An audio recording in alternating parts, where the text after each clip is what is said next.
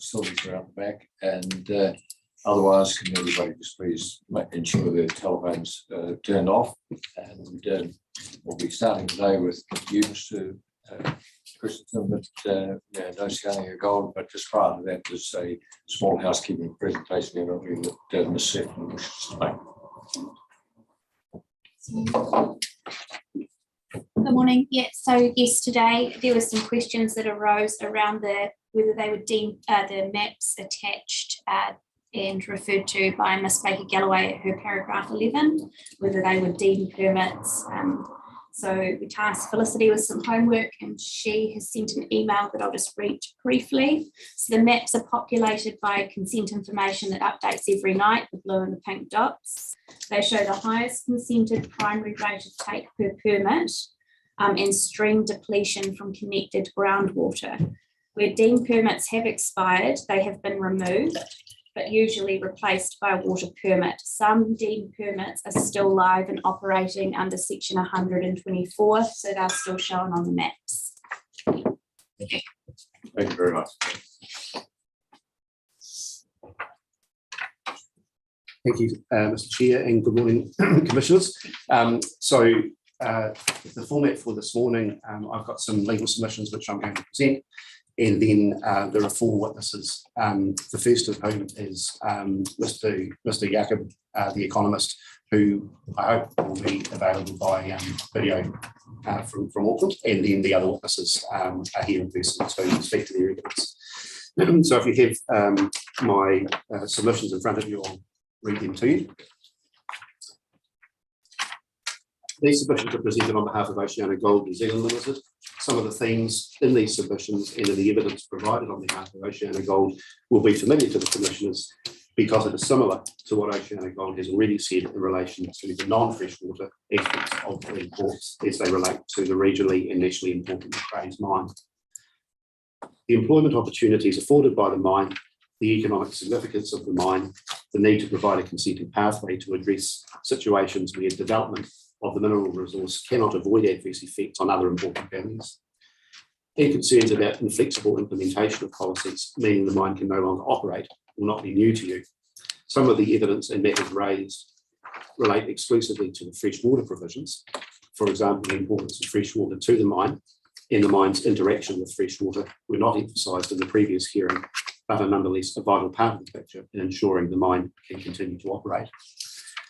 So in these submissions, I provide further background on Oceana Gold's operations at Macraes, discuss the mining operations at Macraes and highlight the ways in which Oceana Gold's operations interact with freshwater, discuss the national policy statement for freshwater management concept of Te Mana o Te Wai, summarise the key policies which Oceana Gold has submitted on, and briefly discuss the national policy statement on Indigenous biodiversity.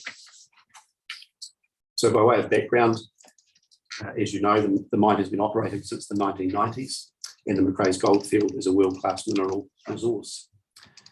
It is a long-standing and regionally significant industry, providing significant employment, economic and social benefits for the district and the Otago region. In 2021, Oceana Gold directly employed over 600 people in the Waitaki district and Otago region and paid some $61 million in wages. This makes it a large economic entity when viewed on a national scale, and it injects $122.7 million into the Otago region and supports 1,132 jobs directly and indirectly. The Macraes mine and the people working there are part of the local community. In addition to monetary contributions to schools and community organisations, employees and their families are part of the social fabric of the area and attend local schools, are members of community groups and teams, and form the Macraes emergency response team.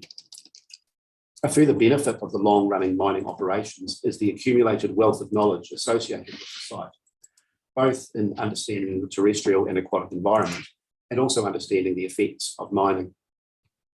There are over 150 monitoring sites at Macraes, comprising a mixture of compliance sites and monitoring which Oceana Gold undertakes itself. As Dr. Greg Ryder was going to be overseas at the time of the hearing, he has prepared a report on the aquatic ecology of the area, and that's attached to Ms. Clark's evidence. Dr. Ryder is a well-known and respected senior aquatic ecologist. He notes that he first began visiting the Macraes area in the 1980s as part of his PhD work, Before undertaking monitoring work for the mine in the 1990s, Dr. Ryder notes that the freshwater ecology monitoring program at the Macraes mine area is probably the most extensive and long-term of its kind in Otago and Southland, and possibly the South Island. This rich knowledge of the area and long history of monitoring enables us to look at longer-term trends, not just short-term data, which can be affected by extreme weather events. And I'll discuss some of the points made by Dr. Ryder in more detail shortly. Turning to the importance of freshwater, in my opening submissions on the non-freshwater parts of the corpse, I said the functional needs of modern mining are such that where important mineral deposits co-locate with these vegetation remnants, the loss of that vegetation often cannot be avoided when mining development proceeds. In much the same way as the ore often intersects with areas of high biodiversity value, naturally occurring surface and groundwater frequently co-locates with important mineral resources, and in many cases explains why the minerals are found where they are. As Ms. Paul says in her evidence, interaction with freshwater is a key and unavoidable part of mining at Macraes. The Macraes mine straddles catchments that drain into the Shag Wahimo River, Tairi River and Waikawaiti River, with Deepdale Creek, a tributary of the largest surface water feature in the Macraes area.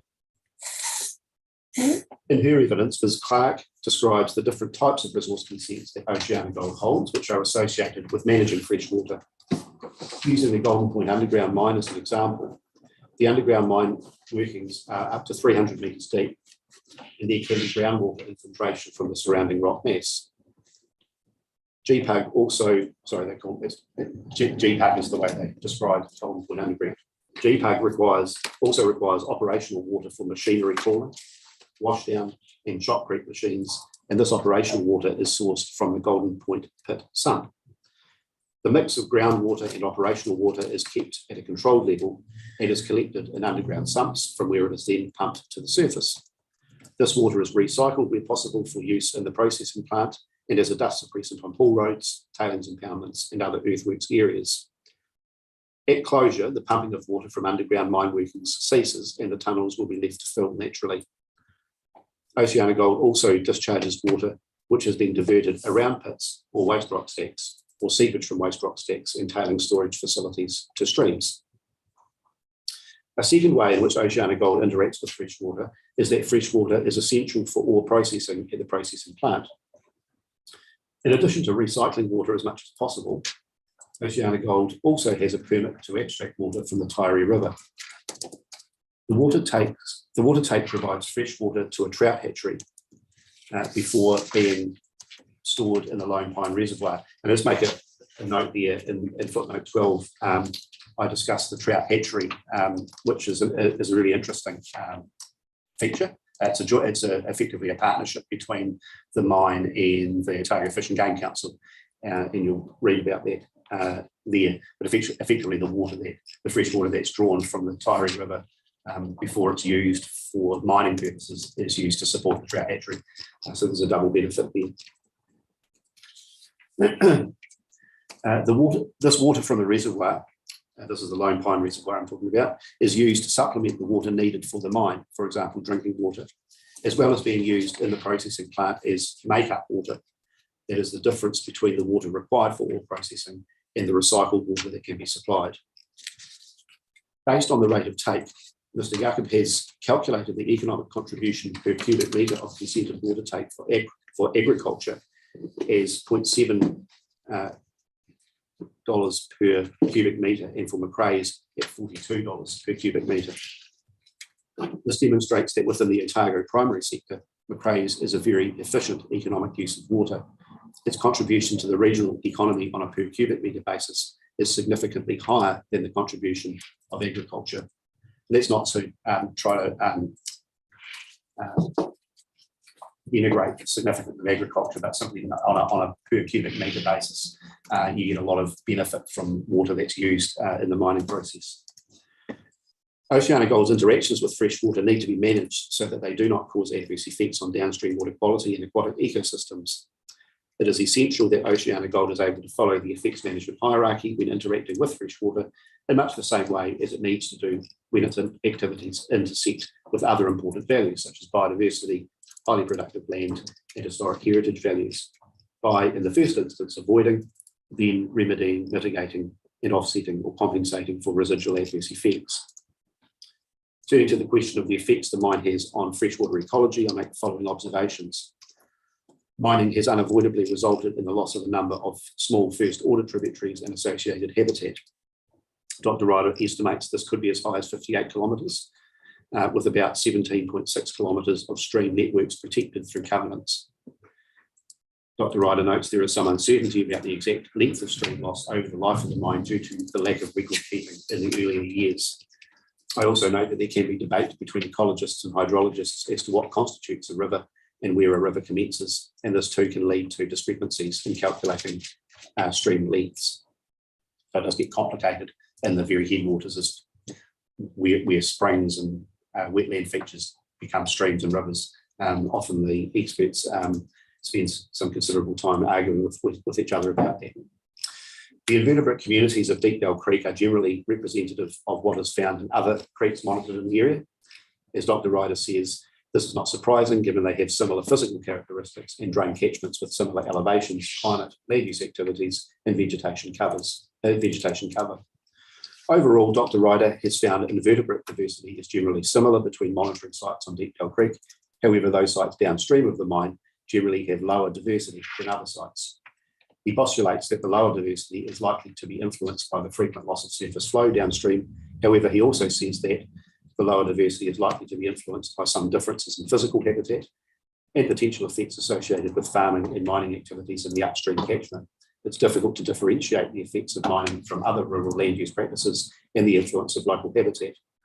In terms of water quality, Dr. Ryder discusses the findings at the monitoring sites and concludes that the mine has not had any material effect on the water quality of the Shag Waihemo River. However, nitrogen, principally nitrate, is increasing. The fisheries of the local catchment have been characterised by low species diversity and a dominance by non-migratory indigenous Tyree flathead galaxias, which has a large population and is resilient to a range of conditions. Tyree flathead galaxias are common in waters within and adjacent to the mine footprint. And Dr. Ryder concludes, I've been unable to find any evidence that Macrae's mining activities in the headwaters of tributaries of the Shag, Waihemo, Tyree or Waikowhati rivers are adversely affecting ecological values further downstream. In part, this is due to the mine's footprint being relatively small compared to the catchment size. And he notes that the cumulative effects of the various land use activities in their respective catchments remain the dominant force affecting water quality, hydrology and downstream ecology. As referred to above, there has been a loss of habitat, including sporting habitat, for the flathead Galaxius and Kura. However, this has been mitigated to some extent by a number of covenants established in similar nearby catchments and the funding of trout areas in other catchments with at-risk roundhead Galaxius populations, a species that has a greater threat risk classification than the Tyree flatheads. Dr. Ryder also notes that he's aware of oceanic gold avoiding adverse effects where possible, as well as employing numerous mitigation initiatives. These are set out in his paragraph 1.35, that include protection of tussock grasslands and shrublands, which protect surface waters, sediment and erosion management plans, augmentation of flows, and translocation of kura and other fish.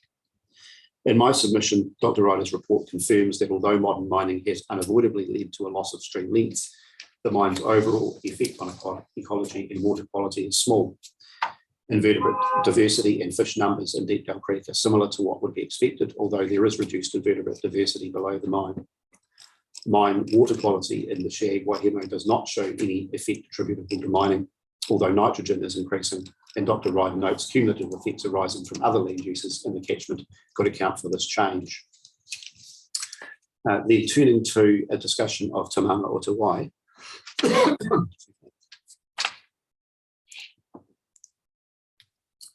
The national significance of Te Mana o Te Wai was mentioned in the National Policy Statement for Freshwater Management in its 2014 version.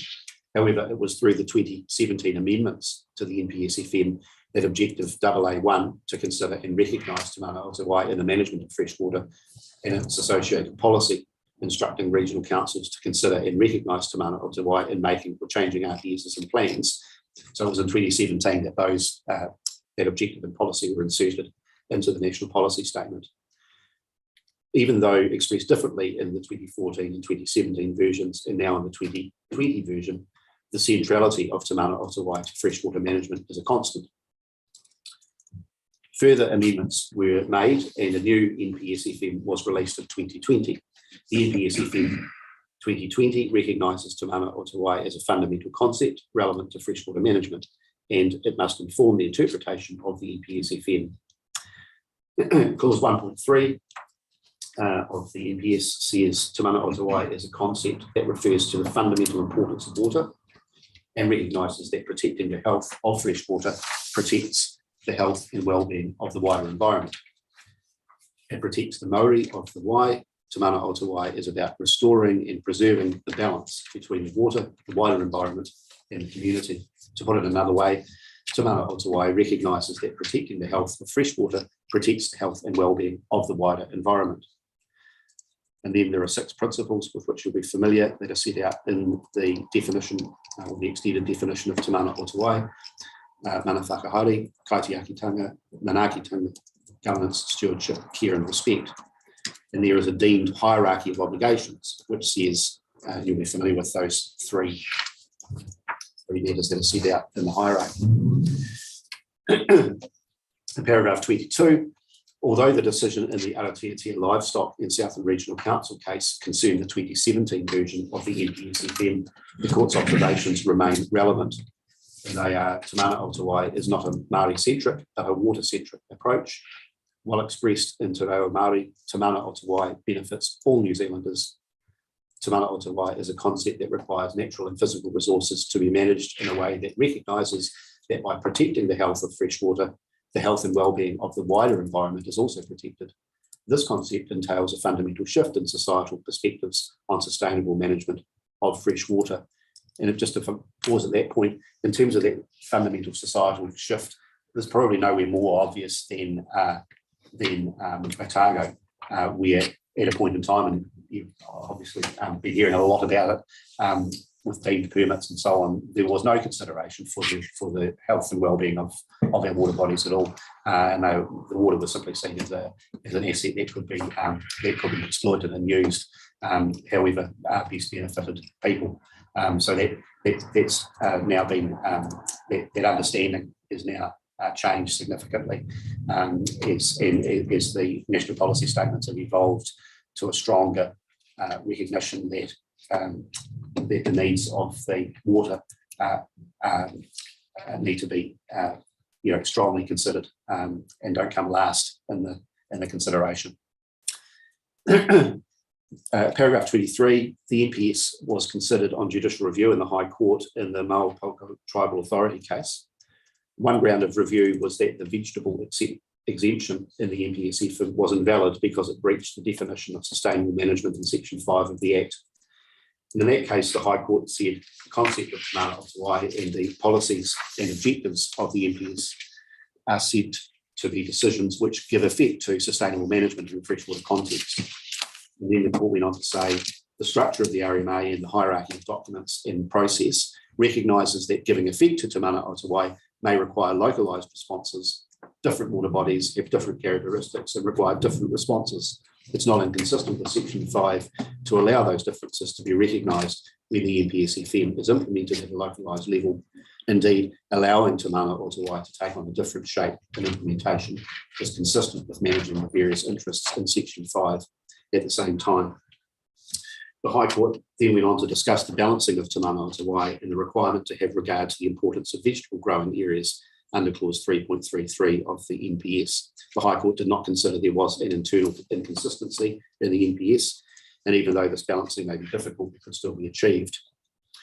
And the court said the target attribute states must also be set in a way that gives effect to Te Mana o Te Wai and in accordance with the NPS, so as to set an improved attribute state. But it must be done in a way that does not compromise the domestic supply of fresh vegetables and the maintenance of food security. Just where to strike the balance between these competing factors will be for the relevant regional council to decide after following the processes laid down in the NPS and in the RMA. I do not underestimate the difficulty of that task, but at this stage at least, striking that balance does not appear completely unachievable. I'll just pause at that point to note that cases in a particular context, which relates to clause 3.3 3 of the NPS, which provides a particular range of considerations in 2 important vegetable growing areas, one in Pukekohe and one in Horowhenua. And so those, the NPS makes particular arrangements to protect the value of those areas for vegetable growing. But nevertheless, as I go on to explore, the concept of balance in my submission applies whenever the NPS has to be implemented through the National Objectives Framework, and that's for communities and councils to work through. Paragraph. Before you go on, that was the case where, well, that's rather not the case, but that's the rule that allows the bottom lines to be breached. Yeah, yes, it is. It says where a attribute state is currently below a national bottom line, then we must look to improve it as best we can, but not to the extent that it has a significant effect on the vegetable growing area. A similar provision applies in respect of the large hydro schemes. So in Otago, that's relevant to the Clutha scheme. So which provision is that? There'll be 3.31 or 3.2. Oh yeah, 3.1. 3.1. Yeah, right. Thanks. Yeah, sorry to interrupt. That's right. Paragraph 25. In its submission, Oceania Gold has sought guidance on how LFY Policy 1 will be implemented in the Otago region. Some provisions in the NPS instruct regional councils to import specific wording directly into the RPS or regional plan. And clause 3.2 specifically recognises that it is for each regional council to engage with communities in tangata whenua to determine how Te Mana o Te Wai applies to water bodies and freshwater ecosystems in the region. And I submit that in light of the case law I have discussed and looking at the wording of the NPS, it's not as simple as reading the priorities as meaning that priority 1 is to be achieved or applied without any regard to priority 2 and priority 3. I say it's more complex than that. As Ms. Hunter explains in her evidence, I think the latter part of the explanation that's in clause 3.11 is important. It's important to recognise that Te Mana o Te Wai is about achieving a balance between the different priorities. The 3 priorities are all acceptable outcomes, and in my view, that is why they each need to be given priority. The ranking ensures that in making decisions, the advancing of a lower order priority cannot be pursued in a way that means a higher order priority is no longer being met. That is not the same as saying that a higher order priority can be pursued without consideration of lower order priorities. Were that to happen, there would be no balance. This idea of balance is key and echoes the High Court sentiments in the Nuaupoko Tribal Authority case quoted above. The ORC disagrees in its opening submission, says that if the idea was to balance or consider, then different wording would have been used instead of the clear wording that has been used. I agree that the words are clear and that the health and well-being of water bodies and ecosystems has first priority, but it is the application of these 3 matters which requires balance. Were that not the case, councils and communities would not be given the task of making choices when implementing the National Objectives Framework. The way those choices are made will represent the local expression of how the 3 priorities are to be balanced. I think it is useful to consider how we need to balance these priorities by using an analogy. If I said that I was going to prioritise my health over work this year, it does not mean that I will immediately quit my job. It does not mean that I will spend all my time sleeping, exercising, and eating wholesome food, and that I will stop doing all other activities. Instead, it means that I will make mindful decisions about what work I do. I may reduce the hours I work to allow more time for rest and exercise, or I may work more flexibly in order to have time available to play sport. However, I still need to work in order to pay my mortgage and put food on the table. And so I need to be more considered about what work I will do in order to afford my bills, while still having time to do the activities which benefit my health. I submit that the same approach applies when considering the 3 priorities in clause 1.3 and the objective at clause 2.1 of the NPS. When considering the health needs of people, or the ability of people and communities to provide for their social, economic and cultural well-being, regard needs to be head back to the health and well-being of water bodies and freshwater ecosystems. It is up to different regions to decide how they best implement Te Mana o Te Wai in their region. In some places, water quality may be so degraded that a more stringent measure is required in order to restore and protect the Maori of the water. In other places, the water quality may ensure the Maori of the water is already protected. As Ms. Hunter says in her evidence, it is all about balance. What cannot be lost sight of in my submission is that, on one hand, if our freshwater resources are poorly managed, we all lose out. Intrinsic values are reduced, and so is the ability of freshwater to provide for the needs of people and communities. On the other hand, if we lose balance and fail to recognise that all priorities must be provided for, then our freshwater resources may be protected, but they will not be managed sustainably, and the needs of people and communities will not be met. Turning to some specific submissions on other policies. As outlined in Ms. Hunter's evidence, objective LFFW 9 and policy 9 need to be amended to better reflect the 2022 amended versions of the NPS and the NES for freshwater. Most importantly, from Oceana Gold's perspective, is the obligation to acknowledge the consenting pathway for the extraction of minerals, where it will provide significant national or regional benefits, and the effects are managed through applying the effects management hierarchy. Ms. Boyd has suggested amending policy 9 to implement clause 3.22 of the NPS. However, she insists on using the Indigenous biodiversity effects management hierarchy rather than the hierarchy set out in the NPS freshwater management. And I submit that in doing so, her suggested approach fails to give effect to the NPS FM and is unlawful. Ms. Boyd's opinion is that a more stringent approach is justified in this situation. And I say that's misplaced and unlawful. The ORC's duty is to give effect to the NPS. And clause 3.12A of the NPS says that nothing in this part prevents a local authority adopting more stringent measures than required by the NPS. I submit that clause 3.1, I think that's 3.12A, is still subject to the overriding requirement that the courts must give effect to the NPS FM, and that clause must be read in such a way that any more stringent measures do not override the general tenor of the instrument. The requirement is to give effect to a national policy statement. That is a statutory requirement under the RMA, and the NPS FM as a subordinate document cannot override this requirement.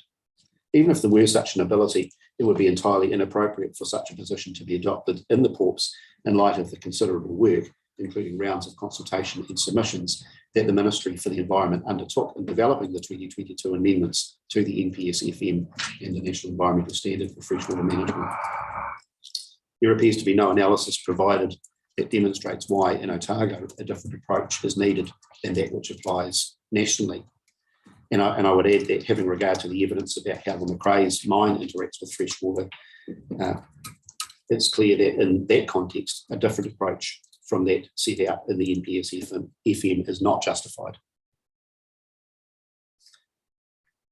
In paragraph 32, one of Oceana Gold's overarching concerns with the freshwater parts of the PORPs is the absolute nature of some of its requirements, and this is discussed in some detail in Ms. Hunter's evidence. Oceana Gold has sought the inclusion of where it is appropriate and can be practicably achieved in policy 10, to the extent practicable in 18, and the addition of improve in objective 1. And I make the submission that good policy writing understands that the real world is complex. Good policy writing preserves the ability for plan writing and resource consent decision making to adopt nuanced and thoughtful positions and outcomes that account for this complexity, and which will secure the ability to achieve sensible outcomes for all three priorities in the NPS FM's objective. Policy 7A refers to allocating freshwater efficiently to support the social, economic and cultural well-being of people and communities, including for land-based primary production. In her evidence, Ms. Hunter has questioned why this does not refer to primary production in general, and this ignores the significance of primary production activities such as mining. As Mr. Jakob notes in his evidence, mining is an efficient use of the consented water take, and Macraes is a large economic user in its own right, producing significant local benefits and I'm aware of no contrary evidence. So it's, if I can just interpolate there, I can see no justification for the continued bias that is still evident in the drafting, where some parts of primary production are preferred over others. In this context, the clear evidence is that the Macrae's mine, to my client's interest, is a highly efficient use of water and isn't associated with a whole raft of unmanaged adverse effects. So why does the policy not refer to that part of the primary production sector? Paragraph 34, talking to policy 16, OceanaGold supports the inclusion of the new policy which deals specifically with discharges containing animal effluent, sewage, industrial and trade waste. In her evidence, Ms. Hunter has suggested some amendments to improve its application and interpretation. For example, she recommends that the policy should refer to natural water bodies so that discharges into silt ponds or other intermediary treatment steps are not captured by the policy. Thus, the use of silt ponds and other techniques to manage sediment and protect water quality is something which the RPS should be encouraging. One of OceanaGold's concerns is around the active requirement to restore. And for example, in Objective 9, it says Otago's natural wetlands are protected and restored so that, etc. And Policy 10 requires that the restoration of hydrological processes in natural wetlands. Whilst not defined in the Act, restoration implies returning to an original or previous state. Sometimes changes which occur to the landscape through time mean that a return to the original or previous state cannot easily be achieved, especially over the term of the regional policy statement. Also, the nature of the activities at Macrae's mean that while the mine is still operational, restoration of some water bodies cannot occur and is only achievable as part of mine closure. Often it will be possible to remediate wetlands and provide enhancements. However, where the natural wetlands have not been returned to their original state, it would not be consistent with policies requiring restoration, even if it was still producing good ecological outcomes. Furthermore, these objectives and policies do not properly give effect to the amended NPS, which provides a pathway for certain activities, including mining, to occur within natural wetlands. And Ms. Hunter has suggested amending Objective 9 to include where appropriate, and amending Policy 10 by adding to the greatest extent practicable. So once again, this is about just making sure that the policy statement is sufficiently nuanced to provide the flexibility for the regional council when it comes to its plan making, and for council as consent authority on resource consent applications to make appropriate decisions, and for applicants to have the ability to develop appropriate responses where they can't avoid adverse effects or where they can't restore a water body to its previous state because of changes to the landscape. So it's just looking for that more thoughtful, nuanced approach. Paragraph 36, similarly, policies requiring unobstructed flows in rivers ignores the fact that spawning does not occur in some streams and that provision for artificial fish passage can still achieve good outcomes. For example, OceanaGold submitted on Objective 03 in the LFVM section as Clause 4 requires fish migration to be achieved by natural migration. And as Dr. Ryder notes in his report, I don't consider mining operations have affected fish passage. All mining is undertaken in headwaters, and generally there is no upstream catchment that fish require access to for spawning or rearing. The major culvert in Deep Bell Creek under the haul road to the Coronation Mine was replaced in recent times following a major flood and was positioned in a manner to enable fish to move up and down it. Notwithstanding that, there are barriers, dams, waterfalls and naturally dry sections further downstream in Deep Bell Creek, Mereburn and Tipperary Creek that prevent or at least partially restrict upstream fish passage. These, along with periodic dewatering of sections during drought events, have probably been beneficial to the local Taieri flathead galaxius populations in restricting passage and the establishment of local brown trout populations. In her evidence, Ms. Hunter also comments on Objective 1A, which says Indigenous species can migrate as easily and as naturally as possible. She notes that possible sets a low bar, as in a broad sense, anything may be possible. However, it may not be operationally and or economically practicable. And she has instead suggested saying appropriate provision is made for Indigenous species to migrate to and from the coastal environment. And then finally, some comments about the NPS for Indigenous biodiversity. That policy statement was gazetted on the 7th of July this year, and in accordance with your 7th minute, Ms Boyd prepared evidence on behalf of the ORC, and Ms Hunter prepared supplementary evidence on behalf of Oceania Gold. In Ms Boyd's evidence, she expresses concern that the 2022 amendment to the NPS, and in particular the 50% exotic pasture test, or the pasture exclusion rule, means that there are a number of wetlands that ORC had previously identified as being natural inland wetlands, which are no longer meeting the definition in the amended NPS. Her concern is that these wetlands are susceptible to further loss and will not be subject to any specific regulatory controls. Ms Boyd considers that there are policies in the NPS FM which address the health and wellbeing of water bodies, including wetlands, and protecting habitats, which need to be given effect to. She therefore wants to amend the PORPs to better protect wetlands which contain 50% or more exotic pasture and therefore do not meet the definition of a natural inland wetland. Accordingly, Ms Boyd proposes the following amendments, asserting an additional definition of natural wetland to which the NPS-FM's pasture exclusion does not apply. This means the PORPs will contain a definition for natural wetland, as well as a separate definition for natural inland wetland as per the NPS. And she also proposes changes to Policy 9 so that these natural wetlands will be protected by preventing activities that will or are likely to result in irreversible damage to a natural wetland. So these are wetlands that are not covered by the NPS-FM's natural inland wetland definition. In my submission, this proposed amendment goes beyond the scope of providing evidence, as you requested, on the implications of the NPS-IB for freshwater issues, as Ms Boyd's concern relates to the amendment to the definition of natural inland wetland, which had been subject to consultation by the Ministry for some time and was finalised in December of last year. There has been sufficient opportunity afforded to the Regional Council to recommend changes if it considered this was justified.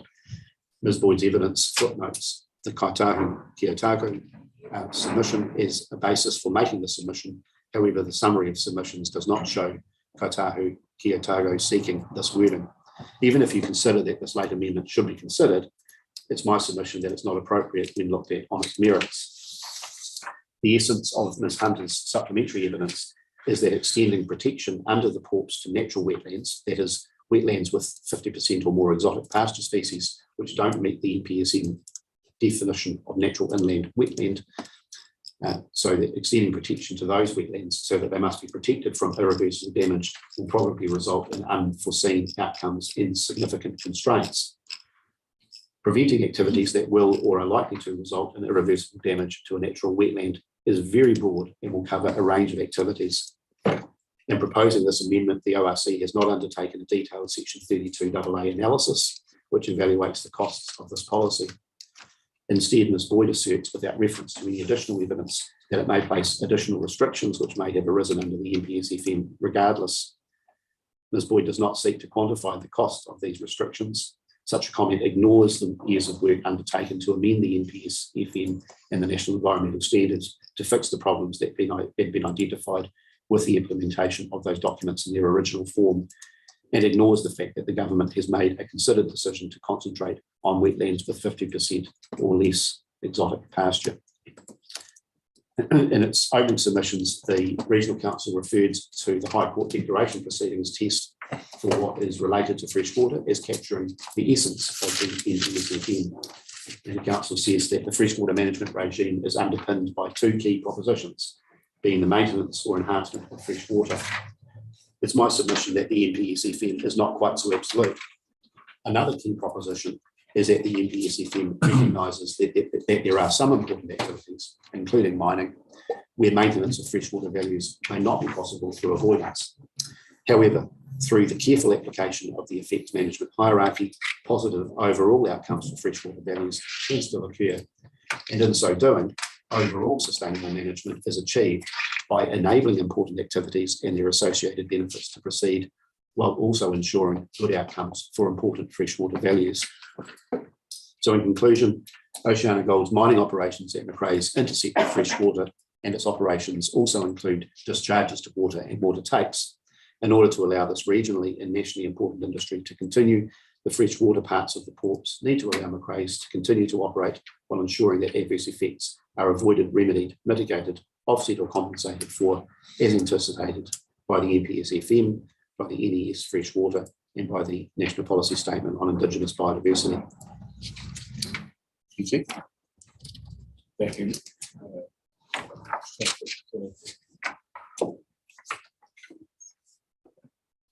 Yeah, no, thank you for that, Mr. Christensen. I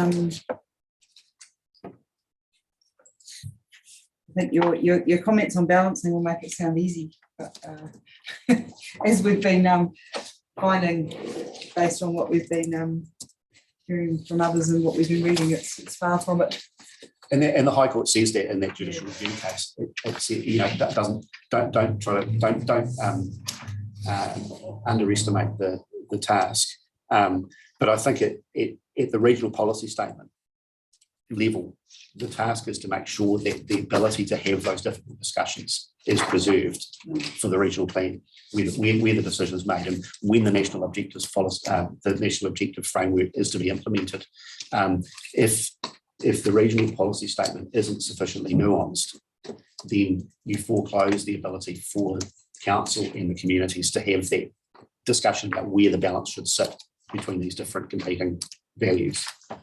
So that we are going to have to make choices in all of these FMUs about where on the scale you know, we want to see an attribute state move to.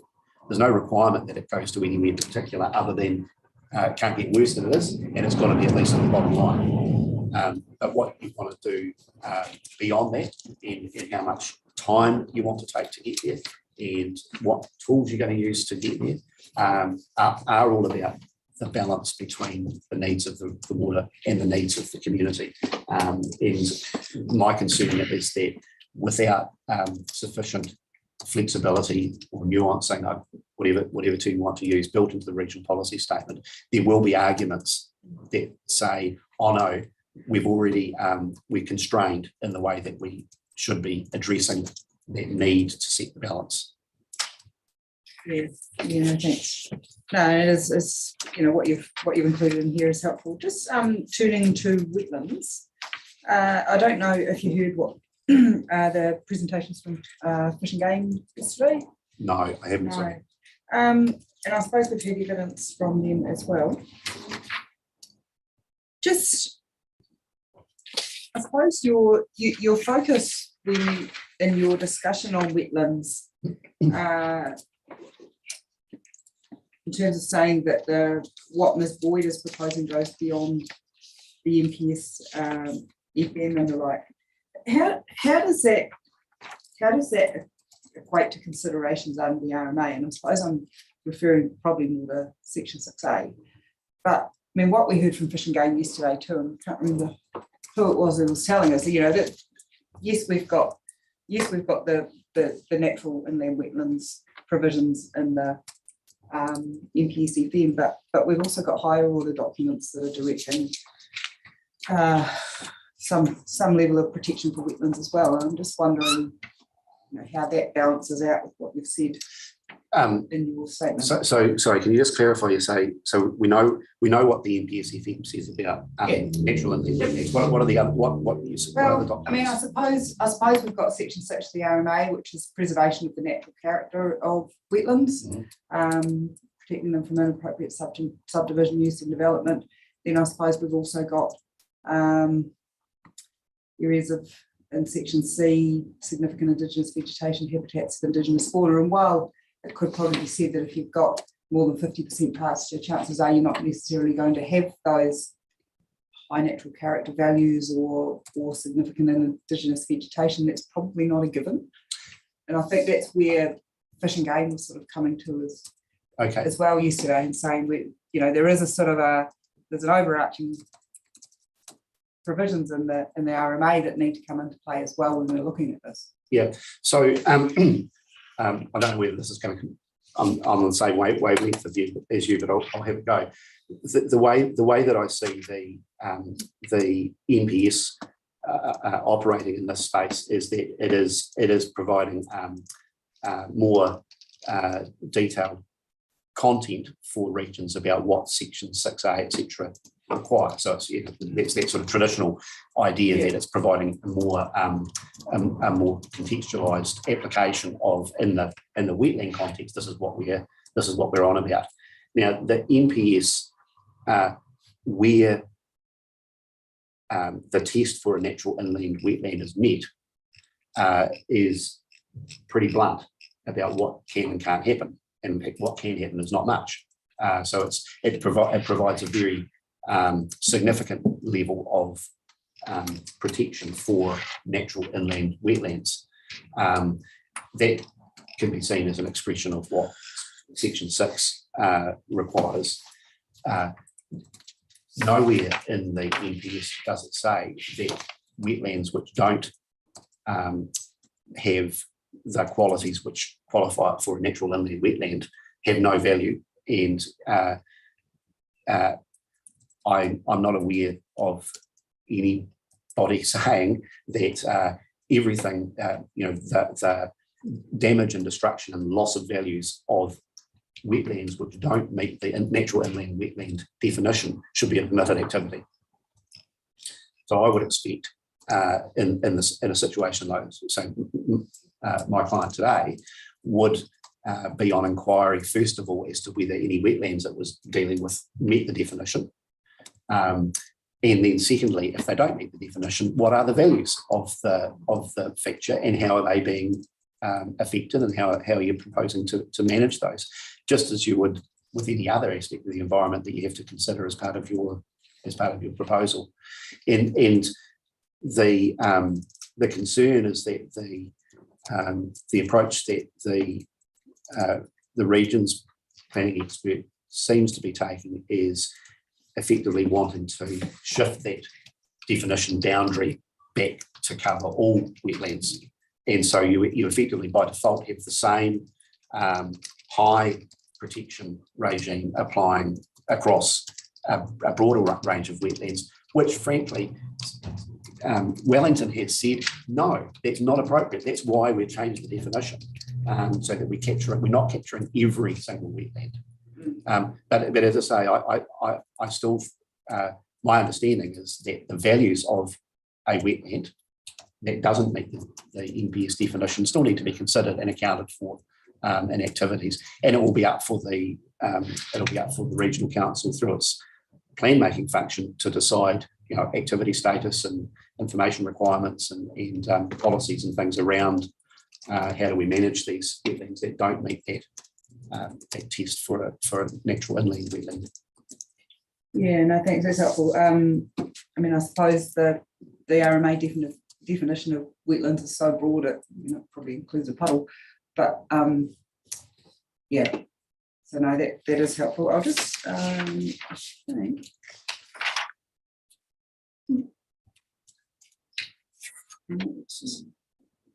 No, I think that's all I had. Thank you. Thanks, Mr. Christensen. Just following on to that wetland debate, and so are you suggesting that, well, one obviously suggesting that Felicity's gone too far, but there is a middle ground there, that there's perhaps a two-tiered approach to wetlands, which is kind of suggested in a way, by creating a new definition. Well, no, I don't think there needs to be a new definition. Or I think it's well, to me anyway, it just seems really confusing to have a regional policy statement. We've got a thing called natural wetlands, then we've got a thing called whatever the other definition is that she uses. I think you've got wetlands which meet the definition of a natural inland wetland. They have to be dealt with in the manner that the NPS specifies, and you have other wetlands which don't meet the definition. And it is what I was saying to Commissioner Sullivan is that the concern would be fair if what we were saying is all other wetlands can be dealt to as a permitted activity. But as I say, I don't think anyone's saying that. I would expect that where you need to apply for a water permit from the regional council because you're going to you want to undertake earthworks in a non-qualifying wetland, you're still going to have to account for the effects. Yeah, okay. We're making a big assumption. I think the one of the drivers for that is perhaps the Tyree scroll plane. It doesn't quite, not all of that would get caught by that natural inland wetland definition. So as a whole, it's a bit of a problem. Well, if that's the case, and I'm no expert in how scroll plane works, but if that's the case, then why doesn't the regional council deal with it as an entity? Instead, what it's going to do, what Ms. Boyd wants to do, is she wants to create a blanket rule which doesn't cover the Tyree scroll plane alone, but covers dusty divots on farmland adjacent to the mine as well, and it's just completely inappropriate. Okay, thanks for that. One further question, and it was a question from Ms. Hunter, but in your legal perspective, and it's around in your paragraph 7 where you quote Ms. Hunter saying Te Mana Otawa is about achieving a balance between the different priorities. When I look at the concept of that in 1.31, that balance, though, is qualified, it's about restoring and preserving the balance between those things. So it's suggesting there's an issue that the balance at the moment's wrong, but you're saying that balance is determined by the community through the next provisions where it should sit. Please. Yeah. Well, what I would say is that in any particular freshwater management unit, the balance may or may not be appropriate. We know in many places our freshwater bodies are struggling, so we would say probably the balance isn't there, and so there's a call to action in the NPS to say, hey, come on, we need to do better than that. We need to restore balance. If it's not an appropriate balance, we need to restore it. But I do say that that what that balance is to be, you can't determine that in the regional policy statement. You can't presume what the process is going to conclude when the regional council goes through that process in its regional plan. Because to do that, you're preempting what the implementation of the National Objectives Framework will result in. There has been a suggestion that the RPS they should somehow define or identify what uses sit within those priorities. 1, 2, and 3, particularly 2, has been a major cause for debate, the health of humans. What's your position on that, given what you've just said? I think it. Well, I know why people have that debate, because people go, if I can get my value into priority 2, then I've got more chance of it being attended to in a way that I'm happy than if it sits in priority 3. And I think at a regional policy statement level, I would caution against that, because I think that that to an extent is preempting consideration of values that will be had through the National Objectives Framework process. Yeah, I think it's not clear in the legislation what things sit within priority 2 and what things sit within priority 3. So it's left open, and I think if you deem things to be in one priority or another at this stage, then you run the risk of missing, when you get to the regional plan stage, missing.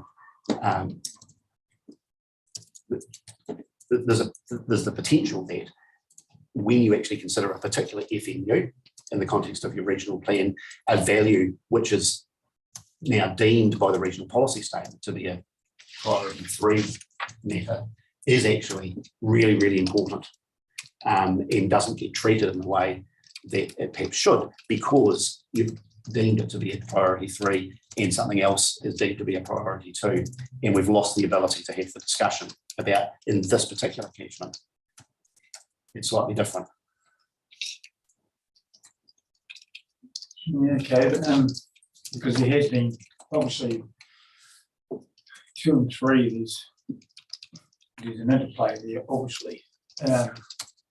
That's kind of what you're saying. There'll be bits of some activities that could be 2, it could be 3, but one bit could be more important than the other. Yeah, and I can't really determine that until you get to the nitty-gritty.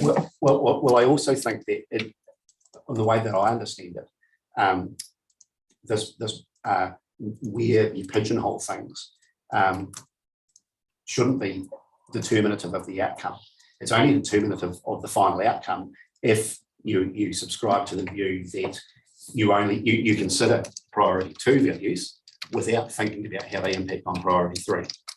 And I'm saying, as a matter of law, that is not the way that you should be thinking about these priorities. They are all matters that need to be provided for. And provide the requirement is that in providing for a priority 2 or a priority 3 type of matter, you can't do so in a way which means that a priority 1, the health and wellbeing of the water body, is no longer provided for. But we need to have all priorities provided for in the way that we manage fresh water. Yeah, so we had the suggestion, I think, from Ms. Irvine, that last line in the concept about restoring, preserving the balance pretty much reflects section 5. And that's kind of what you're saying as well, really, isn't it? Yeah, so paragraph 30 of my submission is where I try to kind of pull that all together. Yeah, the sustainable reference there. Because it's still, we're still trying to achieve the sustainable management purpose of the, and that is about providing for people and communities. And what the NPS tells us is that you can't do that if you don't look after your fresh water.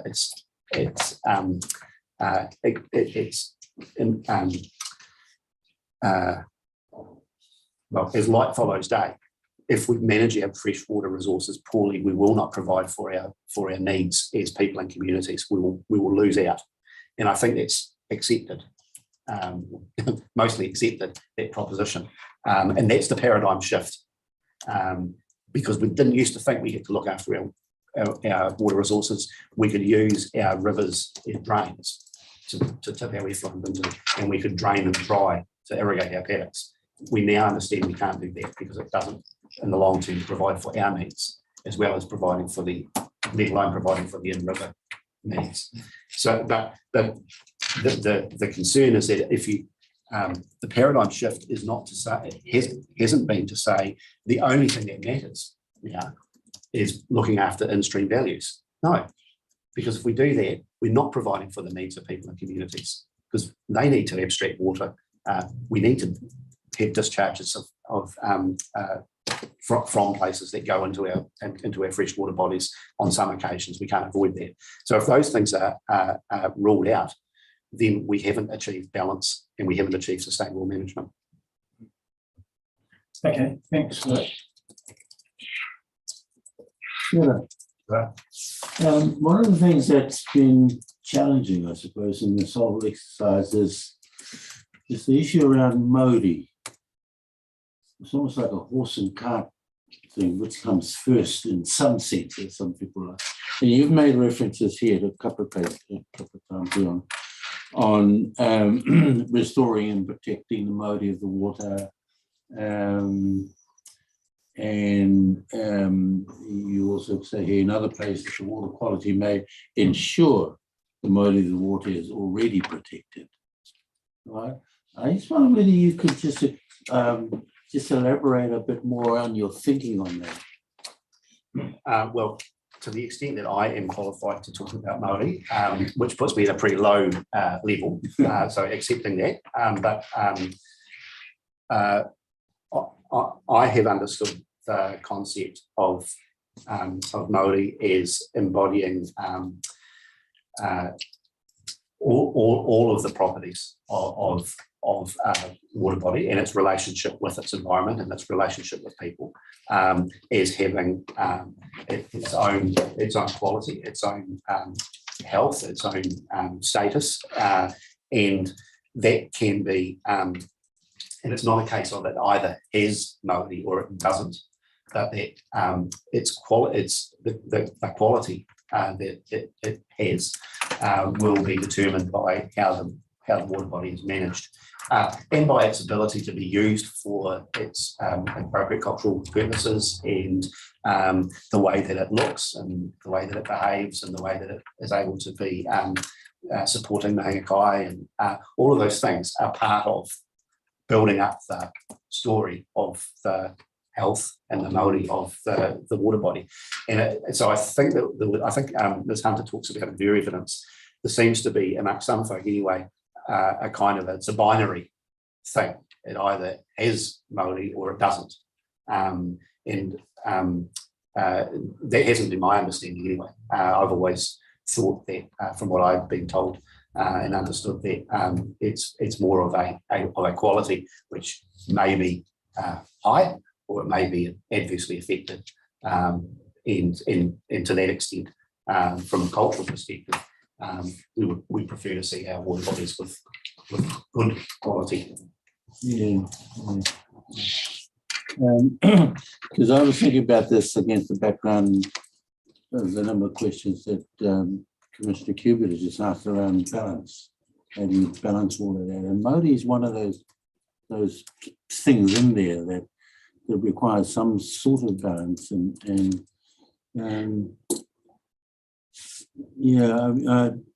earlier in the week we had a conversation here. Evelyn Cook talked about how she perceived it. It's kind of like, and I've characterized it as the smell test almost. We said how it smells, how it tastes, how it looks, and all that sort of stuff, which kind of, it does, I guess, call into question issues around definition, understanding, acknowledging that Māori is what it is, or whatever it is, kind of stuff. So I think we're still quite a way off, sort of. One of the things that I've heard talked about in different contexts is that it may be helpful in helping us all understand what this means, what Māori means, is to look at all of the Western attributes or characteristics that are considered to be associated with a healthy water body. So, the chemical signature of the water, the smell, taste thing. Yeah, and the macroinvertebrate community index, and the diversity of the fish population, and does it have the right kind of periphyton and all those sorts of things. So the Western scientists are great at telling us about all of that stuff. But then the question is, the challenges to, so let's imagine all of those things are intact and performing as they should. Does that define a water body in terms of its Māori, or what are the dimensions that are not accounted for in that consideration?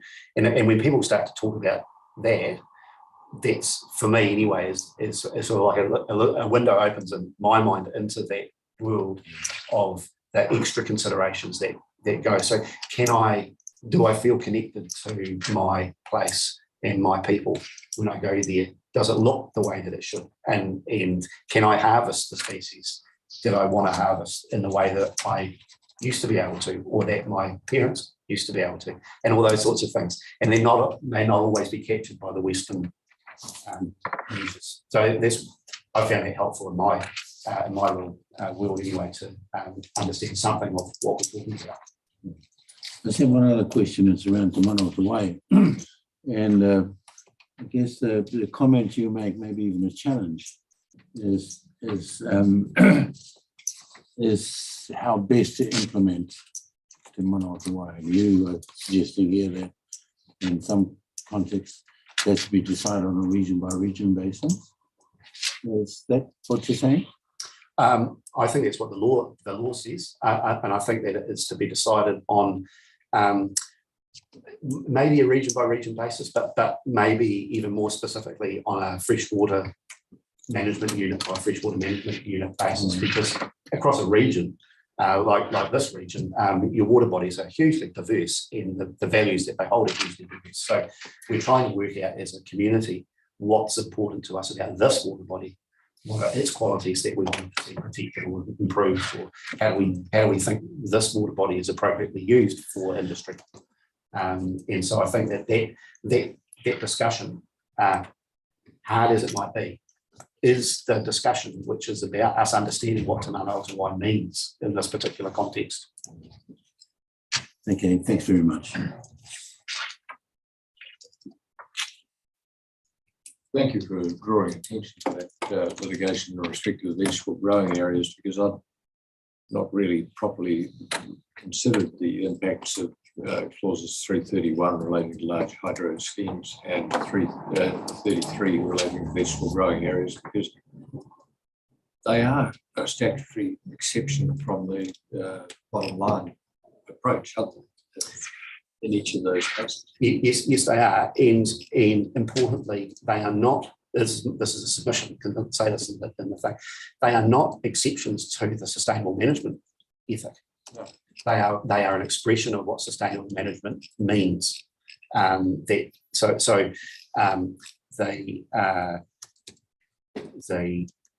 way of thinking about it is that as a society, we have said in these vegetable growing areas, the values that they provide in terms of the carrots and whatever else it is that we grow in those areas are really important. And effectively, we're accepting there is a price to be paid for that. The same with those big hydro schemes. They have huge impacts on the catchments where they're located. All of them do, those 5 schemes. But together, those 5 schemes account for 90% of our hydroelectricity as a nation and almost all of our controllable storage.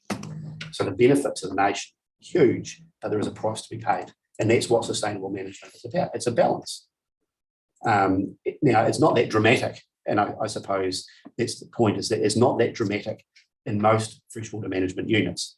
So there's 2 vegetable growing areas in the country, and there's 5 big hydro schemes in the country that are caught by those 2 clauses. But there's hundreds of freshwater management units where at a less dramatic level, there are decisions to be made about where do we strike that balance.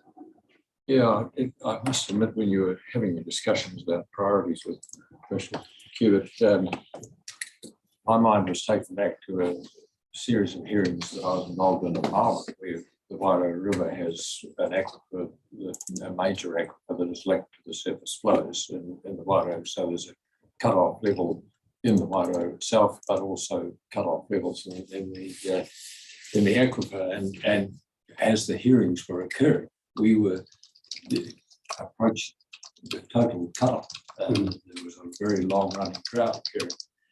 And I just remember back to the pressure that came on what and how you would now try and deal with that with these priorities, because we had variously tomato growers, lettuce growers who were hydroponically growing, and who, if the water was cut off, their plants and millions of dollars of bulk would be lost within a matter of days.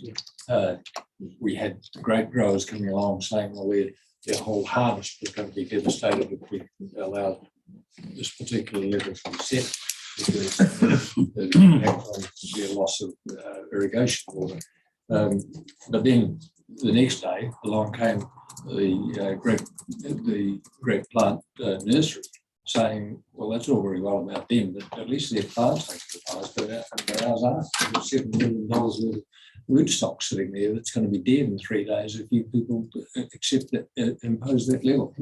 So the heat was really on, and then the hospital board came along and said, we've got a well and we need you can't cut us off. And then the farmers came along and said, well, you can't cut us off either because our stock he bought it. And they're all, if you look at the various priorities here, they're at differing levels. And I can't remember what the hydro people were saying, but they were probably saying we can't cut off the branch scheme either. But where the branch scheme provides some flushes, which actually in that drought situation helped. But it really highlights where the rubber hits the road in terms of these priorities, because the thrust of your submission is that all paragraph 30 is that all priorities must be provided for. But when you get to that sort of crunch situation that I've just been outlining to you, how can they be? Well, I accept it. It's difficult, and that's what happened. That's what happens when you have fundamental kind of over allocation. So a resource is used beyond its ability to provide.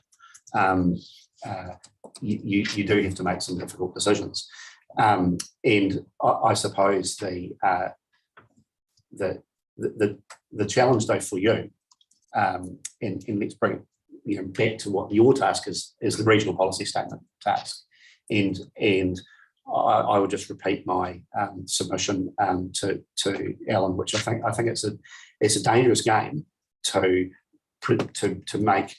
deem across the whole region where different activities sit in those priorities, and foreclose the ability for the people when the rubber hits the road. Let the rubber hit the road and let the argument be had, rather than the situation that you're talking about. Imagine a situation where you turned up to try to work out what you're going to do in that situation, to find that you had a regional policy which said grape growing is priority 2, growing cabbages is a priority 3, without allowing the players to talk through the implications of that and how that all works. And I think it's a silly example that I gave, but it's not that silly, because in fact, in desperation, we were driven to that sort of solution of saying, well, can you go away and talk about it amongst yourselves and try and resolve it? Because we didn't want to be forced into that decision-making position. But it sounds like there are submitters who are asking you to make that decision now in the regional policy statement, and I think that's a mistake. I think we prefer your idea, because it's a hell of a lot easier not to do that. Well, I think that the contrary argument is that all you're doing is kicking the can down the road. But the role of the regional policy statement is to provide the vision. That's its contribution to the national objectives framework, and then the detail, all of the complicated workings of the national objective framework are for the regional plan, and that's where the hard decisions get made. And so I'm just going to repeat myself by saying, be careful that you don't constrain that argument. Yeah, to borrow from the Supreme Court's recent decision, what you're really saying is that there is a structured analysis framework sitting in the NOF process, and allow that to actually resolve these rubber hit the road type situations. Yep. Yeah, and remember, even it's the national objectives framework, so the regional plan has to go through the exercise of considering what are the values that we're going to manage for in each FMU. You can't do that if you are told by the regional policy statement what the answer is.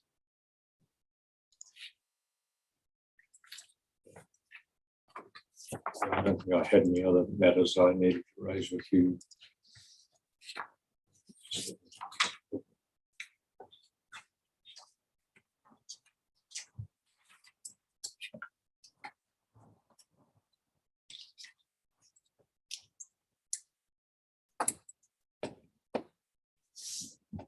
No, thank you very much. Thanks. Now, Jack, I think Mr. Jacob, hopefully is online. I'll bring him in now. Yep, thank you.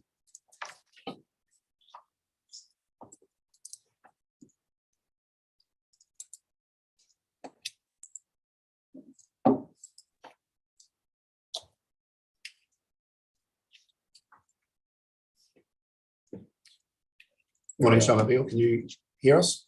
I can hear you and see you. Excellent. All right, well, I'm just going to hand over to you if you want to make some brief comments in relation to your evidence and anything you'd like to emphasise, and then the commissioners may have some questions. Of course. Thank you very much, and good morning, and thanks for having me back. As you have seen, my evidence is fairly brief, but I want to make some key points from the evidence that I submitted. And the first is really around the fact that the gold mining is geographically constrained, that we don't necessarily have these resources that are available elsewhere. And secondly, that mining is water intensive, which is very relevant to what you're discussing in this hearing. When we look at the impact of, I guess, the consents, the regulatory positions that you find yourselves in, the context for me is that the Otago region is very water intensive in terms of how much is already allocated across the region. And if you look at the statistics, we are far more consented, far more allocated than the national average. And partly it's to do with history and partly it's to do with the geography of the location. But I guess when you kind of think about the context for the Oceania gold mine, the question is really around, with each additional resource consent that you permit, what is the marginal effect on the local community? And in my particular evidence, around the economic impacts of that consent. And my sense is that given that we have such an over-allocated water system in the Otago region, we really need to be very considerate in the way that we allocate those very precious and constrained resources. And in my evidence, I point out that, when we think about the competing uses, and quite often from a regional perspective, we think about it as use for irrigation and agriculture in particular versus other uses, other industrial uses. And I'd like you to kind of consider that the marginal kind of economic contribution for agriculture is around that 70 cents per cubic meter of consented water versus the mine at Macraes, which is adding economic activity of around $42 per cubic meter. So there is a significant multiplier effect or the economic benefit that's available. And of course, GDP is not everything. Some of the local effects might be better thought about through employment. And when we look at that, I think the comparison might be that while the mine has offtake of around 0.5% of the consented water use, relative to agriculture, it contributes 9% of jobs relative to agriculture in the Otago region, around 50% of jobs in the Waitaki district. So my sense is that when you think about the use of water and the value that we gain from those resources, mining is an interesting one in that it is very geographically constrained. It's already established in the Otago region. And by making sure that we're still allocating to the best possible maximum marginal use, this use case certainly does stand up in the context of the wider comparisons we might make relative to agriculture or other industrial uses. And the rest of my evidence kind of summarizes the things that we have already talked about when I presented to you in person some months ago. And I'm happy to take any questions if you have any questions. Thank you. Thank you. And for the reason that you say that your evidence is very clear and concise, there may not be questions. If there aren't, don't feel upset by that. It's just a measure of how clear your evidence was. Bianca. Yeah, I suppose just one question. In relation to your paragraph 3.3, I'm just wondering how, so that information is coming from statistics, New Zealand 2017-18. And I was interested, looking at that, it suggests that water use is either very inefficient or the consent holders are allocated a lot more than they need or use. And from that, I thought, well, probably that's partly the large number of green permits that would have been around at that time, which have a sort of, 365, 24/7 sort of allocation to them. Do you know, I suppose that's is there any other more up-to-date information, or do you have any sort of comment on that? And it's probably not overly material. Thank you, Commissioner. The reason why we reference that particular data set is it's the most consistent and comparable data sets that's currently available. The Otago Regional Council is currently working on providing more up-to-date and coordinated data to the LAWA system, I think it's called, but at the moment it's not available. And that was the reason we did that. And you're right in that just because it's consented doesn't mean that's the amount that's being used. But the reason why we looked at the consented amount is from a policy perspective, we can't consent once we've already consented to the maximum. And so that regulatory headspace that you have to be able to encourage other economic activity or other uses, those options are limited. So the reason why we thought about it from this way, or I thought about it from this way, was very much sitting in the seat of council and the commissioners. How would we be responsible for using this precious resource to maximize the benefit for our community? Yeah. No, thanks. That makes sense. Thanks very much. Thank you. Yeah, thank you. That was the same sort of question I had. Even though it may not be that significant in the context of this hearing, but when you look at C in your paragraph 3.3, Otago also is probably slightly different. And I do know that a lot of what they call community water supply takes, normally for domestic purposes, are actually also farm supply takes. So they actually dairy wash down, so that we're quite unusual like that. So, and if we're considering priorities where drinking water might sit, those things would confuse that situation. We always have also have Oamaru, I think the town supply actually comes from an irrigation take as well.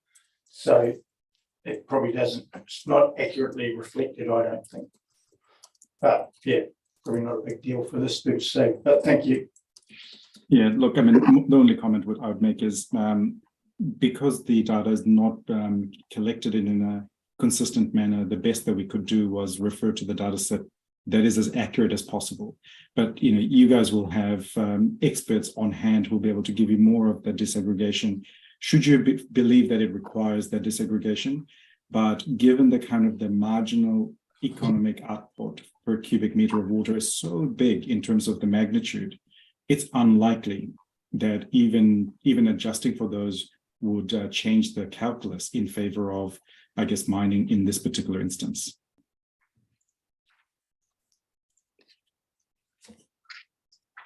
You make reference, and others do as well, to what would happen if the mine closed.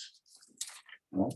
And I think I understand the overall effect of that, but why would the mine close? Or what are the reasons why a mine would close, a mine of this kind? Well, from a water perspective, the reason why the mine would close is it requires that water to be able to process the gold.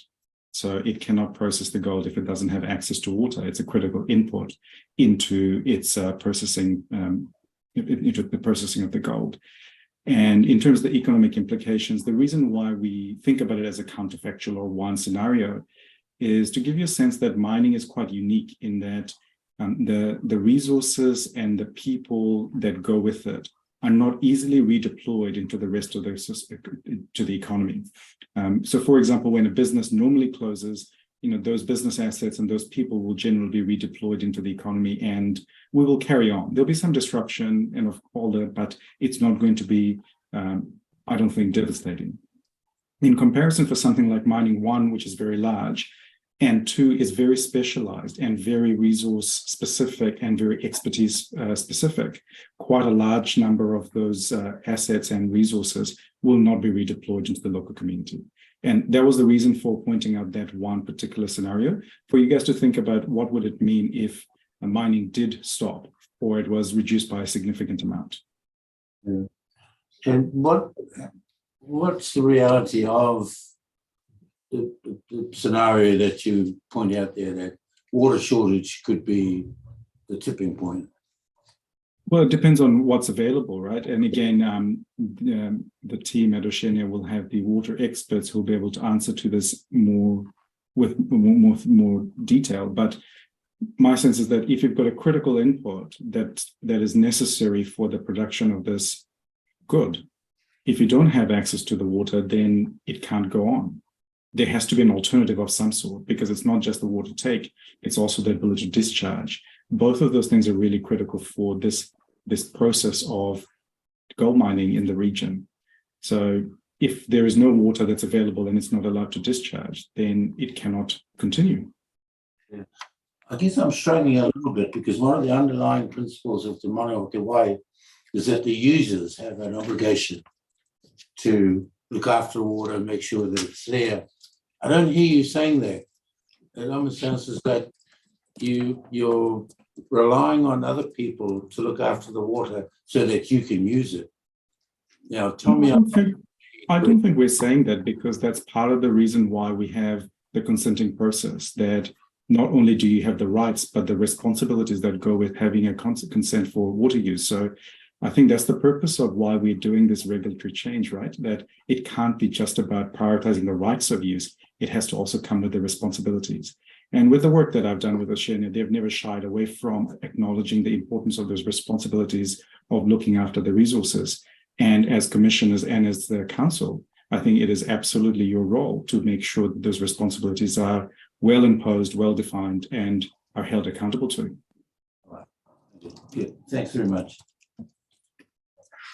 Thank you very much. I've got no further questions in relation to your evidence. Thank you. Thanks, Thank you Sean. for the opportunity. Yep, you're done. Thank you. Thanks very much. Thank you. We'll move to, how are we going for time? You need to have a break. Yeah, we might just have a break and come back. Just not seeing him on TV.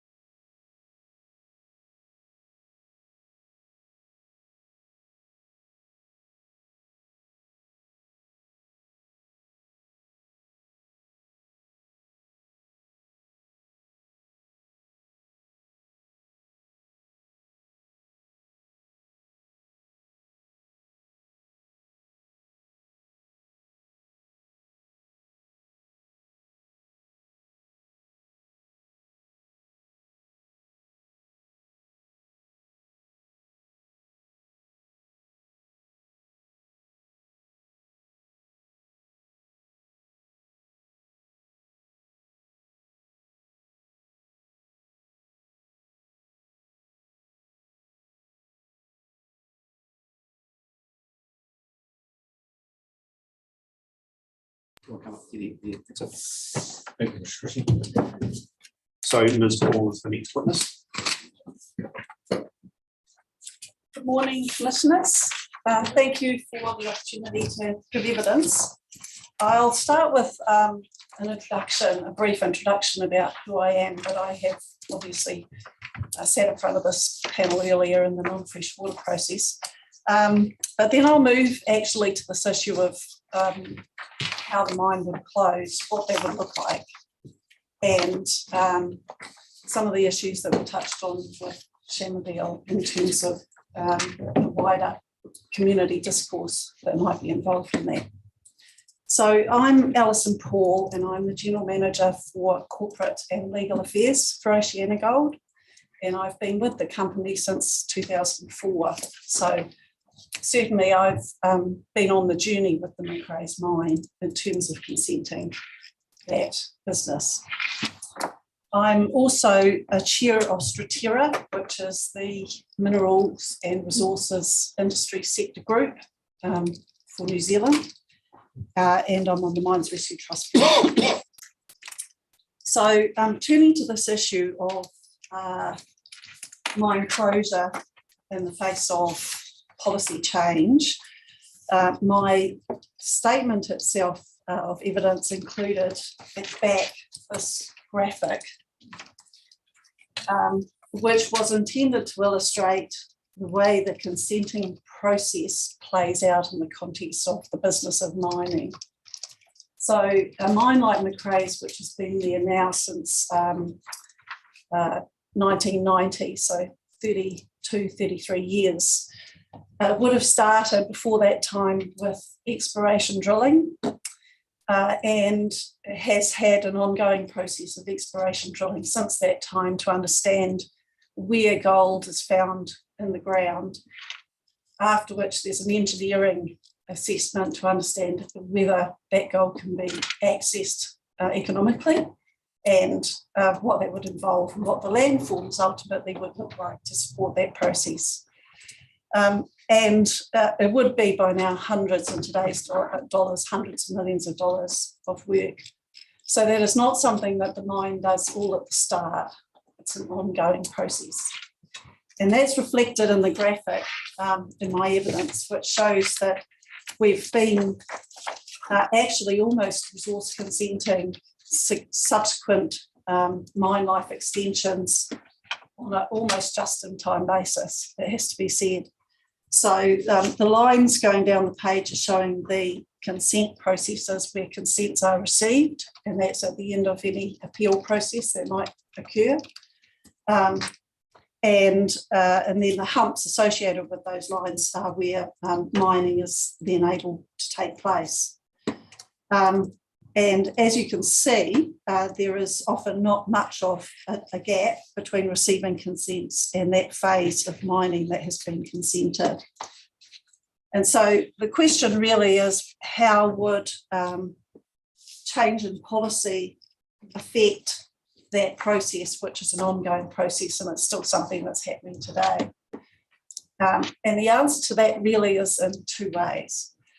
The first is a kind of an uncertainty element.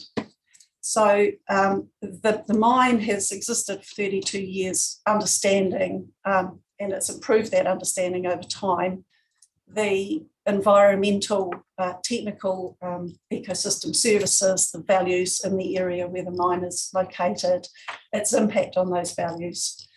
But also those conversations with stakeholders, and that includes the local community, it includes iwi, and it includes conversations about what's acceptable and what's not acceptable. And when you have that kind of level of engagement with the community, and you have those ongoing conversations as well as doing the technical work, you start to achieve a level of understanding, and you reach for something that is, I suppose, intuitive, and you put the things like the rules of the regional plan and the rules of the district plans across that. And when you go to start developing one of these new elements of the mine life, you do the technical reports and things, and you engage with stakeholders, with iwi, to get an understanding about what is and isn't going to be acceptable. And that actually is, through that process, able to give the business a level of certainty. And it's not counterintuitive. And you know that certain things, if you're going to have an impact, are going to be unacceptable. And so you don't try to put those things into your business plan. Where something like the policy change that we're talking about becomes something that might end the mine life is where it becomes counterintuitive. And that is this effect that we've talked about, that you can have impacts that are unavoidable, but that can be addressed through techniques such as offsetting or through other techniques, through management, where you begin to get a sense that your overall impacts are going to be acceptable. And you can get to something like the Deepdale North hearing, where by the time you get to the hearing, you've got 7 ecologists and you've got several of those are aquatic ecologists. And the hydrology has been done. And you understand that there are going to be impacts on wetlands, but there are ways of offsetting and managing that has a degree of acceptance in the room. That's what I would call intuitive. What's counterintuitive is when something very small that you encounter along the way can have a massive binary effect on whether you can or cannot go into that consenting process. Something in a consenting gateway test, essentially, like the national significance test and some of the overlays onto that test, or like some of the really strict avoidance wording that lacks the nuance that Mr. Christensen's been talking about this morning. And where you lack that nuance, you can find that you just come across something that is a complete roadblock, whether it's counterintuitive or not. There is no flexibility in the rules to allow you to reach a good outcome and to go forward with your business plan. So those are the 2 ways, and I haven't drawn them out, but the 2 ways are the uncertainty of facing those kinds of tests, and then ultimately the fact that you don't do those tens of millions of dollars of ongoing investment, ultimately hundreds of millions of dollars of investment, because you don't have the uncertainty to invest in that way. And then you have that stopping point where you simply can't avoid anymore. So if I put it in the context of the mine as we stand today, we've got something like 3 million ounces of gold that we know is still in the ground at Macraes. We generally produce about 120,000 or more ounces of gold every year. We have to do a lot of work, including more drilling, to turn that 3 million ounces into something. We can even go to the markets and say we're putting in our business plan. So at the moment, our business plan is just about 750,000 ounces, about 6 years. And that can be a fairly constant state of affairs with that mine for many years. So it's been a 6-year kind of look ahead. And you can see there's been this ongoing consenting process that goes with that. And so how would the mine end without access to water, all those many different kinds of water permits that the mine needs to dam and to discharge, to take, all sorts of things. The mine ends when you cease to be able to see that clear way forward with any certainty and to put that investment in. And that is when you start looking towards closing things up. And as you can see from this kind of graphic, that can happen in a space of just a few years. And I believe it would, in face of the wrong kind of policy coming down. So I hope that gives a bit more of an understanding. What I do want to stress is that there will come a day when there is no more gold that can be responsibly, acceptably mined. We don't think we've reached that point yet. We will continue to engage heavily with our local communities and with iwi and with stakeholders across the board. And the day that there is no acceptable business plan for our communities is the day that we stop mining. But we're not, in our sense of the world, we haven't reached that point today. There is a brief summary statement, and I think I've probably covered most of it. We've talked about how locationally constrained the mine is, and the fact that we hold over 200 resource consents, and many of those are from the regional council, and they relate to water in some way. Because of the way we interact with the freshwater environment, we have many permits for one activity. And for that reason, we need to retain that ability to build, I guess, what I'm calling an intuitive, well engaged on, technically robust business case that isn't coming up against these counterintuitive impacts of policy. So that means retaining full access to the effects management hierarchy, is to put it simply, what we need. And we've heard already from Shamabeel in terms of loss of jobs. Unfortunately, a large amount of our workforce is associated with the earthworks side of mining, and then you have a small tail of putting what you've dug up through our processing plant, and then you go down to a very small workforce associated with closure. So there is only so long that the mine will continue to operate if it isn't able to go through that resource consent process going into the future. And you would see some fairly stark changes in the workforce fairly quickly at the point where the mine stopped continuing to invest. Thank you, Ms. Paul. Panel, have any questions arising out of it? No questions from me, thank you. Alan? Yeah, thank you for that. The diagram, the schematic that you held up, I'm assuming that dotted line is your next consenting phase to Yes. move it beyond 2024. So that's the 5 or 6 years you've got left of known ore.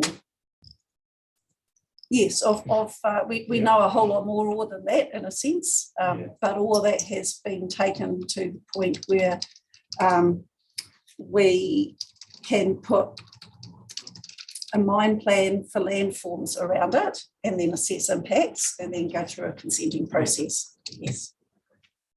That is very much representative and it's changing all the time. Probably an unfair question. We run this higher order document that we're dealing with here through that consenting process to see what in its current form, see how it impacts. Not sure if I should be asking that or not. We are right now running it through the changes that have just come through in the National Policy Statement on Indigenous Biodiversity, for example. But we've had an eye out to both the changes in that national level policy and the changes to freshwater. And we have certainly done everything we can, for example, to avoid wetlands. So at the moment, barring a very binary gateway test, we feel confident going forward with the consenting for the next 6 years. I'm not sure if Ms. Clark is presenting evidence today or not, but I did read her evidence and I was interested in, and you mentioned stakeholders, iwi being one of those, and we have had evidence that concern about the headwaters of the might have been the Waikawaiti actually. The North Branch, being diverted. But there's also innately get take from retiring. Is there an issue with mixing water and catchments? And if so, how's that dealt with iwi? It's sometimes an issue, and the particular what's proposed in the next phase of mining doesn't particularly change the mixing of waters issues, but it is quite certainly quite specific to the North Branch of the Waikawaiti, for example. a lot of it's going back to previously mined areas. That includes back in that area where mining almost started. And that is a conversation we're having at the moment, and I don't think we've reached yet anything approaching an outcome that we or iwi would be satisfied with.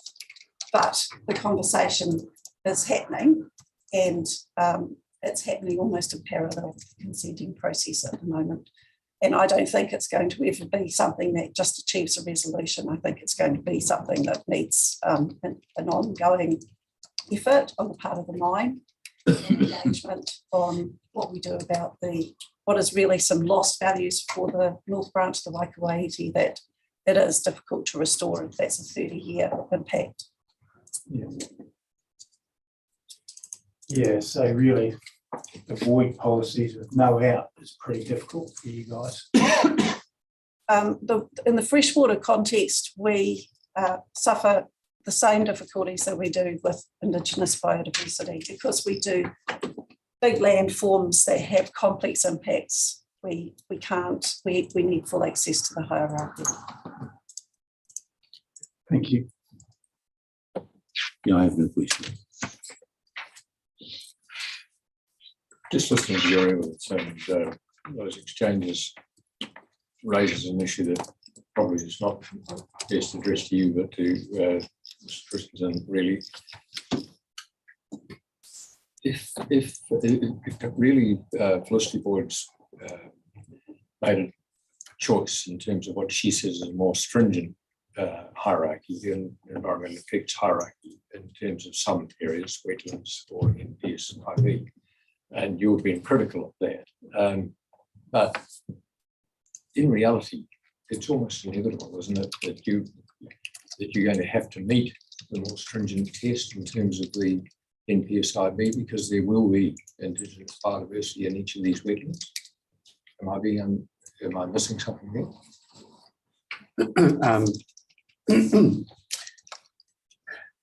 Yeah, I'm not entirely sure how that works. It's a sort of confusing area, because it's hard to imagine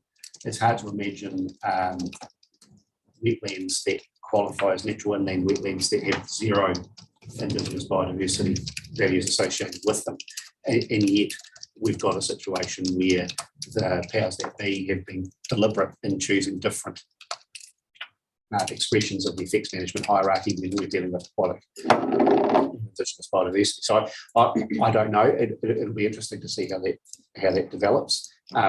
All that I'm about is saying, for goodness sake, after all of the years of arguing that we've had about what these instruments should say, now they've been said, just do what they say.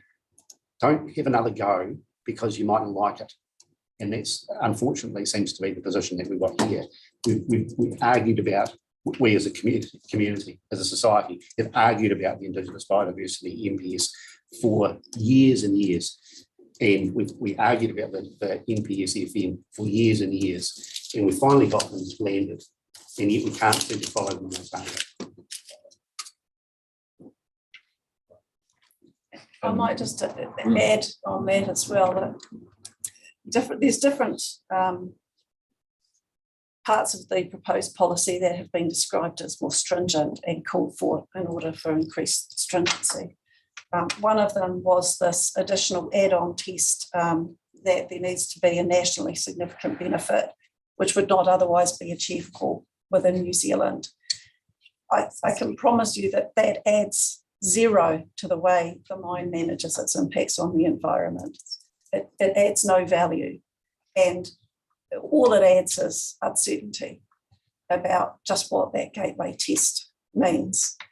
Other parts of what's proposed, which Ms. Hunter will talk to, add stringency in a different way. They add, they take policy closer to this avoidance-based approach. That is where I'm not sure what it's asking the mine to do, because we certainly apply the mitigation hierarchy to avoid, and that includes Indigenous biodiversity wherever it occurs, whether it's in a natural inland wetland or another type of wetland. But there comes a point at which you've done everything you can do there as well. And it becomes, for the mine, it becomes, until you've done all your technical work, something that sits there as a go, no go impact on your entire business case. That could be quite a small thing. And it may be in Indigenous biodiversity in what's everyone's referred to as a degraded wetland. It's still there. It still needs to be addressed regardless through the hierarchy. The question is whether it becomes a go or no go impact. Yeah, whether it has a veto effect. Yes. No, look, thank you, and thank you for the helpful way you expressed the evidence to us thoroughly today. Thank you. Thank you.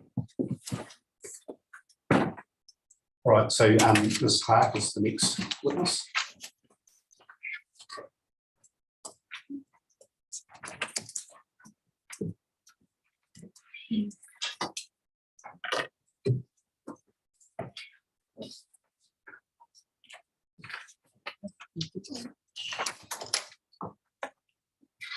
Morning, Ms. Clark.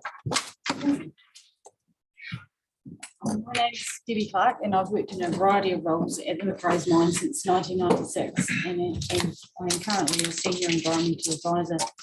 In this role, I'm responsible for a variety of site environmental related matters, including monitoring, consent compliance, and reporting.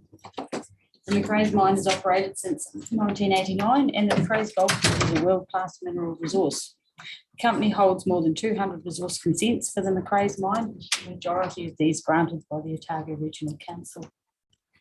Mining is locationally constrained, which means it needs to be located where the mineral deposits are found. Often the ore can be found alongside naturally occurring surface and groundwater. This means a necessary part of mineral development involves diversions and dewatering to provide access to minerals, and also to separate clean water from contact with ground disturbed by mining activities as much as possible to protect water quality.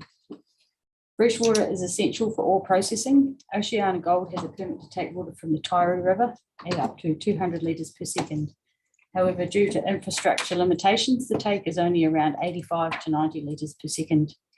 This water is pumped to Oceana Gold's Lone Pine Reservoir, where water is stored, to ensure there's a secure supply of fresh water, and then supplied to the processing plant and also used for staff and contractor showers and toilet facilities.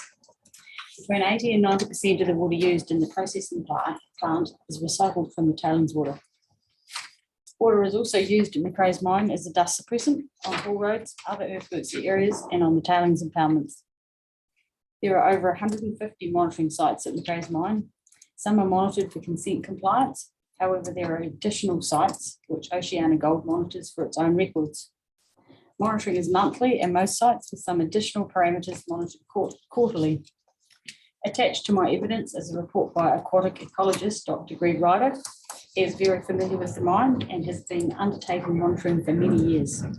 Dr. Ryder has been unable to find any evidence that Macraes mining activities in the headwaters of tributaries of the Shag or Wahimo, Taieri and Waikouaiti rivers are adversely affecting ecological values further downstream. He says that the mine's footprint is still relatively small compared to the sizes of these catchments, and the cumulative effects of the various land use activities in the catchments remain the dominant force affecting water quality, hydrology, and downstream ecology.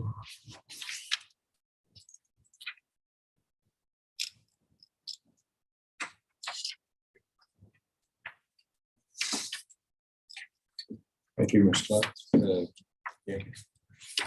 Yeah, thank you. Just looking through your evidence, I've got quite a lot of highlighted bits and comments, but no questions. So everything was very, very clear. Thank you. I'm quite similar. I have highlighted a lot, but probably the only, I did ask some questions of this Paul, but in your 14, and it's the discussion around water quality. In fact, I think Dr. Ryder says water quality at least one of the areas is monitoring sites improving. Seems to be. How does it impact on quantity, I guess? And I didn't pick that up anywhere. I may have just missed it. Is there an impact on quantity in the downstream water bodies? There's some impact on quantity where we've removed some part of the upper catchment areas. So I think where Dr. Ryder mentions a number of kilometres of waterway that have become part of that. So that has had a slight effect in the. Yes. So obviously we try and divert wherever we can back into the catchment, but like where there's an actual open pit, that particular section of catchment is good. I didn't have anything else. Thank you very much. Yeah, I just have one question. That's around this issue of dust repellent. What's the extent of that? I mean, how big of an issue is that? How much water, for example, is required to deal with the dust? That's the right question. Yep. The dust, using water for dust suppression is key for routine operations. So obviously in wet conditions we don't need dust suppression, but as soon as it becomes dry you start to get a dust generation off the roads. So we're watering with water carts, so the trucks driven around spraying water on the roads. We haven't got any fixed sprinklers on roads or continual supply. However, we also have, when our tailings impoundment surfaces aren't being used, we've got sprinklers going when conditions are likely to be dry, or particularly when there's forecast nor'west winds. So those hot, dry winds that bounce over the Taieri Ridge are our highest for use times for dust suppression. And typically the water that's we use for dust suppression would be water we were pumping out of pits. So it's generally water we're holding on site, and we will make that up if need be from the Taieri source. So it's not necessarily fresh water that you require. No, Yeah. no.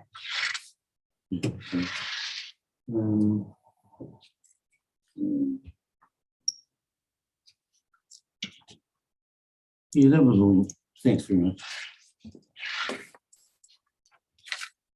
I'm in a similar boat to everybody else. I found your evidence very informative. Thank you. And it was a very good overall description of the environmental impacts. And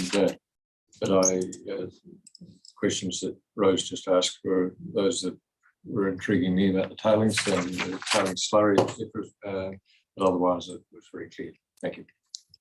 Thank you. The last witness is Ms. Hunter.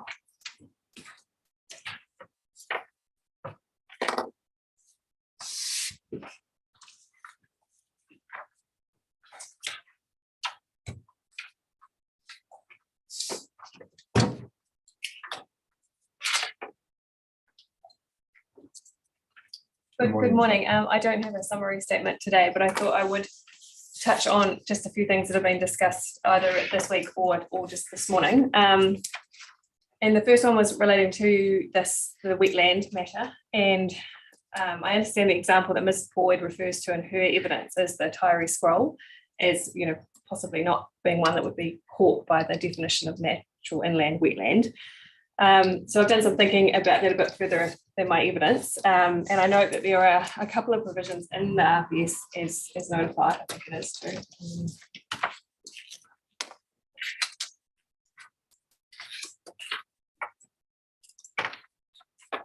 LFBM04, which is the Taieri FNU revision. And point 3 there is that healthy wetlands are restored in the upper and lower catchment wetland complexes, including the Waipori Waihola wetlands, and it includes the scroll plain there. And there is also LFFW. Sorry, that was FW04. Sorry, LFBM04. And then I think that's the notified version. Yeah. Got there. Yeah.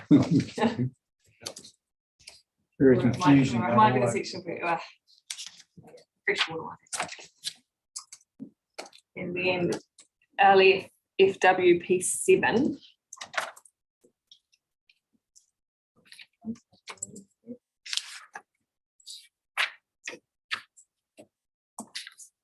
That talks about environmental outcomes, attribute states and limits ensure that the health and well-being of water bodies is maintained, or if degraded, improved, and the habitats of Indigenous species associated with water bodies are protected, including by providing for fish passage.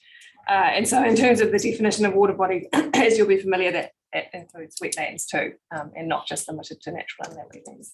So I think there is coverage within the range of provisions. And I am concerned that board application to protect all wetlands, regardless of the values, goes well beyond, this particular example of the high risk role.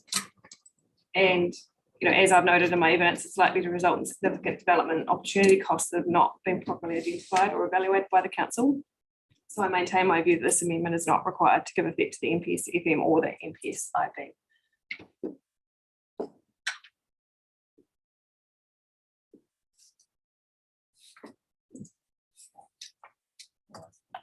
And the other thing was, just in your questioning to Ms. Paul, you were talking about there being potentially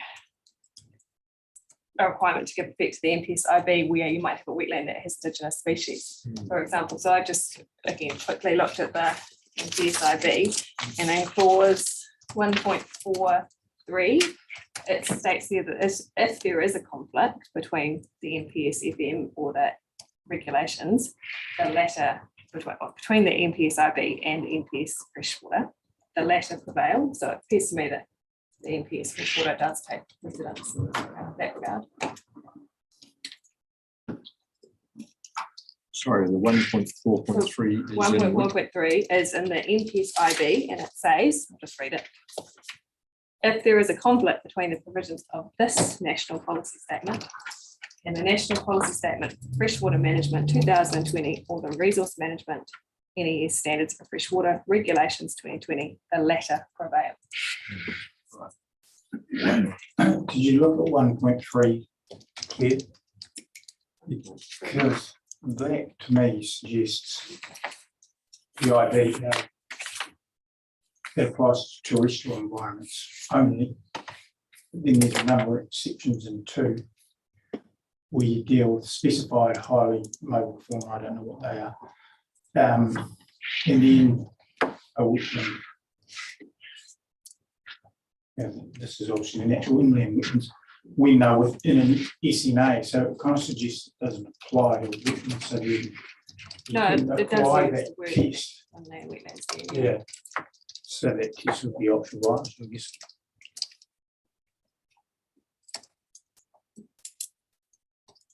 I think there is reasonably clear direction in that comment there.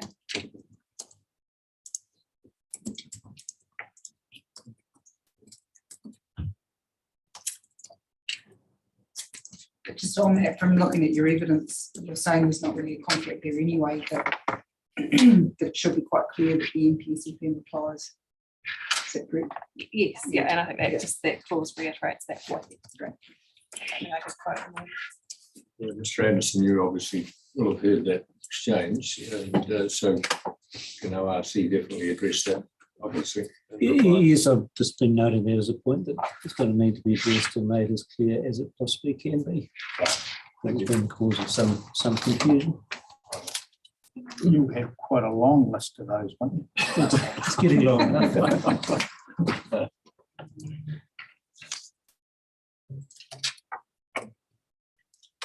I think that was it in terms of the matters I wanted to cover as addition, but we're happy to take questions on my evidence.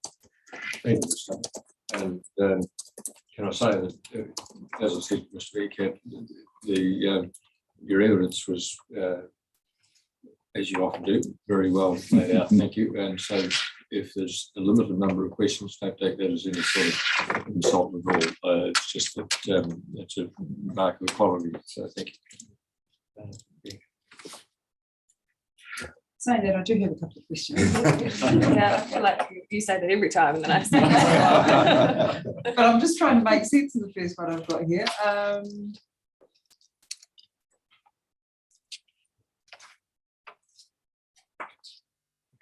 Yeah, actually, the first question I've got, I think, has been answered through Ms. Christensen's submissions. Yeah, I did. Your paragraph 36. Covering off LFFW 01A, I believe. And your suggested wording that you've got there, and I understand where you're coming from with what you're proposing, but I suppose I just was interested in whether you think appropriate provision is a little bit too vague for an objective.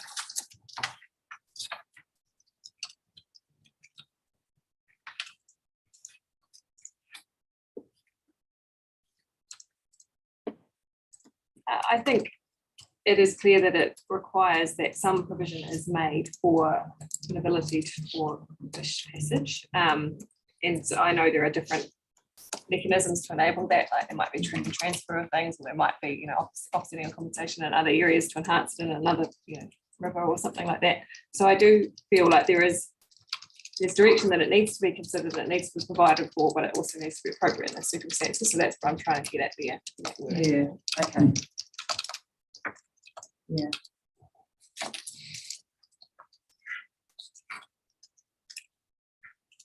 Yeah, no, that's okay. Let me look. One of the, from reading your evidence, and this is come across from some of the other, I suppose some of the other industries that are regionally or nationally significant, infrastructure. Do you think there should be some cross-referencing in here to the EIT chapter? And I suppose, I don't like a lot of cross-referencing. I think the document should speak for itself, but I suppose some of what we're hearing is sort of wanting more of a relaxing of a lot of the provisions. And I suppose we've got to be mindful that perhaps that might be appropriate for regionally, nationally and regionally significant infrastructure, but maybe not for some other forms of industry or some other activities. And is there should there possibly be some linkage in here, or do you think that's covered by the EIT chapter, which for a lot of the proposals that, for example, New Gold would have, would be the EIT provisions would come into play as well?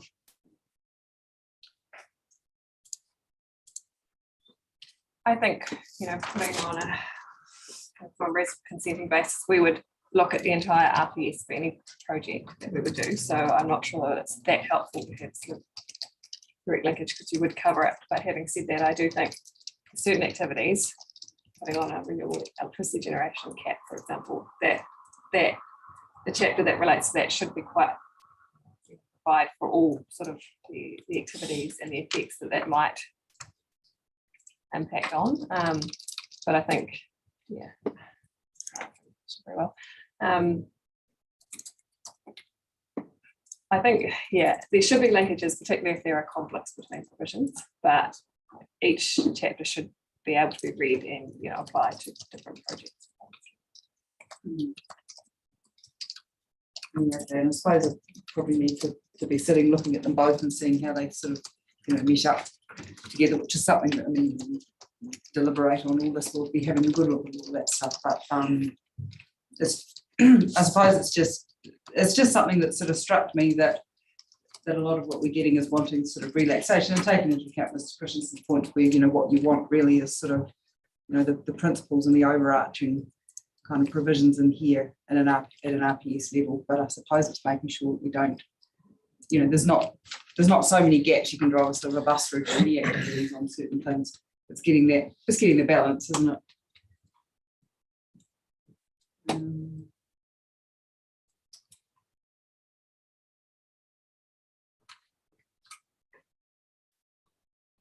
I think what's that comment there?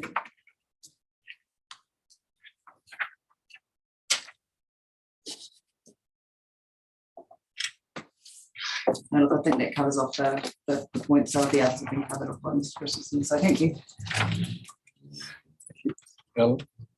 Yeah, thanks, Leo. I don't really have a lot either, but just in your discussion on 24 clause 3.2, our further guidance around the concept of tomato to why, how it should be expressed in a region. And someone twigged my memory yesterday of policy 15 in the MPS. So it has a range of, we've got the objectives for the one objective that sets out the priorities, and then the policies, which are more about natural values, most of them, or tangata whenua engagement with natural values. And then 15 talks about communities are able to provide for their socio-economic cultural wellbeing in a way that is consistent with. We normally consider enable being permitted almost.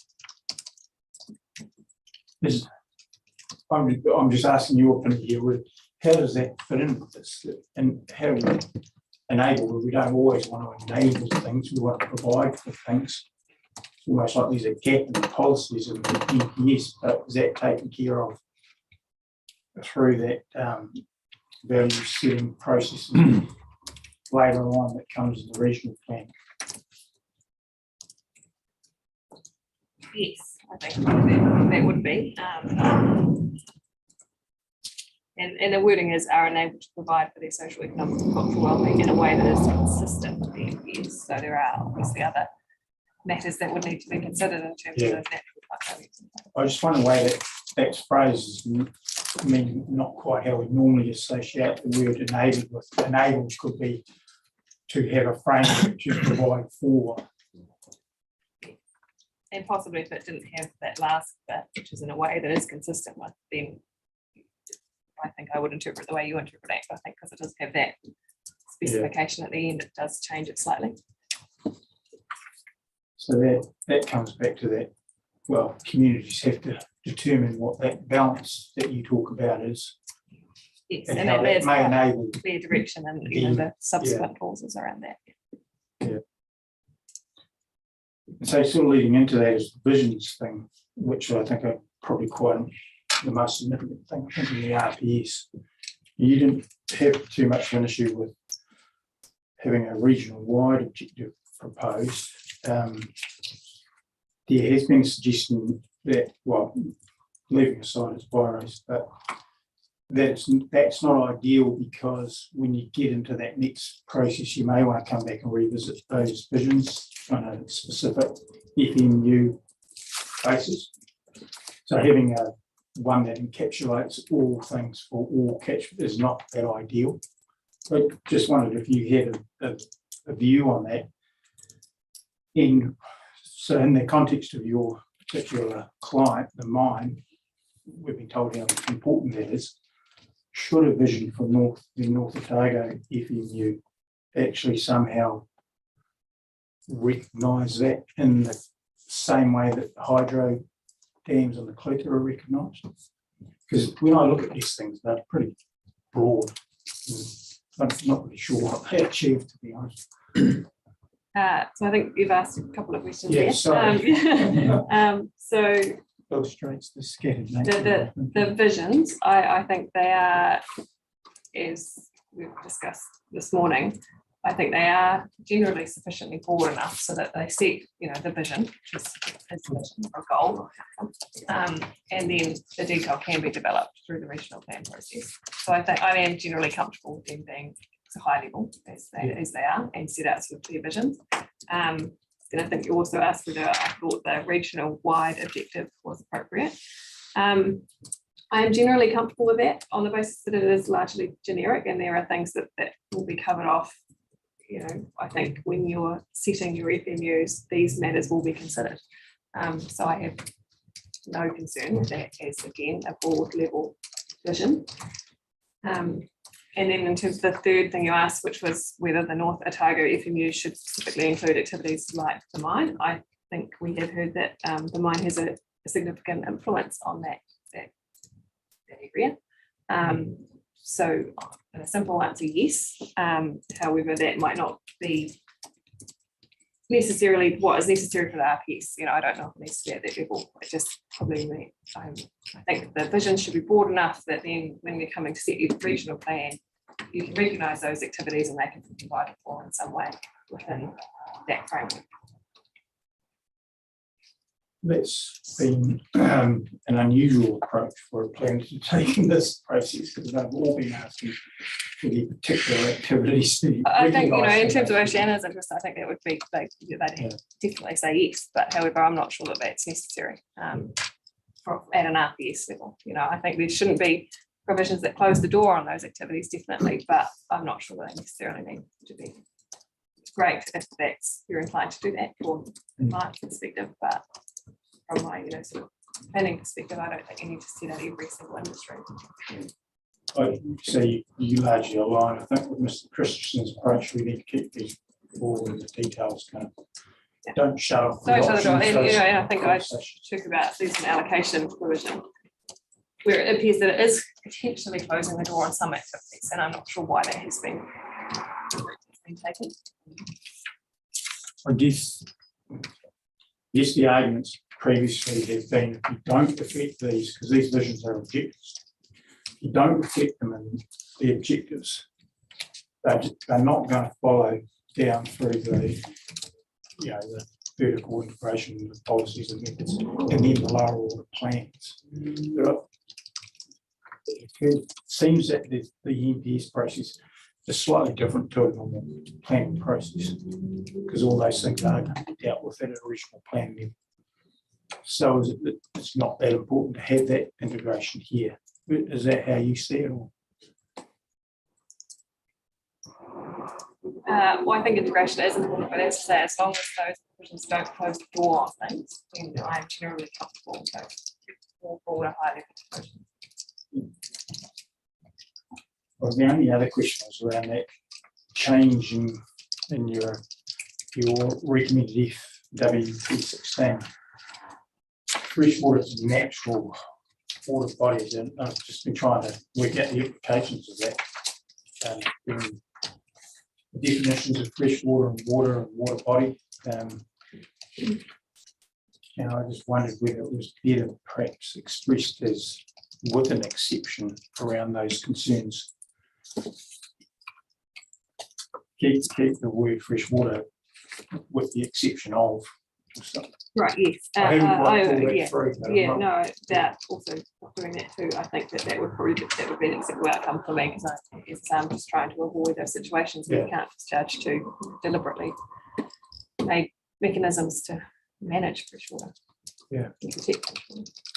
Yeah, also I haven't quite worked through in my mind how that change or your change would work. Well, with the implications of it. So, but that is an alternative, I guess you could use that. I mean, my issue more than anything was that there was different terms used. So, you know, the first one said fresh water, and then the next one said directly to a water body, I think it was. So, you know, that's water and yeah. And then it was back to fresh water. So it's just, you know, in terms of those definitions, fresh water could be a man-made pond, for example. Yeah. Well, yeah, because one of the problems is I think the water body refers to pond in the act. Yeah. Okay, no, that's all I had. So thank you very much for that. Can I, before Commissioner Kitty get started, can I go back to a question that you asked, Alan, and just in case there's some further discussion from it, and it relates to this issue of do you include you know, more activities, industrial activities or whatever in those vision provisions. And I think you said that, well, I think Ms. Hunter's planning opinion is, you know, perhaps not necessary, but you've indicated that. Indicating more things that are significant and important in those statements, yes. That do impact on water quality. Yep. My only comment was, I think, so the planning opinion here from Ms. Hunter is perhaps not necessary because these things will effectively float to the surface through the implementation of the NOF anyway. What I would say though is that I'm firmly wearing my Oceana Gold advisor's hat. It would be a concern if we started to get into the business of at the regional policy statement level naming some things and not naming others. So I can see exactly what will happen. At the regional plan stage is it'll be, oh, well, you know, this activity and that activity are named in the vision statement, but the mine isn't, so therefore it's not as important. So once again, my submission is that you're better off to dodge that bullet and pretty much as clear and said, you know, the vision statements are informative for the next stage, but they're not determinative of it, and that's good enough. It makes it easier for us too. Feel that fear of sounding like a stuck record. I want to go to the question of Modi. Because I find some of your statements here quite fascinating, if not illuminating. I mean, the point that Mr. Christensen made in his presentation already around the restoration of Modi not always being practical was one you raised, but you also added a little bit on the end there saying, particularly during the term of the RPS, which I don't quite follow. I don't understand that bit. The last bit. Yeah, I can't quite find the paragraph. Do you have the- No, 40. Sorry, 14. Sorry. So I think the RMA sort of requires regional policy statements to be reviewed every 10 years, although Yeah. Obviously things are changing in this space. So I mean that by the time we, this policy statement has completed its life cycle at the mine site, they probably won't have been able to restore, Okay. those activities. Yeah. Within the 10-year timeframe, maybe in 20 or 30 or 40 years, that's more realistic proposition, but probably not within the next 10 years in terms of At least a life cycle start of could be this made, thing. right? Sorry. I mean, even a start could be made, even if it's only 10 years. Yeah, I'm sure improvements could be Yeah. made, and that I think is the main point of this section. And the statement I found fascinating was the next one in paragraph 15, where you say Modi is not something that can be improved.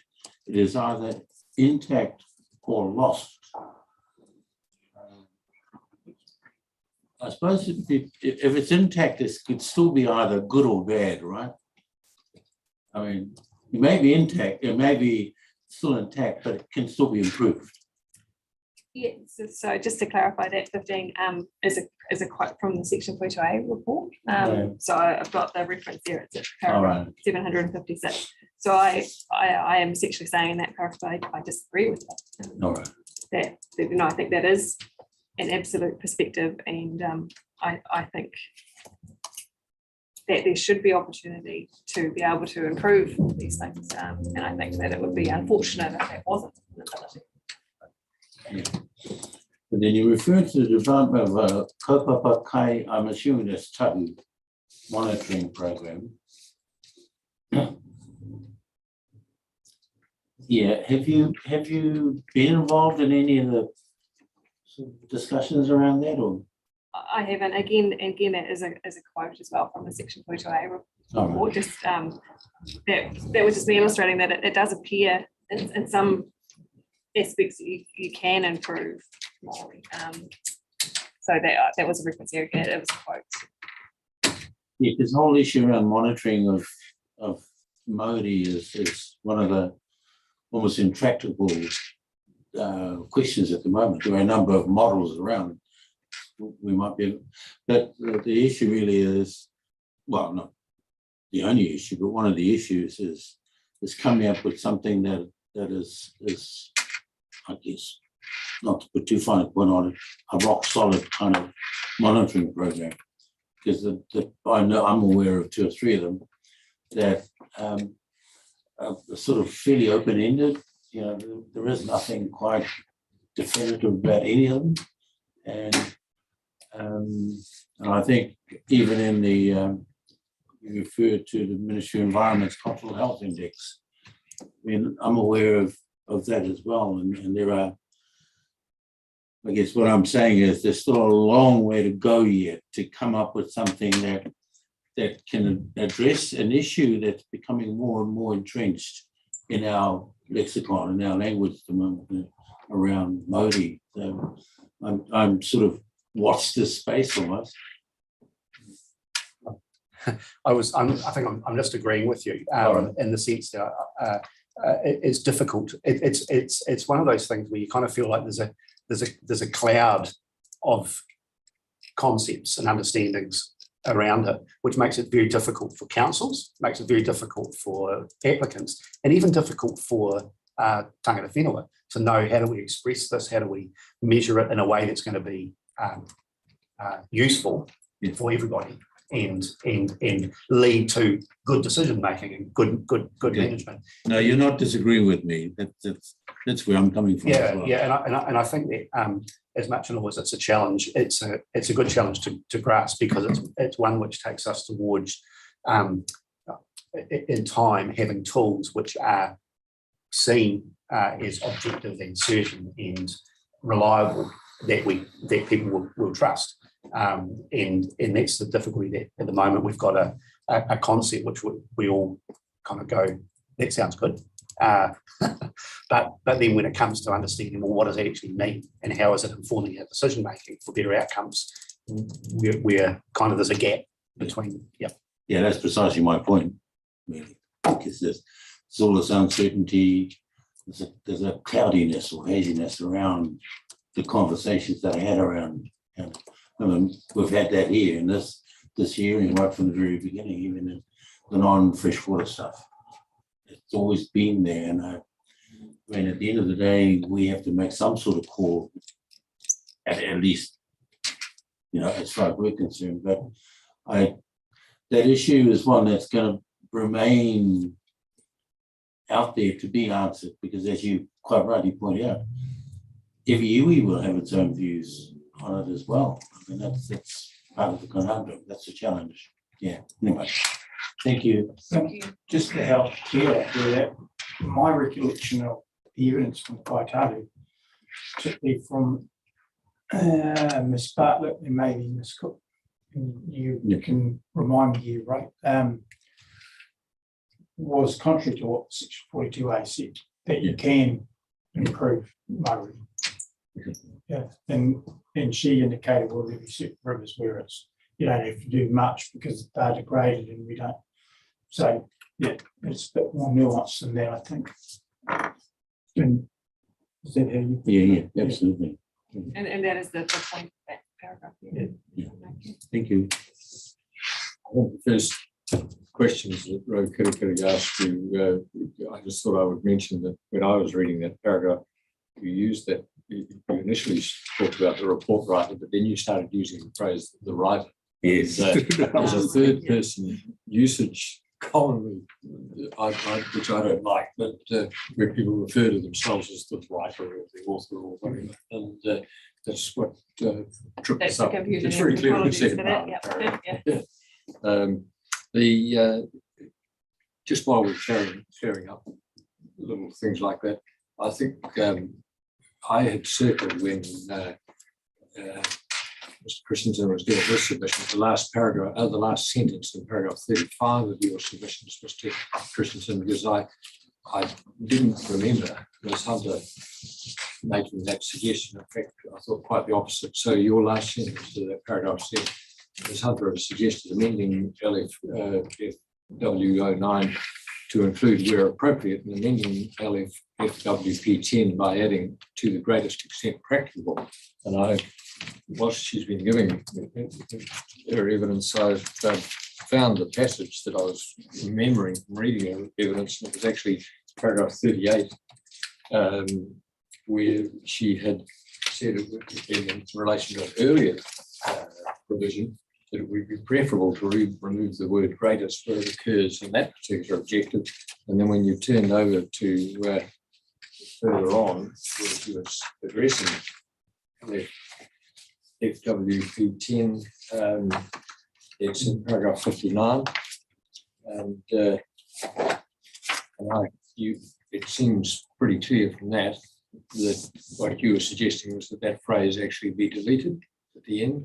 And, Yes, I am, yeah. replaced by where it is appropriate and can be practically achieved.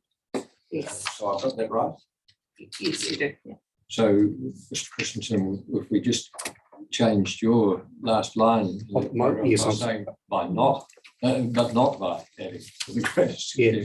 No, well, I'm not trying to rewrite Ms. Hunter's evidence No. for her. So I got that wrong. Yeah, good. Thank you. That's all I wanted to clarify. Thanks. Yeah, more meaty stuff, if I can. Back to paragraph 16, it's not the only question I really had arising out of the evidence for clarification that I needed, because I couldn't understand the sentence where you said restoration of the Moti or return to its natural or original form of such water bodies could potentially have adverse effects on downstream water quality. And I struggled. What were you meaning by that? An example? You can... Yeah, so I am sort of thinking there about the Macrae site, for example, in North Bunch, which is diverted to a pipe and then downstream. So what I'm saying there is if it was just to revert back to being a natural water body, then it would intercept mine workings currently, nothing else changed, and that would carry contaminants that weren't otherwise managed. And so that wouldn't actually be an appropriate outcome. So it's not as simple as flicking a switch really, that there would be returning it to its original natural form is not necessarily the answer. What I'm trying to say. Okay.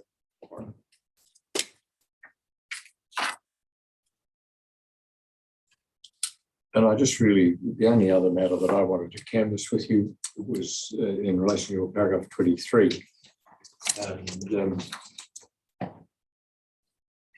logic in that was really quite interesting, where you say that is not the same thing, the same as saying that a higher order priority can be pursued without consideration of lower order priorities. Were that to happen, there would be no balance. And you heard me describing, Mr. Christensen, before the situation that we were facing in Marlborough, and further up in that paragraph 23, you said, and in my view, that is why they each need to be given priority. But in that sort of rather grim scenario that I was just describing, that's really where the priority hits, isn't it?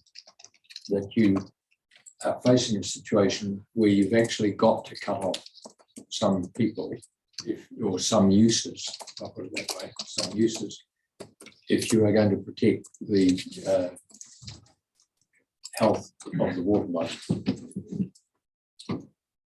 Yes, I think that's right in that situation. Yes. I think my point here, just to elaborate, is that when you're looking at a consenting project, for example, applying the priorities wouldn't be to say, well, there will be some effects, so therefore we can't issue a consent, because there will be some effects on water quality, or what you could say. That can be managed through effects management hierarchy, but there will be effects in this location at this time. And for me, that you couldn't just say, well, we're not going to have that activity. That's what I'm trying to say. Yeah. And it leads to what you've then been critical of the use of in the allocation policy, which I think is E7, or the new one, yes. yeah, no, 7A, isn't it? Yeah, you're critical of, and so is Mr. Christensen, of the use of the land-based primary production, and it appears also in the party clause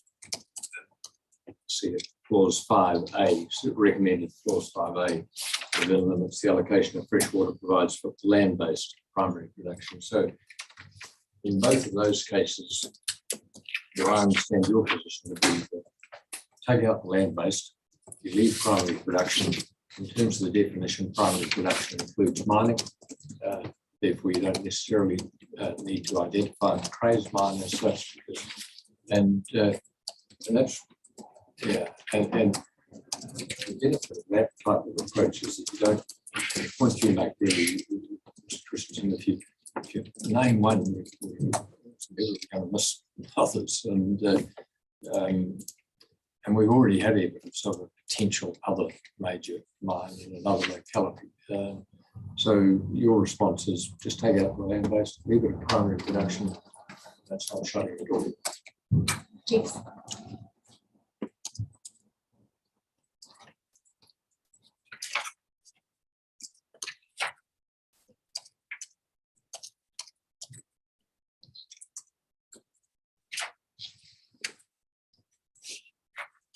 Yeah, no, thank you very much.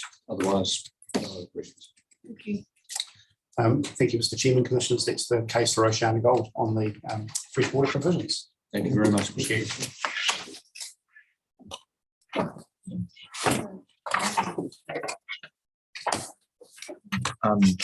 Council for Real Group Limited said they can do 12:30. Okay. And yeah, Manawa Energy couldn't come half an hour earlier either, so they want to remain in the same spot. So I suggest we take lunch now. Yeah, and then we can return at 12:30. So, Jack, are they going to be all online? Yes, Marie and Dean. Yeah.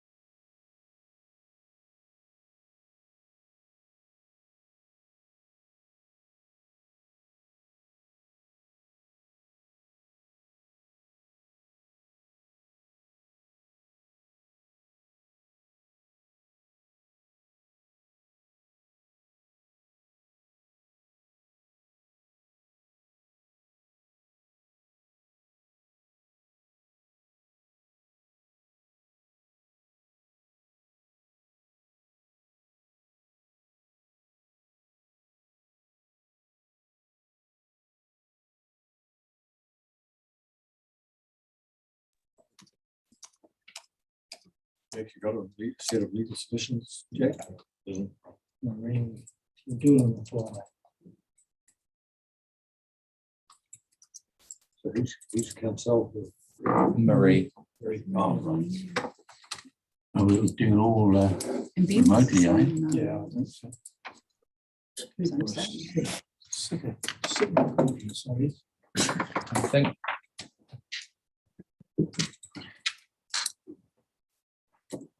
Here we go. Good afternoon. Steve. Good afternoon. Good afternoon. Sorry. Let's get us suitably zoomed in. Suitably. Well, we're in your hands. Marie, so Thank you. So do you have in front of you a very short summary of evidence of Mr. Farrell with another set of marked up provisions? a small tree accompanied by a page and a half. That's right. So we thought it would still be useful for you to have a comprehensive set of provisions with the update arising from the spotted the method 6 that wasn't updated yesterday as per Mr. Farrell's evidence in chief.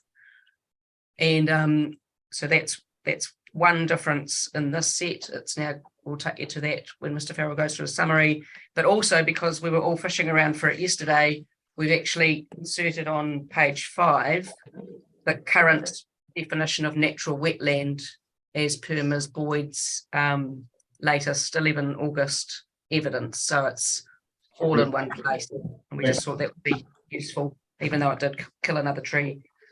Indeed. No, thank you. And I haven't prepared legal submissions because they wouldn't touch on anything different to what we addressed you in your other iteration in March. Those legal submissions are still, in terms of key themes, relevant in terms of tourism's significant contribution to the economy in the Queenstown Lakes community, the well-being theme that's similar to Fish and Game's concerns about ensuring the importance of people accessing the outdoors for recreation is recognised as a regionally important matter. The other key theme that's relevant, so that carries through into the visions relief, in particular for the vision objective 01A and the Clutha vision. We support the clause that's adopted by the 42A report writer at 6 capital A. And then the other key theme relevant to the ski area operations in particular of Real NZ and NZ Ski are the wetland provisions. You'll recall that ski area infrastructure is included in the National Policy Statement definition of specified infrastructure. And so there is a consenting pathway for specified infrastructure in the National Environmental Standard.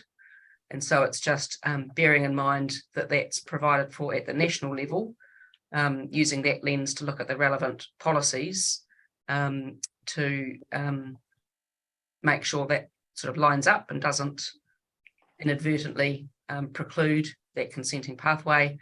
And then the other main theme on the wetland provisions that's been picked up by the 42A report writer is deletion of reference to amenity values associated with wetlands, which didn't really work, didn't really gel.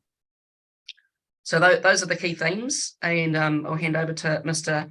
Farrell to, if you want him to read out his summary, he will. Otherwise, if you've already read it, he doesn't need to, and then we can take questions. I'm not sure about the others, but I haven't read it. So if you could read it, Mr. Farrell, thank you. Thank you. I'll skip to paragraph 4. Sorry, just to clarify, the summary just builds on yesterday's discussion. There's nothing inconsistent with what was discussed yesterday. It just elaborates on and clarifies where we got to yesterday. So paragraph 4, I support the inclusion of one new SRMR section as per my recommended amendments. And this is with or without addition of the 2 new SRMRs indicated in the 2 planning joint witness statements.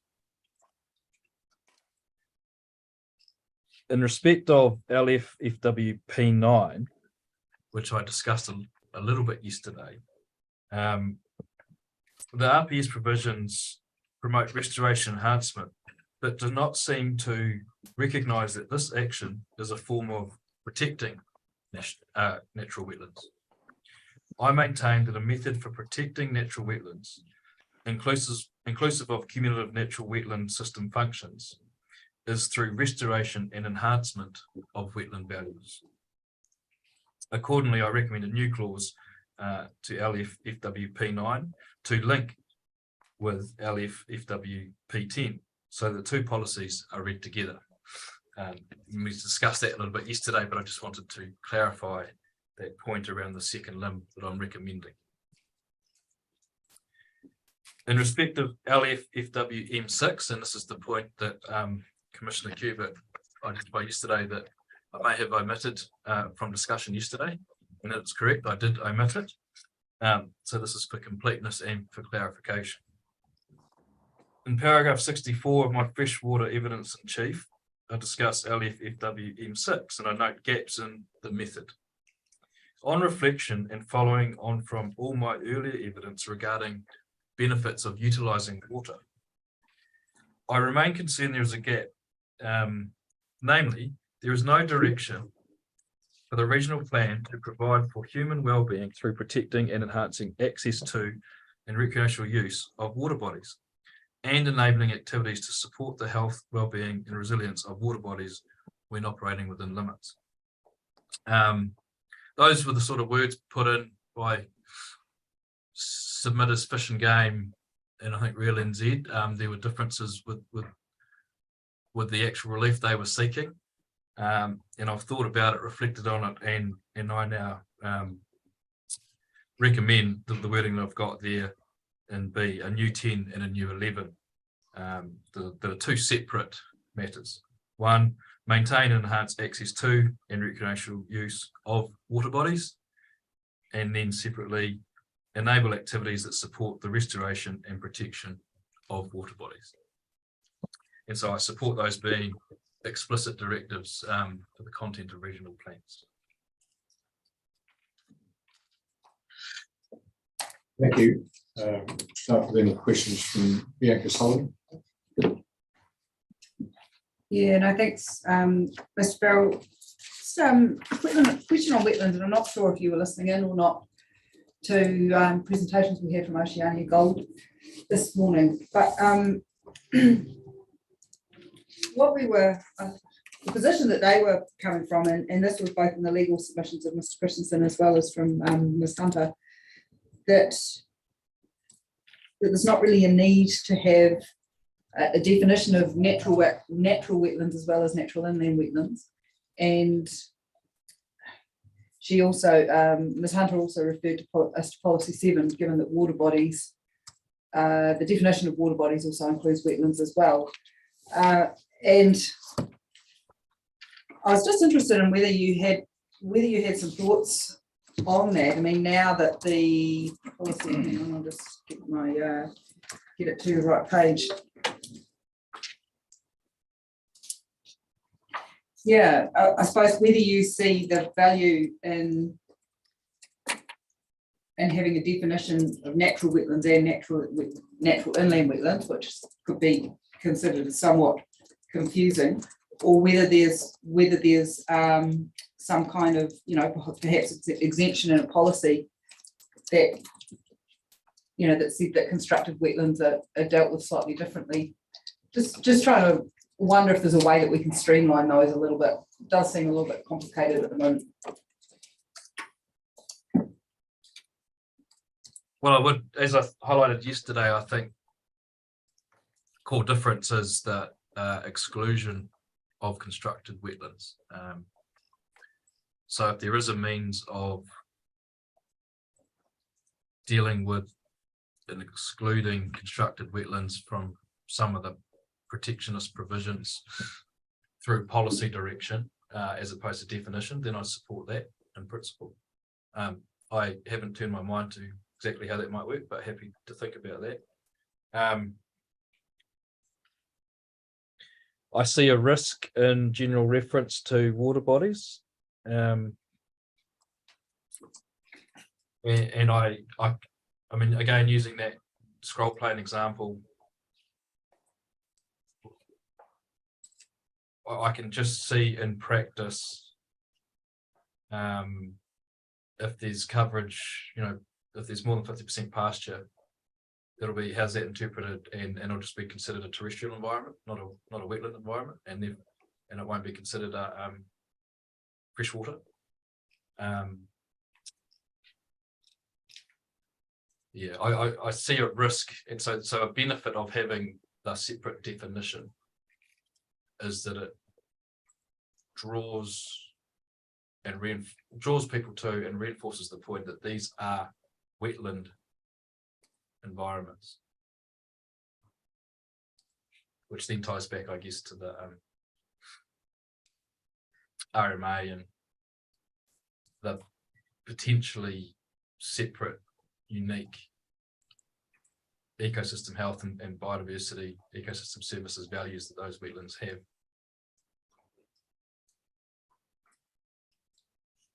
Yeah, and I think for that, and I do think, what you're suggesting, you're trying to make sure that it's not just around the Indigenous biodiversity values, it is around the sort of wider values that wetlands can play that's emphasised in there too. I'd just add to that, if the argument is that if FWP7 covers that otherwise gap, I'd disagree. When you look at the chapeau of P7 in particular, it would be difficult to make P7 actually applicable to, natural wetlands as defined, because it's only about environmental outcomes, attribute states, flows and levels and limits. And if a natural wetland hasn't been identified as requiring the setting of those, even though it is freshwater, it's not guaranteed that the directions in P7 would actually apply to it. Yeah, and I think that is quite a relevant point. Often wetlands aren't going to have those, aren't going to have flows, levels, target attribute states, are they? No. Yeah, and I think, thank you for that.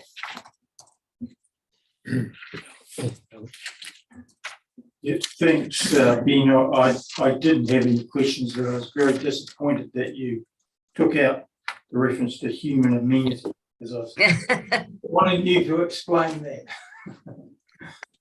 That's why I took it out, for obvious reasons. I'm not sure how it slipped in, to be perfectly honest. So that is a point of correction and clarification. That's great. Thanks for your summary. No, I don't have any questions, thanks. And similarly so. So thank you for appearing this afternoon, and that concludes it. Thank you. Thank you. Thank you. So we come to Manawa Energy. Oh. Yeah.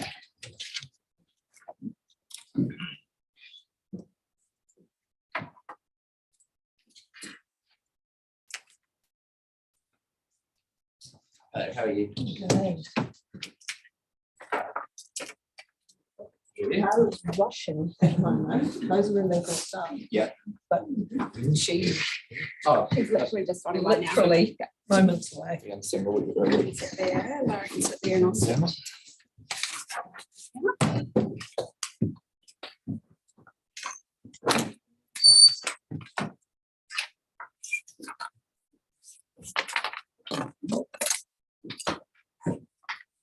Good afternoon, and it's a terrible thing to say, but I mainly remember this brand new, very excitedly lecturing us on not confusing energy and electricity generation. So welcome back. Ms. Burkhart, our lawyer, she's literally just walking, hopefully up the stairs right now. Oh, I see. Oh, right. Yeah. Okay. She was going to be on Zoom. She's come No, out. she's here. Okay. Yeah. So just, give her a moment. We've been a little Running early for You are. Yeah. Let's make a nice change to be early, not hours behind. Yeah.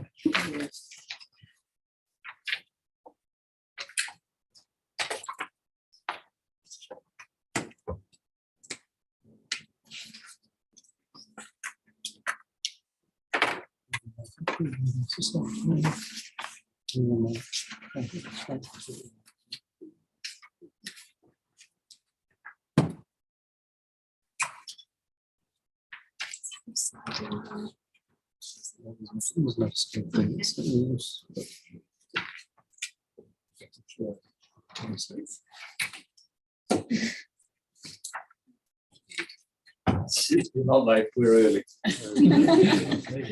Just like that. Hello, how are you? And I've just emailed the PDF just in case any of the commissioners want to work. I'll upload it onto the website as well. Thank you.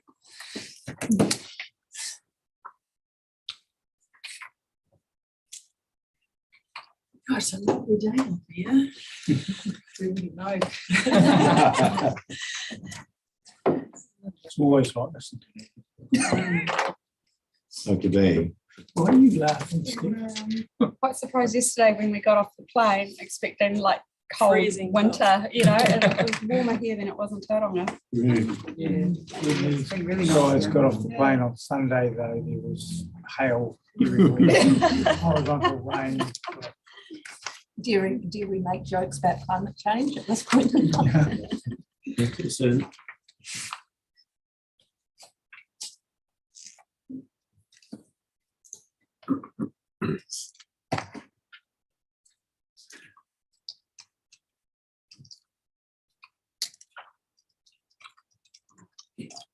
Whenever you're ready. Oh, thank you, sir. Thank you, commissioners. It's nice to. It's on. I don't think it was on at all last time. No, just the grey button. Grey button. Yeah, Okay. thank you.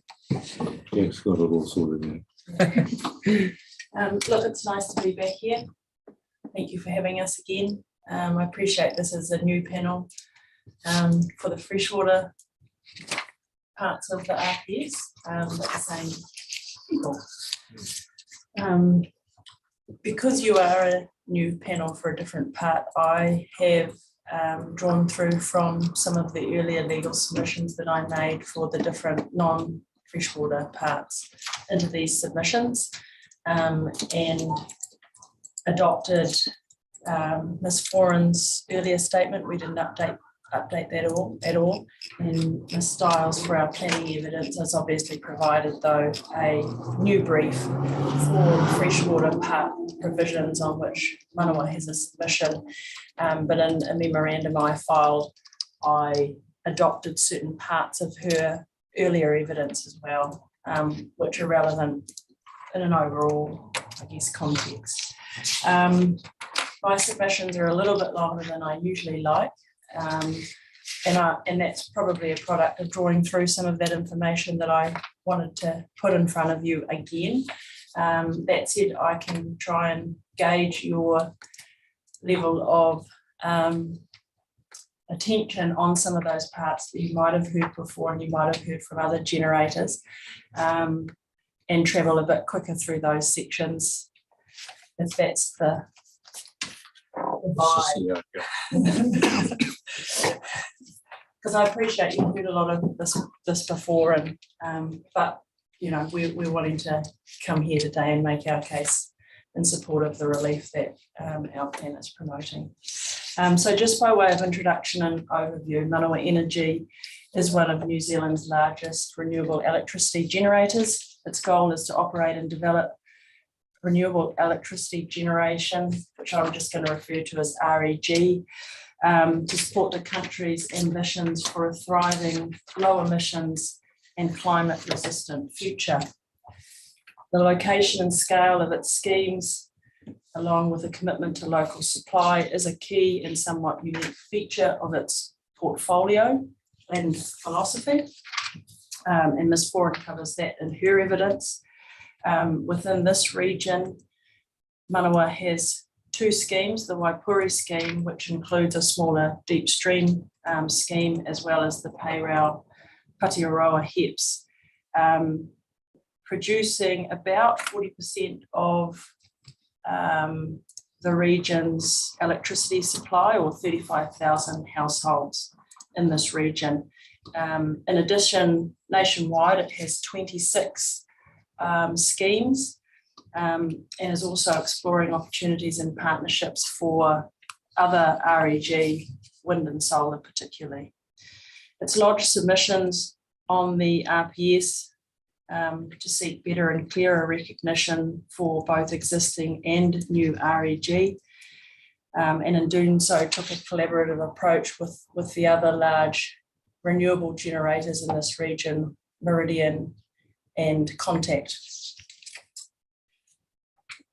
So whilst recognising that a genuine attempt has been made to recognise the importance of renewable electricity generation, it's my submission that the structure and approach of the RPS 2 priorities fall short of enabling these activities within reasonable limits. And it's Manawa's position, and that's shared by the other generators, that the RPS, as notified, doesn't yet give effect to the RMA and national policy directions relating to REG, and has missed the opportunity to ensure the Otago region responds meaningfully to the climate crisis. These submissions address Manawa's position on the freshwater parts of the RPS, and to state the obvious, hydroelectricity generation relies on water, and it has a functional need to locate in river systems. The National Policy Statement for Freshwater Management recognises the need to provide for activities with functional needs and provides a pathway for them. The National Policy Statement for Renewable Electricity Generation is an additional layer to this, recognising the national importance of renewable electricity. And this has taken on increased significance as the scale of the climate crisis becomes clearer. The government, when announcing its plan to accelerate the switch to clean energy, said it's vital we support this type of renewable energy development to help meet our national and international emission reduction goals, to decarbonise the economy, reduce costs to household and businesses, and improve our national energy resilience. And that was an announcement. I've got the footnote there from the Beehive article. That was a ministerial announcement that was made just a few weeks ago in response to fast-tracking a couple of large new wind farm proposals. As explained by Ms. Foran in her evidence, the government has committed to New Zealand transitioning to 100% renewable by 2030, and it's developing policy packages which aim to accelerate the deployment of REG and reduce carbon emissions. And those commitments sit alongside New Zealand's international commitments to climate change. Ms. Foran says, for these commitments to be achieved, rapid electrification of the economy will be required, and this will require a significant increase in the installed capacity of emissions-free renewable electricity generation. At least currently, and for many years into the future, hydroelectricity provides the vast majority of our renewable capacity. Reaching 100% by 2030 will rely on the continued operation of existing assets, and an overly restrictive or strict approach will therefore not give effect to higher order policy and statutory direction. Reading the MPS freshwater management and REG together, freshwater plans should provide a pathway for the continued operation and maintenance of output from existing schemes, upgrades to existing schemes, and for enabling the development of new hydroelectric power schemes where those are consistent with environmental objectives. And I address later in these submissions any perceived conflict between those two national policy statements. Just as part of my general overview, I've looked at the impact of the RPS on Manawa. And as Ms. Foran explains in her evidence, a key concern is the ongoing derogation of resource consents and the need to protect that existing generation capacity.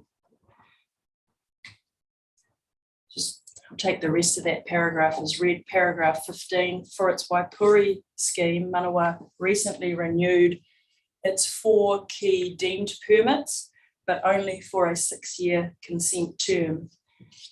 This means that further reconsenting processes will be required in around 5 years' time. There's also a multitude of other consents relating to Waipuri and its other schemes that will be affected by this RPS. And in terms of how they'll be affected, that's both directly as being a matter to which regard is had in a consent application process, due to the influence it will have on the land and water regional plan that will set the regulatory framework within which those consents will be considered. And the RPS will also influence any new consents required for maintenance and upgrades, and may, via the regional plan, result in the triggering of consent reviews to ensure limits are able to be met, or the guiding of those reviews were they to be required. Manawa therefore has a keen interest in ensuring that the policy framework in which these processes occur is as supportive and as enabling as it can be. It considers that this higher level direction for the region needs to be contained within the regional policy statement in order to comply with applicable statutory directions. Erosion of these schemes' output on renewal will also undermine the transition to the 100% renewable target, which the government has signalled needs to happen at pace and at scale to effectively respond to the climate crisis. In this regard, it is important to not view, in my submission, the NPS REG, which I discuss shortly, in isolation. It is but one of a number of key directions relating to climate change and renewable electricity generation, both within the RMA itself and within the NPS Freshwater. So in these submissions, I will explain the relevant legal framework as it applies to renewable electricity generation, and then address 3 key issues. First, the narrow approach being taken to human health needs in priority 2 of the NPS-FM, the national and regional significance of Manawa's scheme in respect of the Taieri freshwater management unit vision. And I want to acknowledge Ms. Boyd's recommendation there, which is supported. And then just briefly touch on the status of the draft NPS for renewable electricity generation, which I'm sure the panel will be aware of, and what might happen if it becomes operative before this panel makes decisions on the RPS. I addressed the implications of the national policy statement on Indigenous biodiversity as it related to freshwater provisions in a memorandum, and Ms. Stiles provided some further evidence. Manawa will also provide further evidence and submissions on its implications for the non-freshwater parts as directed by that panel, which I think the dates are middle of next month or thereabouts.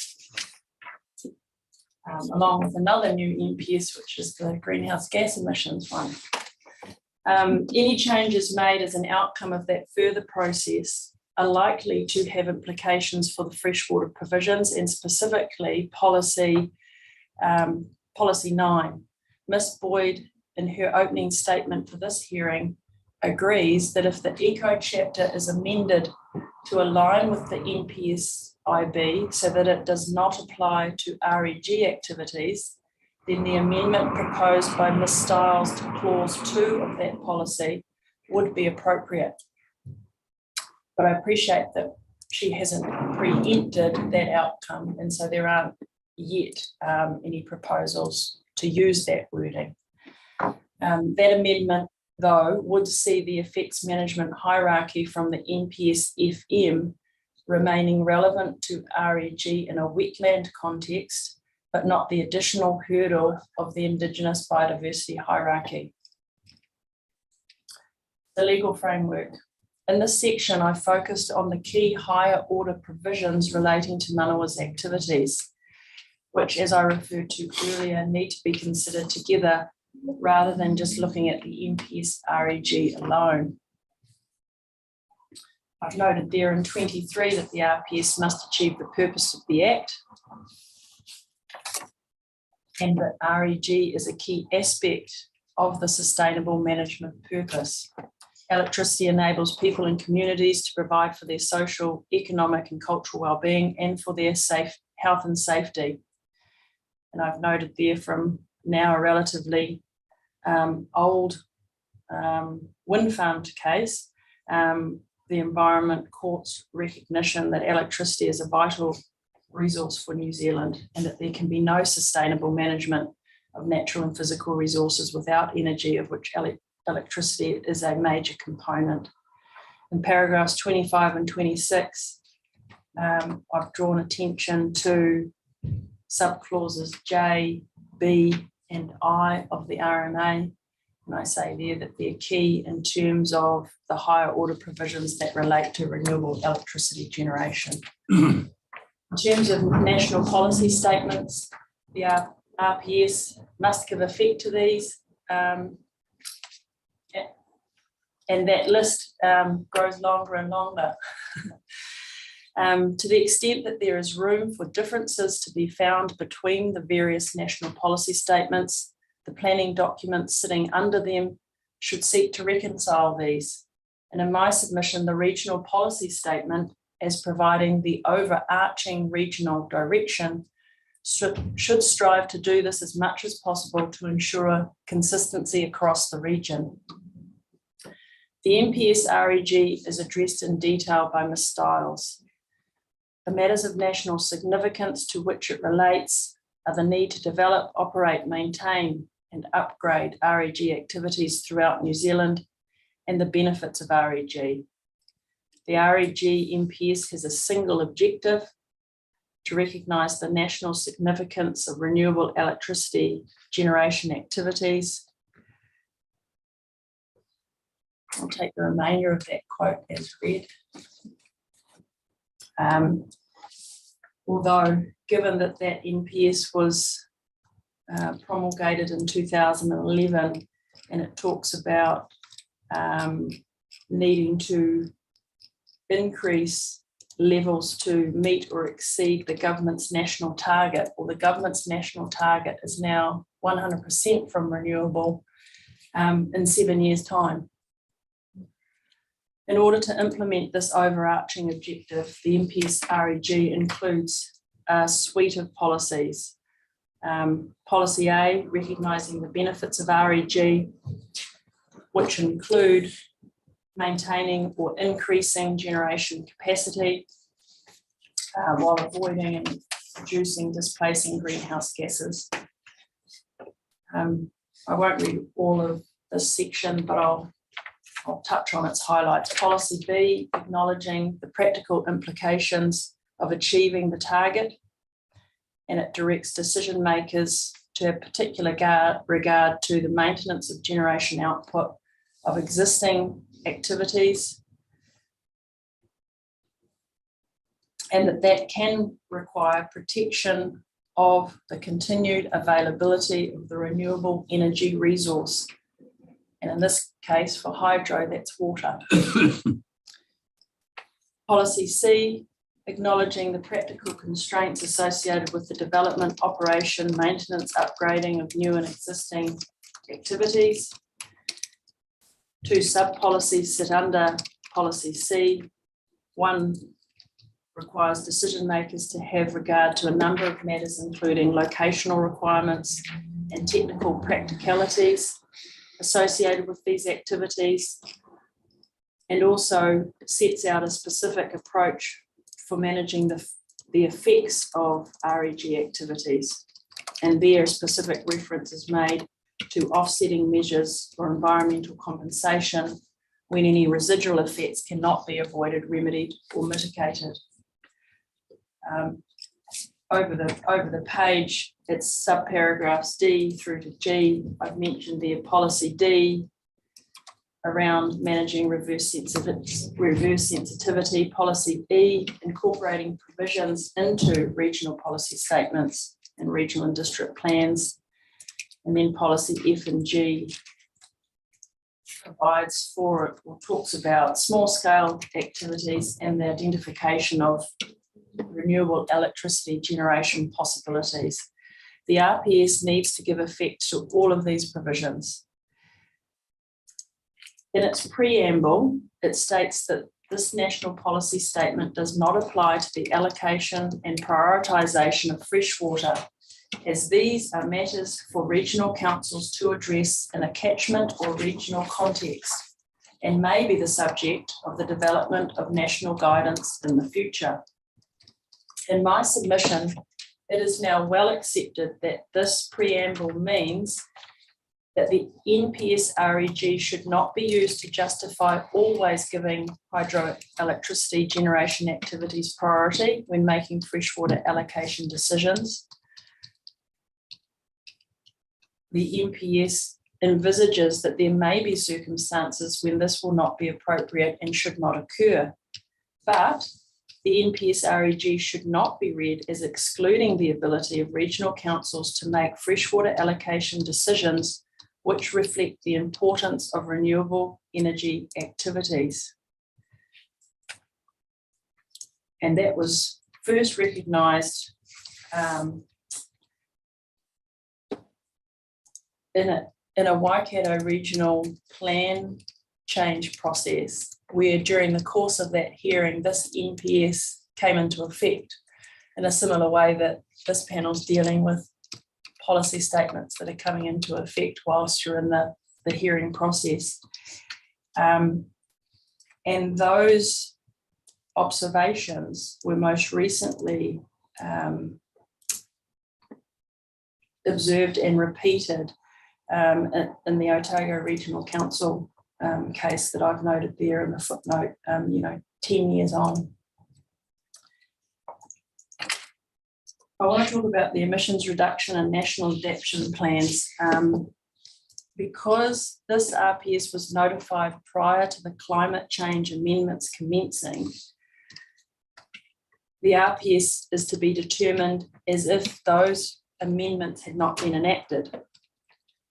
This means that what is now those Section 61 obligations to have regard to emissions reduction, an emissions reduction plan or a national adaptation plan made in accordance with the Climate Change Response Act 2002 does not apply to the RPS. However, as the emission reduction plan and national adaptation plan are a management plan or strategy prepared under other legislation, I say they are still relevant to the panel's consideration under Section 62 of the RMA. And given the scale of the crisis and its impacts, as evidenced by Cyclone Gabrielle in February this year, these documents are, in my submission, essential considerations. Meaningful action must be taken to respond to them via planning documents guiding and controlling future activities across all regions in the country. The purpose of the emissions reduction plan is for Aotearoa to contribute to the global effort to limit global warming to 1.5 degrees Celsius. It focuses on how we will reduce emissions, whereas the National Adaptation Plan addresses how we will adapt to the climate change impacts that are already locked in.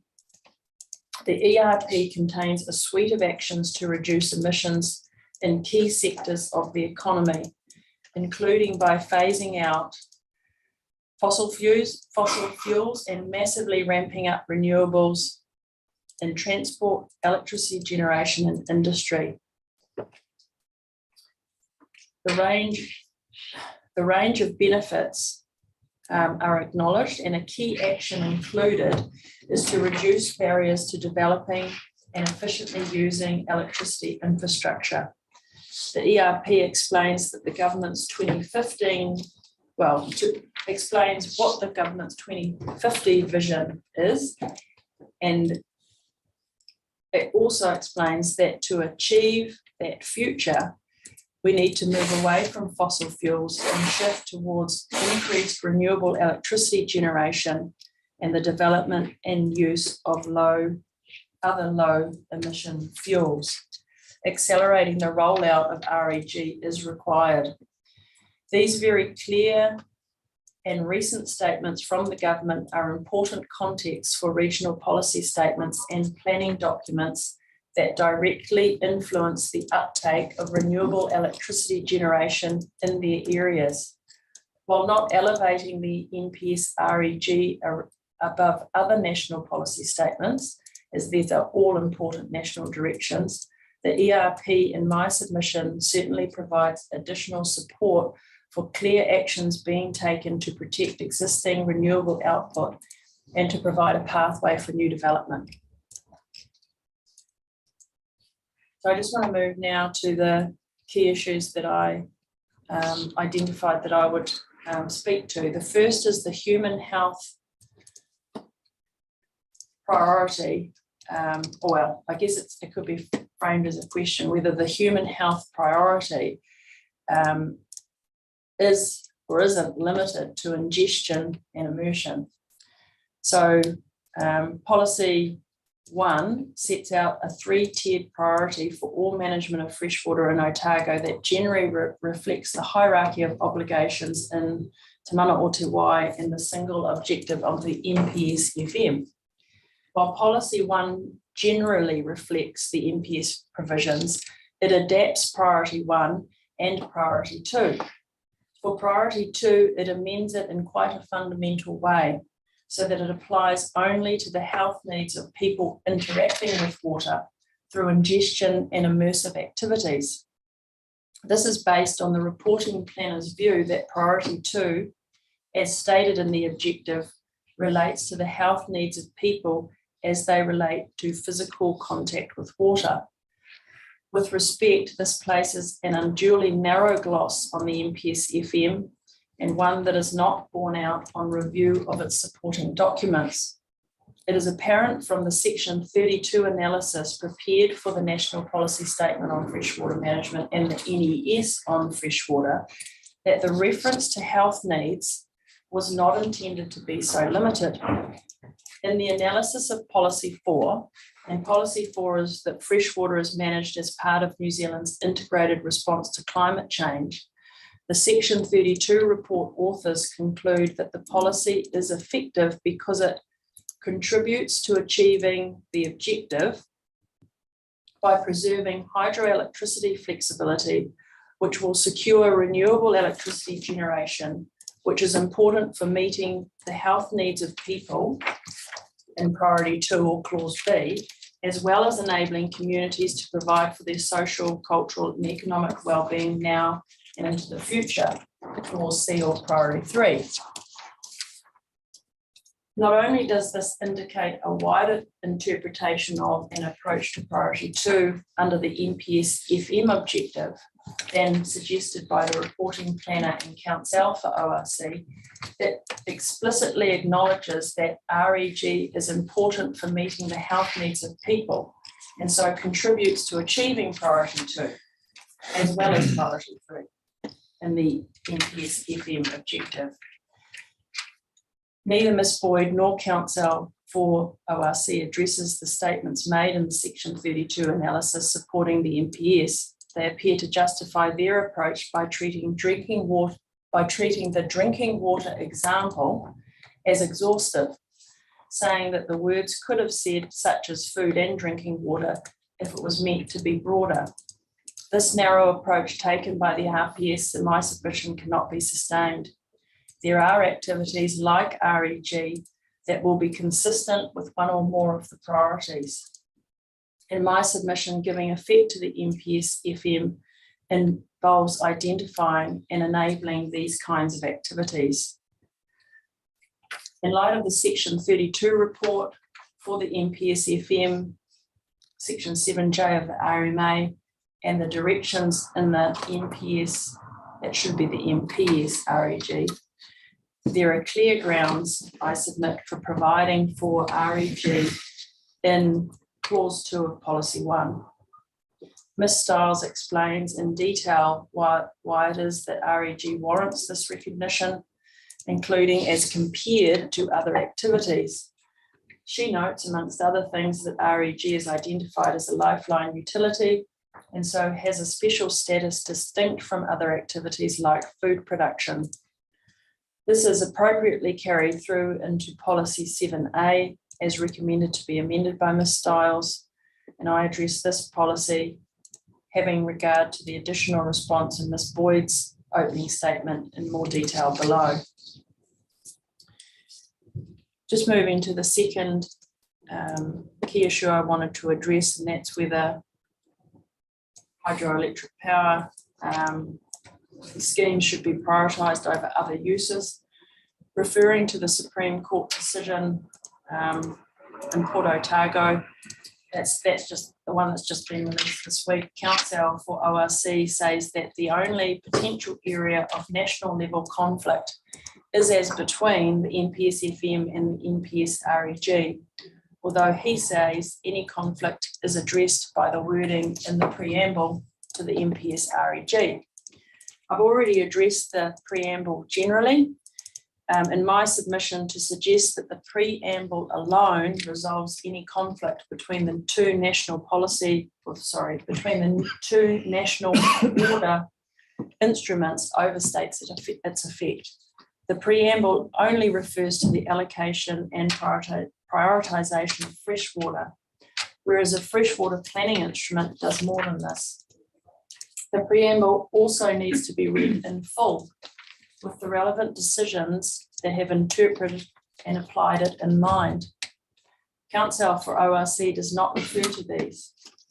To reiterate, while the MPS REG cannot be used to always justify priority being given to hydroelectric power above all else, including the environment, it should not be read as excluding the ability of regional councils to make freshwater allocation decisions which reflect the importance of REG activities. I do not necessarily consider that there is a conflict that needs to be resolved here, in the same way that the NZCPS port and avoid policies needed to be resolved. Manawa has not suggested that the water body first approach should be put to one side to allow for hydroelectricity. But the short point is that instead of approaching it as a matter of conflicting direction, the RPS needs to ensure that it gives effect to, i.e. implements, both sets of national direction as best it can. This is not by allowing hydroelectricity regardless of its effects, but by ensuring that there is some recognition and provision for REG and a priority for these activities when looking at the suite of uses that will be enabled above bottom lines. In other words, providing for some degree of priority or at least special recognition for REG over other uses that are not deemed nationally important. Counsel for ORC appears to acknowledge that the MPS FM already deals with a conflict by having exemptions for larger hydro schemes.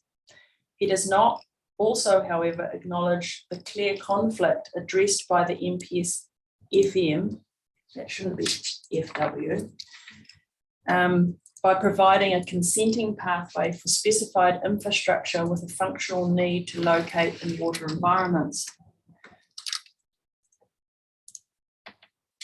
In the earlier Otago case, the Environment Court accepted the national importance of REG as a reason to exclude the reconsenting of Manawa's permits from the limited duration that would apply to other activities. The same reasoning can and should be applied when looking at whether access to water for renewables should be prioritised over other uses, or at the very least, whether REG should be specifically identified as a relevant and important activity that needs to be considered and, where appropriate, provided for. In relation to the interrelationship between the NPS FM and REG, the court also said that the NPS FM recognises the national significance of renewables and the benefits of REG are acknowledged in the NPS FM through its policy on climate change. Just wanted to touch on the national policy under this topic. I wanted to touch specifically on the national policy statement for highly productive land. In response to the reporting planner's concern that including REG as a priority too could lead to other activities seeking inclusion also, Ms. Stiles comments that there is no national direction that states that primary production is nationally significant. While others seek to argue that the NPS HPL does have this effect, in my submission, Ms. Stiles is correct in her summary that this national policy statement relates to the value of soils and their ability to support productive activities. The single objective of that NPS is that highly productive land is protected for use in land-based primary production, both now and for future generations. All supporting policies are also framed around the protection of the land itself. There is questionable room to interpret this as also protecting the land-based primary production activities that may be undertaken on that land. This would significantly expand the effect of the NPS in a manner inconsistent to its framing. In other words, while highly productive land might be protected for its best use, as this land is a finite resource, it is quite a different thing to say that land-based primary production activities must be prioritised. In short, the NPS is focused on the protection of the potential of the land itself. Paragraph 62, notably, the NPS HPL carries through a pathway for specified infrastructure where there is a functional or operational need for the use or development of this to be on highly productive land. In this way, we still see a priority for renewable electricity generation, even when compared to productive land. It is not appropriate for water allocation for land-based primary production to be acknowledged in the Taieri FMU unless greater recognition is also provided for hydroelectric power schemes. Recognition of the precedence to be given to REG over other general uses is the foundation of Manawa's requested changes to Policy 7A. Ms. Stiles' view is that to properly give effect to higher order directions, the RPS should be more explicit about the priority to be afforded to REG. ORC have maintained a position that it is not appropriate to go into this level of detail in the regional policy statement. Rather, that is the job of the regional plan. They say that identifying REG as a priority would preempt the implementation of the NPS-FM and specifically the NOF, National Objectives Framework, including because hydroelectricity is but one of the values that need to be considered under Appendix 1B of that NPS. That approach does have some attraction. However, for three reasons in my submission, it's not entirely supported. First, the RPS must give effect to the NPS REG and address relevant Part 2 matters. This is a legal requirement, and the preamble in my submission is not the answer to this for the reasons I've earlier outlined. Second, Policy 4 of the NPS FM requires freshwater to be managed as part of Aotearoa's integrated response to climate change. Renewable electricity generation is part of that response. Internal NPS FM directions therefore require freshwater management to enable REG outcomes. Third, by identifying other uses or activities, for example, as now proposed by Ms. Boyd for food production in the vision applying across the entire region, the RPS is already providing for a degree of prioritisation within its freshwater provisions. This region-wide objective in the ORC's opening statement version applies in addition to the FMU specific visions. These vision statements will have a direct effect on the setting of objectives and outcomes at the regional plan level. This already in my submission sets up an inherent prioritisation. Even if the panel were to agree with Ms. Boyd that the amendment suggested by Ms. Stiles to incorporate a clearer priority order and that decisions about prioritising allocation for certain activities should be left for the regional plan, in my submission, it should carefully consider the wording across the relevant provisions to ensure that other activities do not gain an inappropriate advantage that will flow through into the regional plan. Referring to food production in the general vision objective may be an example of this. This next section on the national significance of Manawa's schemes, in light of Ms. Boyd's recommendation to accept this submission point from Manawa, and I say that at paragraph 71, where her wording is proposed to be consistent with the other hydroelectric power schemes acknowledged across the other visions. I'd like to take that section as read. I have included a subsection under that topic that talks about the effect of the exemption for the Big Five under the MPS FM.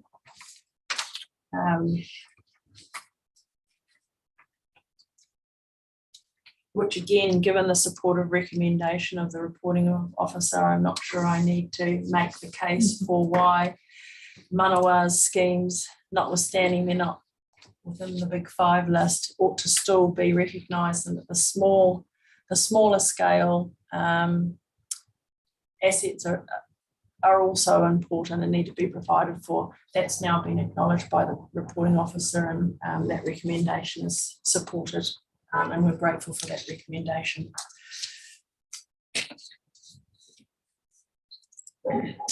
Just turning to the MPS REG, as I said earlier, the panel will be aware that the government's released a proposed MPS REG 2023 for consultation. The case law is quite clear on this. The document has no legal weight and cannot directly influence the contents of this RPS. However, if while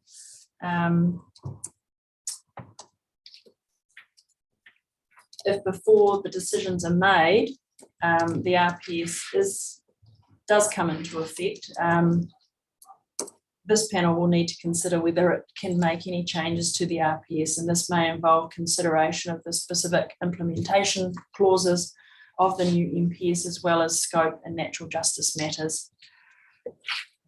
I've said in my footnote, though, we simply cannot know what the final MPS will say, so these matters can be addressed at a later stage, and Manawa will want, obviously, to comment on them should the need arise.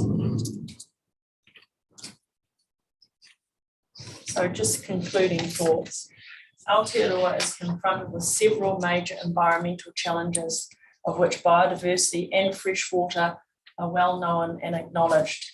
The climate change crisis is equally recognised and no less important, I submit. The contribution renewable electricity generation will make to decarbonisation also cannot and should not be underestimated. The explanatory note to the Natural and Built Environment Bill, now Act, identified in its general policy statement the enabling of renewable electricity generation to affordably decarbonise the economy as a problem with the current system that the Now Act is expected to fix. While environmental bottom lines are important and Te Mana o Te Wai calls for a water body first approach, the MPS needs to take a more reasonable and enabling approach in relation to REG. This is recognised to some extent by the MPS FM itself, while renewable energy is exempted from complying with the MPS IB, with the desire being to provide a more certain consenting pathway. The proposed RPS must, I submit, foreshadow the choices that need to be made in the Land and Water Regional Plan and provide clear direction on provision for hydroelectricity, rather than leaving this to be treated the same as other general uses of water. This does not need to be, and in my submission should not be parked to be addressed via the regional plan. To do so would not comply with the statutory requirements for a regional policy statement. Either way, there is a strong case for prioritising access to water for hydroelectric power schemes over other uses, and care needs to be taken to ensure that the special recognition for REG in the RPS is not watered down by providing equivalent recognition to other uses which do not have the same level of importance.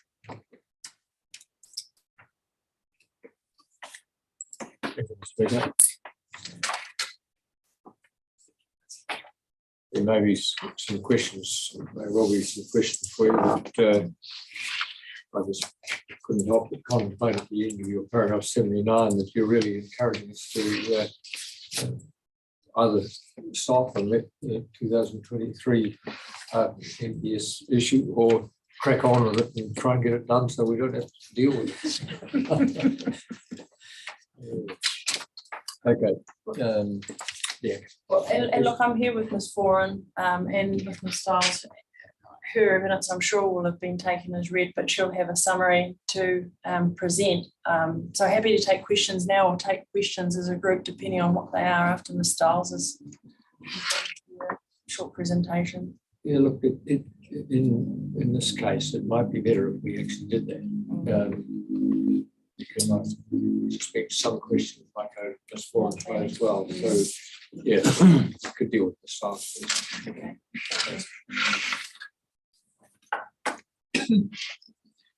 Good afternoon. The red light. As Ms. Burkhardt said, my evidence on this matter has been pre-circulated, and in addition, in the last couple of weeks, the additional supplementary evidence responding to the NPS Indigenous biodiversity. So I won't read it all out again, but I just wanted to touch on a few key things, particularly in the light of the council's opening statement a couple of days ago and Ms. Boyd's responses to all of the issues and further amendments.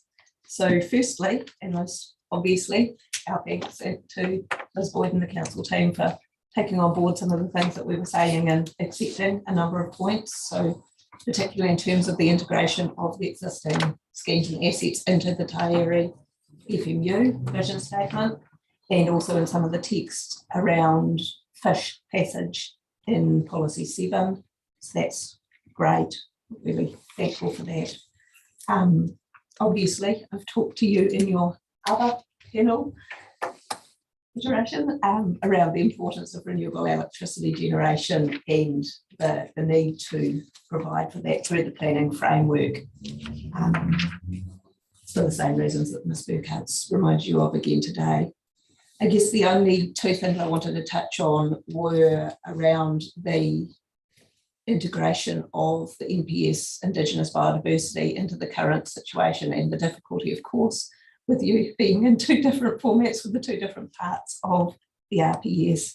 I've noted Ms. Boyd's recommendation that she accepts, or statement that she accepts what we were saying about the exclusion of renewables from the eco policy, should that be the case. And I, like Ms. Burkhardt, have assumed that that's just a matter of course of tidying up what's essentially two parallel processes playing out. It seems to me that there's going to be some pretty clear positions in that other parallel piece of work, given the clarity of the statement in the NPSIV around excluding renewables.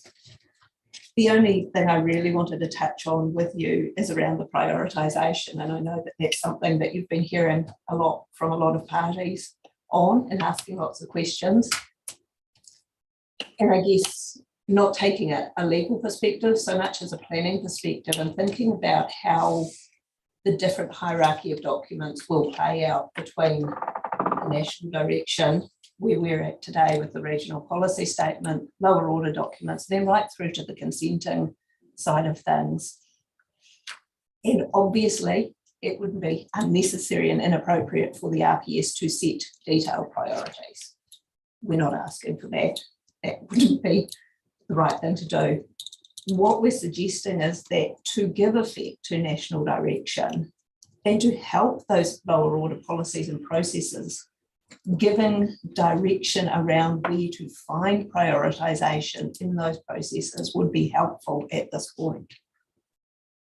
So having both policy 1 in terms of the 3 priorities, but also policy 7A, which is around when you're turning your mind to allocation and prioritisation at a catchment level, and when you're turning your mind to the implementation of that through your NOF and your water plan and those processes, where do you start with allocating what's available in any circumstance?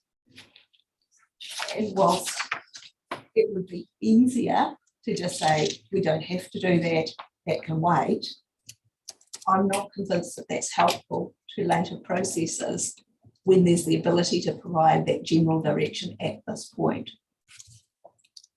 Essentially, all we're doing is waiting to have the same arguments all over again in the next round. And I think, if at all possible, it would be great to put some of the more obvious priorities to bed at the regional level.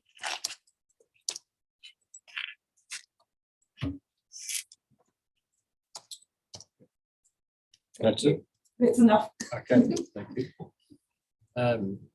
Well, we'll start the questions with Commissioner Sullivan. Yeah, thank you. I mean, your evidence and legal submissions have been very useful and also very clear. I don't know if you heard, you may well have been travelling this morning or doing other things when we heard from Mr. Christensen from Oceania Gold, and his submissions around Te Manawa Te Wai were a little bit different. He's saying don't define priorities, emphasis on really, you know, it is a balance. It's about delivering them all to some extent, but you know, making sure we're providing for the health of fresh water and the like. And I suppose his submissions were saying that the NOF process, where you're looking at values and other things, that's where it really comes to play, and that we should be providing high level direction here, but not really getting into any of the detail about what should be priority 2 or 3. And I suppose you're coming in and saying to us, yes, but there's this national policy statement for REG that's actually really important. It elevates that to another level, and you're saying that you really think that we should be acknowledging that. Is that sort of it in a nutshell? Yeah, pretty much. I mean, it would be entirely inappropriate for the regional policy statement to go to a level of detail where you're choosing or directing at a catchment level which factory over farm over whoever gets it. It's about saying that when you do turn your mind to chopping up what's available, where do you start? Yeah, and I did have some of the video on this morning, so I heard some of what Mr. Christensen had to say, and I made a couple of notes on it where he was essentially inviting the RPS to preserve the ability for discussions, community and council discussions at a NOF and regional plan level, and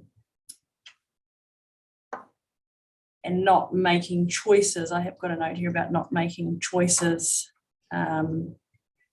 or removing that flexibility. And I guess my response to that is some situations are constrained where there is national direction, and the conversation that's going to be had at the NOF and regional plan level is already constrained.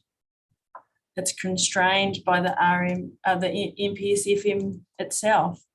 And what should have been clear from my submissions is that the job of the RPS is to give effect to national direction, and we have it here.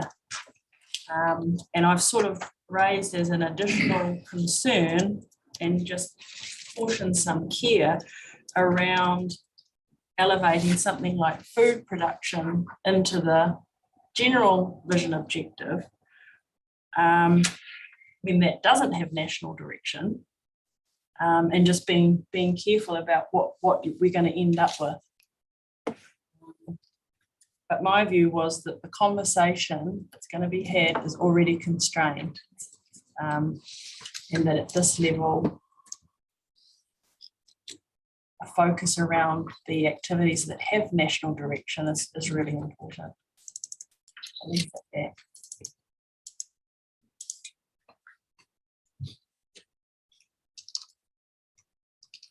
Okay, just Ms. Strauss, I did just have a couple of questions on your evidence in chief. This your suggested amendment to paragraph 8.9 to LFYP1.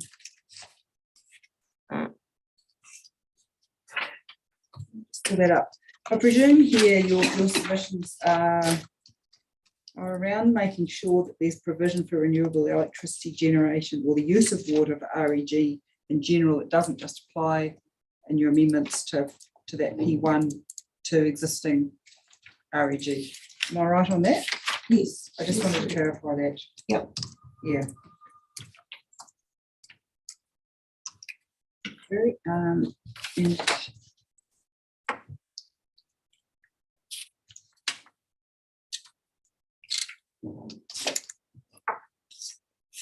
now I'm assuming, again, and I'm looking at paragraph 8.13 here, or that area of your evidence, that your preference would be for all REG to be recognised in objective 018. Is that, would that be a preference here, or would you prefer Manawa's schemes to be acknowledged through the visions? Do you have a preference around an approach there? Manawa's schemes are only located within the Tairi. Yeah. Is if you elevated all renewables into the overall vision, that would pick up some of the other schemes held by other companies. I'm not sure that all of the FMU have hydro in them. Not to say that there wouldn't necessarily be the potential for that to occur in the future if water was available. I don't know enough about the details of what's going in all of them to know whether that would be appropriate.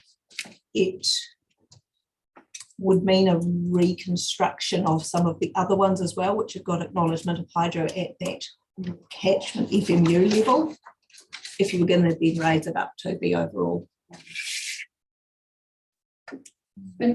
And I suppose this is me showing some ignorance with the NPS REG, but is there a sort of a cutoff there in terms of size of renewable electricity generation scheme? So it would include somebody who's got a small generator on a small tributary that's, you know, for the farm or something like that. The NPS REG is about renewable electricity generation as a whole. In terms of the aspects of that, whether it be hydro or other wind, solar, etc.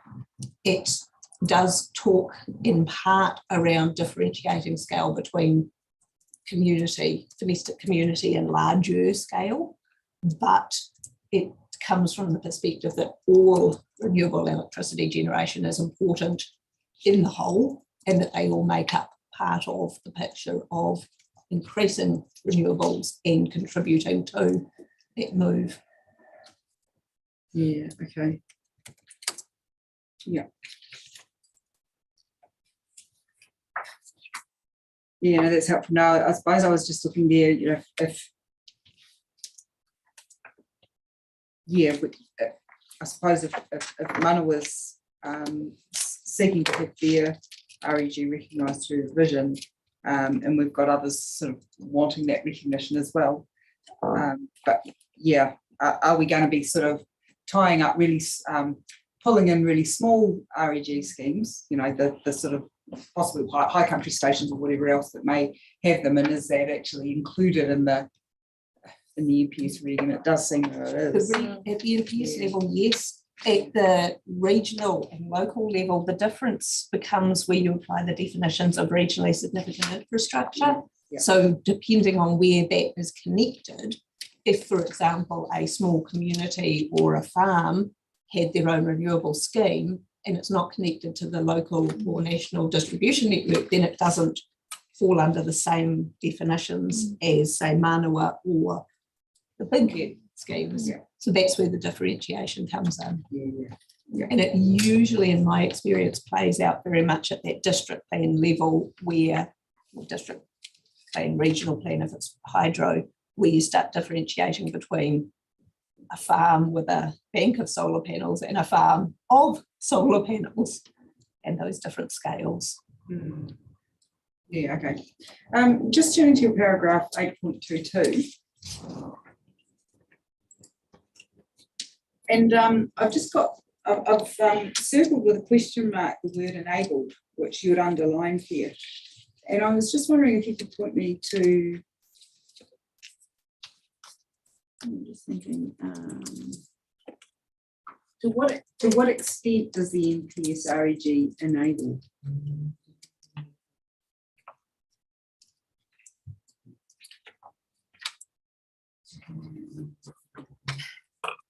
Possibly the wrong word to have used. I thought it was a reasonably kind of, a reasonably sort of strong word to put in there. I wasn't sure, I suppose, without going back and wading through the NPS when I was reading your evidence as to what extent it does. And I was assuming that being an NPS, it probably doesn't go quite as far as an AD. Well, and the speaker has just swung towards me and pointed out the very first sentence in the preamble that says that this national policy statement sets out an objective and policies to enable the sustainable management of renewable electricity generation. So it's a term that I've used, I guess. None of the policies say you must enable it. It's a collective term to cover the combination of directions which require a number of things: the acknowledgement of benefits, the acknowledgement of constraints, the provision for existing, whether it be through protecting and maintaining existing capacity and allowing ongoing use, through to the acknowledgement that, as it says in policy B, you know, meeting or exceeding the targets will require significant development. Yeah, that's to me invites the term enablement if you're going to try and get significant new. But I suppose enabled in an NPS sense is slightly different to what enabled might be in a regional plan sense. Yes. Yeah. In an RPS sense. And potentially in an RPS sense, yeah.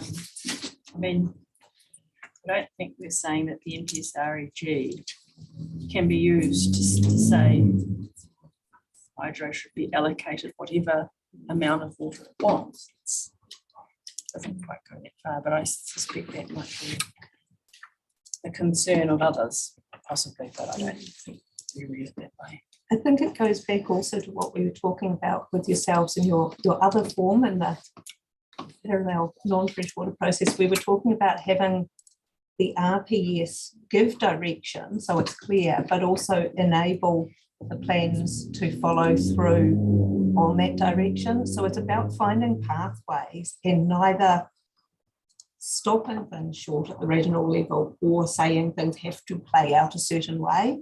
It's that enabling pathways to be found that things are considered at the right level. So whether it be the consideration at a catchment level of what water is available and therefore how it gets allocated, or whether it's the ability to have a consent pathway to consider the effects of something like a hydro scheme or a renewal or an upgrade. It's that enablement of implementation.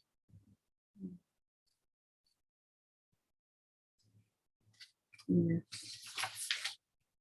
I suppose when I was looking at the amendments that you're suggesting to LFFW P7A,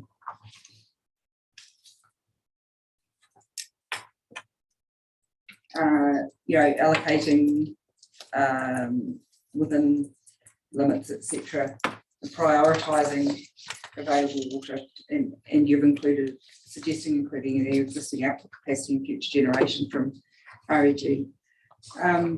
I suppose, that sort of makes me think almost along the lines of the Waitaki Catchment Water Allocation Regional Plan, where there are specific allocations of water to certain activities. So there's an allocation to agriculture, there's community, industrial use and the like. And then there's anything left over is for renewable electricity generation. And I know that came from a different source in terms of the consent conditions in Aoraki water and various other things. But is sort of when you're making suggestions like that, is that what you're sort of, how you're anticipating it might be implemented, where there might be specific allocations in a regional plan for different activities? Yeah, and that's one way it could play out at that implementation level. From my, albeit relatively minor, involvement in that water allocation process, it was very much about really understanding what water was available at different times and then saying, how do you prioritise the division of that, and where do you first give the water once you've given your what we're now calling bottom lines and the environment and the water body itself, who has the most importance or the first piece of what's left. And I guess what I was looking at here was saying that rather than just, as has been proposed, that you say when you're allocating, you include it for this list of things. You say, in what kind of order would you be looking to apply that? Whether it be very detailed like Waitaki or in a more general sense. And I think one of the things that bothered me about the way that list was framed was it picked what at the time was only 3, now under the opening statement of adaptation is 4 things, of which you've got community drinking water, which I think everyone agrees is a policy 2 under Te Mana priority 2. You've got your mana whenua needs and aspirations, you've got your renewable electricity, and then you've got land-based production. It doesn't even also talk about this other stuff that uses water. And it felt to me like it was a little bit kind of saying, when you get there, here's 4 things that you might consider, rather than actually saying some things have to have priority over others, not in terms of how much they have necessarily, but in terms of the consideration of where things apply. And I guess I've been thinking about it a lot as well in terms of it might not just be the amount of water you've got available. It might also be in terms of things that happen through the consenting process and the allocation and those other policy parameters, such as when water becomes scarce, who gets restricted first, who gets turned off, where does that flow back up the allocation regime as well?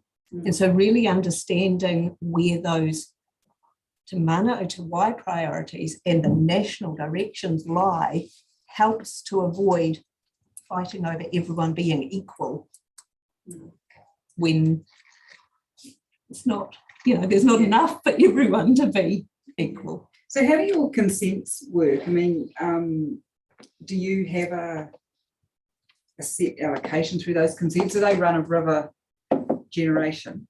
The ones I'm most familiar with, because we just reconsented them, are the deemed permit ones, which are up quite high in the catchment, and they're old. They come from old gold mining races and that kind of thing, and they basically stream weir, if you can call it that, in some cases, not much more than a 2x4 across said stream, and pipe. And the water comes down, it goes in the pipe. When the pipe gets full, it goes over. And they're pretty old, so they're quite permeable. So water doesn't all go down the pipe, but it's very simple, and then through pipes or race systems. Is there an expectation from Manawa that if people were wanting to extract water from upstream, and I'm not sure what is upstream, but that you would be.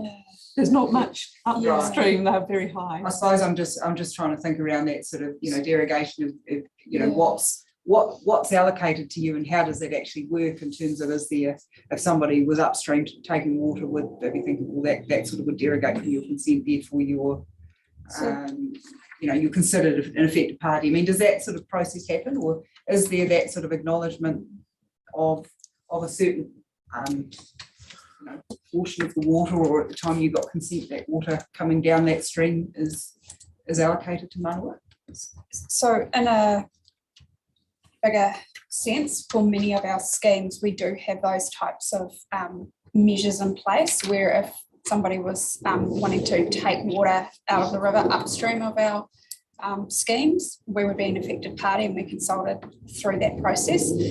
Some plans have it written in that there's X amount available upstream for allocation, and on a couple of catchments it's at that limit. In the Otago context, our Parao Patearoa scheme, that's shared infrastructure with irrigation. So we have the Loganburn Reservoir, I think it is, and the water passes through the power stations, and then it's used for irrigation downstream. So we don't have an upstream conflict in that sense. And that's largely similar with the Waipori and deep stream scheme as well.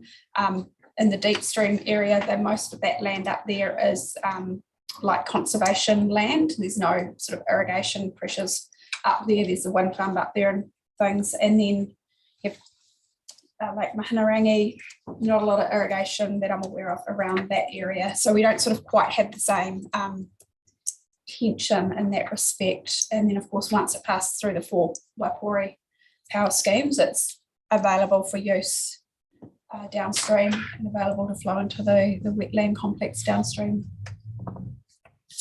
Yeah, okay. No, that's helpful. And just to cover off your other question that you asked, all of our consents generally always have limits on volumes, takes, rate of take, flows, discharges and things as well. That's generally always in place. Yeah, that's there. Yeah, okay.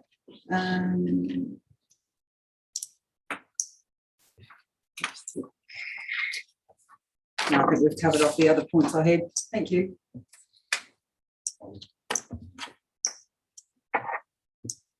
In fact, Bianca's kindly covered the field, really. But I do want to go back to that fundamental sort of issue.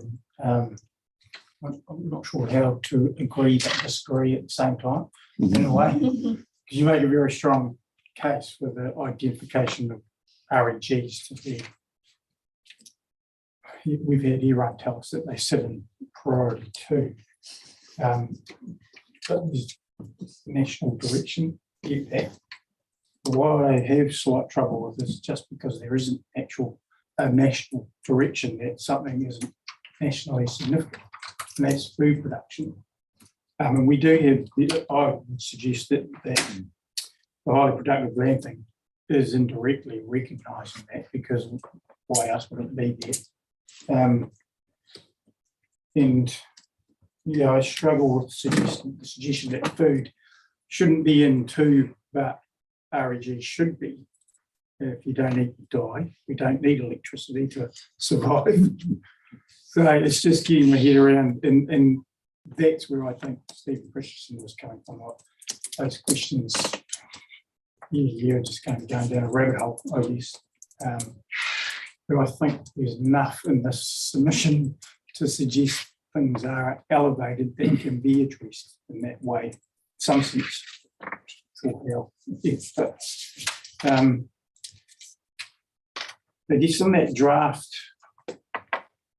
piece that's coming out, kind of looks like, I know we can't have considerations of that, but because that's why I assumed the exemption was in the IP one, because there's going to be a fixed base, the hierarchy and functionally all that's going to be. I think that's what we're all assuming. Yeah, well, I've had a quick look at it.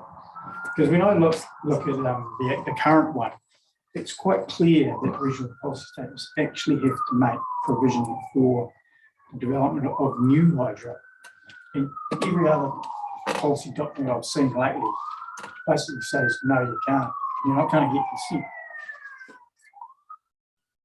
You're not even, you can respond to that because it's always, I always said here, well, if we're going to achieve that goal, we're not ever take it away, but how the heck are we going to do it unless that's part of the equation, or at least allowing existing ones to put in an extra couple of to find more efficiency or to upgrade in a way that gets more out of what's already there. That's in the sense that I guess we would call those upgrades. Yeah, well, they probably even go beyond that. When you look at the Clutha scheme, there's huge potential to do things there. Probably not permitted through other acts of parliament, I guess. But, but I understand what you meant by enable and how you were phrasing it, because when you go into the NPS FM, it's that policy 15. Communities are enabled to provide for, it's consistent with the NPS. Obviously, it have to be consistent with the NPS, strange policy, but I think that's what that means. It's that it's enabling a pathway. It's not the normal planner thing that we think if you're enabling, you're permitting. Yeah. It's providing that pathway to achieve what we need to achieve. Yes. So or to consider whether a proposal meets what's needed to be enabled in a permitted or approved sense. Yeah. Just using that word though, and a planner comes along and going, we can just commit that helter skelter. It's like that's not what you're meaning. No, I am definitely not meaning all hydro should be permitted. Yeah, well, I think the Waiau case that came out recently will suggest for an existing one that went from controlled to discretionary, didn't it? There's a mediation, but you guys familiar with that? Which one, sorry? Waiau River, the Waiau stem. In Marlborough. Manapura, sorry. In Marlborough? No, in South. Oh, no, no. Yeah. The Waiau River that flows out of Mount Purdy. Yeah. There was a land and water issue, and I think initially it was the next consenting round for that was provided for as a controlled activity. That was opposed, and I think through mediation they came to discretionary. Would have been interesting to see that go through the court to see what they would have said. Yeah, Waitaki's controlled. Yeah. Yeah, and look, the devil will be in the detail. There's other controlled renewal processes in the Bay of Plenty, both Manawa's Matahina schemes controlled, so is Kaimai. But the devil's in the detail because yes, it might confirm that you'll secure a consent, but it's not. The discretion's still open as to volume and minimum flows, which really, in all honesty, is a discretionary consent. So whether you're controlled or discretionary, it's probably quite a similar set of considerations. It just, from our sort of point of view, having it as a controlled activity just then removes having to have the debate about whether the scheme should exist and continue to operate. You know, it's actually just moving the discussion on to, okay, what are the effects, how are we going to manage them, rather than being stuck at that first sort of hurdle. You've just suggested a new consent activity category, I think. Controlled discretionary combination. Well, and that's what Ms. Stiles is, you know, sort of saying, you know, when we look at those controlled activity roles in the plans, the list of matters for control are very wide, and there's nothing really excluded other than should the scheme continue. I didn't have anything on the specific, so thank you for that. Sure. I want to talk about something that's not been included to any great extent in your presentation today. It's around Te Mana o Te Wai, which I regard as one of those sleeping giants. And that's around the hierarchy of obligations that Te Mana o Te Wai has, and in particular, the one about that refers to the modi of the water and the extent to which your considerations have included conversations around that, what that means in the renewable energy generation context. Particularly, I suppose, conscious of your name, for starters, Manoa, and the broader conversations that are being had. I suppose it's not as though they're not being considered, but to a certain extent, they're too hard because people don't know, they can't define Modi, or they have trouble with defining it or dealing with. Now, I've not yet had the conversation in this context, which is why I want to bring it up now in the energy generation context. I mean, it's easy to have it in some contexts, but this is another one. And it kind of relates to this hands-on contact with water issue that you raised and others have raised as well. So I'd be just interested in any sort of reaction or comment that any of you would want to just sort of touch on in that space. Kia ora, Commissioner. You're right. It's a conversation that's happening, and it's a challenging conversation. I think we've talked about this in the previous RPS hearings. When Manawa is looking to reconsent the scheme, which we've got several on the go at the moment, we and our advisors, we're not able to ascertain what the modi of a particular water body is, right? It's not within our skill set. So the first port of call is always having that conversation with local hapu and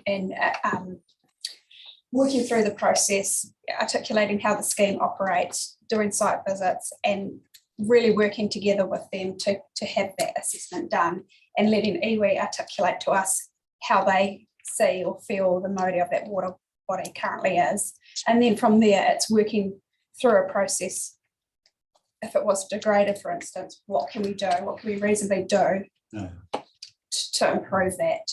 Can you share with us some of the comments that they're making? Yeah, I can use one example of the Omanawa River. So, the Kaimai scheme does take a reasonable amount of water from that river, and the Omanawa Falls are reduced. The flow over the falls are reduced, and really they're only replenished if we are turning water away because we're doing maintenance activities, or if there's very high rainfall events. And I do remember being up at the lodge there with Mati Hangaro, and them articulating it to us that their ancestors have been silenced through that. And so then, we're going through that. We've literally just lodged resource consents for that about 6 weeks ago.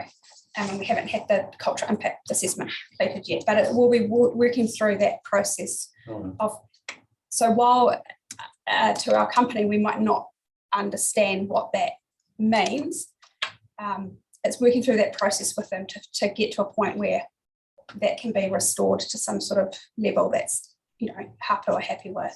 But we're very much at that early-ish stages of that process. But that's essentially where we are. So yeah, you're right, we are having those conversations, and they're really challenging because on one hand we've got to preserve that generation capacity for New Zealand, but on the other hand we need to rectify this issue. So it's the conflict we're trying to resolve. No other comments? Oh. Yeah, but I'm not sure how helpful my comments might be. Look, the present state of the case law is that only tangata whenua can articulate and say what the effects on them are. It's not for anyone else to do that. And but it's important that tangata whenua have a voice in these planning documents, and they have a. Te Mana o Te Wai at that national policy statement level is really important and significant. It's been in several iterations of it. It's been retained and strengthened in the current 2020 version. So for a company like Manawa, they take responsibility, as they should, to facilitate tangata whenua to make those assessments and articulate those effects, and then be given the opportunity to do something about it. But at a plan making, policy making level, tangata whenua, need to have a voice in those documents, and they need to see themselves in those documents. And different iwi and hapu groups, according to their different resourcing and whatnot, are at different stages. Some have iwi and hapu management plans that are recognised planning documents, and some are still in the process of developing those. And regional councils have their part and role to play in that, in terms of resourcing and facilitating the preparation of those plans, and then implementing those plans into their own plans, so that it is clearer for everyone that's interfacing with those matters to have a better understanding of what things like Māori are in this particular context. Yeah, I think you're right, because the argument isn't just that non-Māori need to understand it. Māori need to be as clear about it as they possibly can as well. And that's the conundrum, I think, that we're having to deal with at the moment. And we've had presentations before, this hearing, and the conversation seems to be roughly about the same conversation, and I take your point, Ms. Foran, how there's a level of ignorance is not the right word, but you know what I mean. Not knowing what the details or the definitions and all that sort of stuff are, that precludes some of the conversation that we ought to be having, but it's happening. Yeah. Okay, that's all I had. Thanks. Could I just ask a question, Mr. Brian, around that? Your engagement with iwi on that. We had a suggestion from the section 42A report, right, of that Māori's either intact or it's lost, and that kind of didn't resonate. I don't think the Kaitahi cultural witnesses, they say, well, it can be degraded and it can be improved. Is that the sense you've been getting? Yeah, I think from my understanding over the years in discussion with iwi, Māori's more on a scale as how it's been articulated to me, rather than a yes or no, tick the box or not. It's more on a scale, and water bodies can have really strong Māori, or they may have had a really strong Māori and it's been lost over time for various reasons. And I think that's the way it's been explained to me in various different settings, that it can be improved. Yeah, that was all with my understanding, so I was amused by that comment. So, but I think Kaitahi sort of has your view as well. Yeah, and I think I'd probably say it the other way. Well, I was just going to say it's one of the processes. I was going to say I feel like it's almost something that it's not evolving, it's not the right word, but our understanding of it is improving. Because I think my understanding is that Māori also find it challenging to articulate that, because it's more of in a sense that they have. And so as they are improving and being able to articulate it better, we are able to understand it better. So I think it's sort of on an improvement continuum, I think, in terms of that understanding. I guess the concern I had around that sort of blunt thing was, yes, it's lost, but there was a suggestion that can't be brought back. I'd be interested in Council's view on that, because that wasn't what the cultural witnesses, they said it can be brought back with degrees, and we may not want to go back to what it used to mean, because we can't, because that was what it's modified. And that's part of the discussion with with iwi and hapu, when we go through these processes, you know, to what extent can it be restored? And it might not even be within Manawa's control, you know, might be other activities that have led to that Māori being lost that we can't actually, you know, do a lot about. So it's, yeah. No, she's not going to draw her out.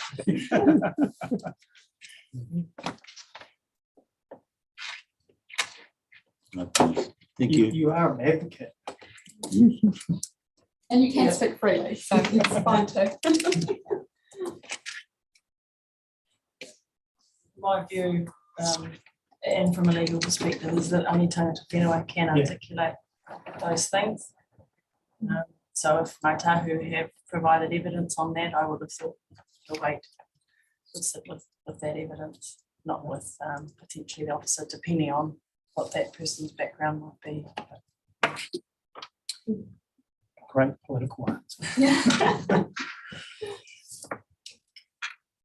I'm intrigued by your paragraph 55, you referred to the Otago High Court case in 2021, and you summarise it by saying it accepted the national importance of REG as reason to exclude the reconsenting of Manawa's permits from the limited duration that would apply to other activities.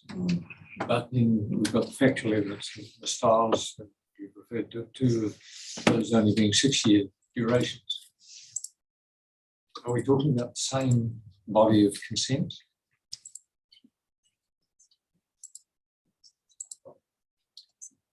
I'm just checking to make sure factually I'm right, that even notwithstanding that the Manawa consents were 6 years, that the others were treated differently.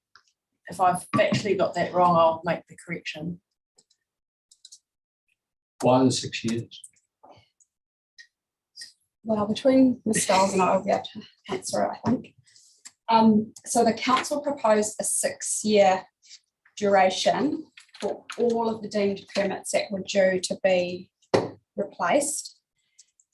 And, you know, and that was across a whole range of water uses and activities. And the rationale for that was that by 2027, I think the date was at the time, the land and water plan would be in place with all the allocation limits and give effect to RPS Freshwater. And so at that point, the council could then reconsent all of those deemed permits, claw back over allocation, so forth, right. Which, you know, we understand that, that element. The from Manawa's perspective, we essentially had 4 very small water takes put up in this process, and we were seeking to align their consent expiry dates with the other resource consents associated with the wider Waipori and deep stream scheme. So we didn't want to have these 4 takes that were essentially litres per second, having this really quick sort of turnover. It seemed out of step and out of scale with the wider consent. We'd rather reconsenting the scheme as a whole, and that was what we saw through that Plan Change 7 process. Subsequent to that, when we were in that reconsenting process, I wasn't directly involved with it, but basically the decision was made to accept the 6-year consent duration as an interim step, largely because we weren't, tomorrow might pass over Ms. Stiles, who was a planner on that, but there was a few different factors at play, I suppose. So as Ms. Boren said, that the initial framework around the deemed permits plan change was 6 years duration, and if you wanted more than that, you went straight to non-complying. What worked out through that court process was 6 years under the controlled activity path, depending on some information, restricted discretionary on other information. The court gave a discretionary pathway for longer duration for renewables, and then the non-compliant for the generality of longer durations. The company made a decision to go with the 6 years because of a number of factors. Internal decision-making around certainty and timeframes, some of the data availability, which was getting quite technical and difficult, and the feeling, as the planner, I'm not sure that I can speak for what exactly went on internally, but a feeling that going down the longer time frame was going to be a fraught process because it was going to have a whole lot of discussions and negotiations with various parties around things that would be meaningful in terms of changes to those takes, which are, as I described earlier, very, very simple and high in the foothills. They're not maintained, they're not turn on, you can't turn them on and off. If the weather comes in, no one's safe to go up there and do it. And so to do things like residual flows and those kind of physical changes to them would have been difficult. And the company made a call to just go with the 6-year pathway, even though they had a different pathway they could have gone, but which would have taken a lot of time and complexity. And wait for this forum to come along and try and fix it all up. Okay. All right. No, I can understand. I'd have to say, Ms. Burkhardt, that the way in which you've said in paragraph 50, described the effect of that wording of the preamble is delightful. The preamble only refers to allocation and prioritisation of fresh water.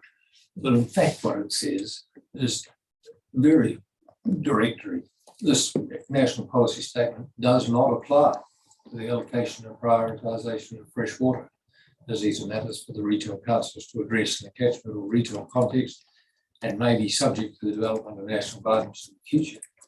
I mean, it's absolutely directory, isn't it? And those are the two key things that you need: allocation and prioritisation, really, because without the water, you can have all the structures you like, but the key element is directed by the NPS FM, by the electricity NPS to not be applicable. I find myself agreeing with you. I think, I mean, the point about the NPS, that the preamble, I say, and this is where I think it's been interpreted by the courts, is that it can't be used to justify a priority, but that it doesn't preclude or exclude a priority being provided at a regional level. It's just that at a national level, it's not a direction for prioritisation in all cases, no matter what. But isn't that really what it comes down to, that you're saying to us, you can justify giving us a priority because we've got an elevated national recognition? But you might not necessarily hang your hat completely on the NPS REG. And I say you don't have to. There's national direction in other places in the RMA itself, coming through and being signalled through other NPSs. I mean, the NPS Freshwater itself identifies climate change policy. It identifies the 5 large hydro schemes that are being singled out and distinguished from other uses within the NPS-FM itself.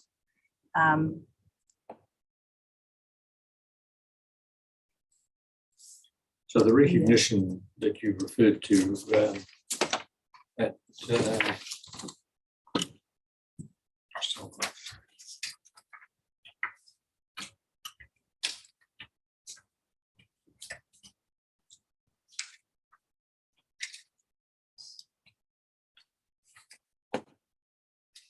recognition of paragraph 56 that you referred to in the NPS-FM, the benefits of REG acknowledged in the NPS-FM through its policy on climate change. Are you referring to anything else other than policy 4 and clause 3.31? No, that's what I'm referring to. Right, okay.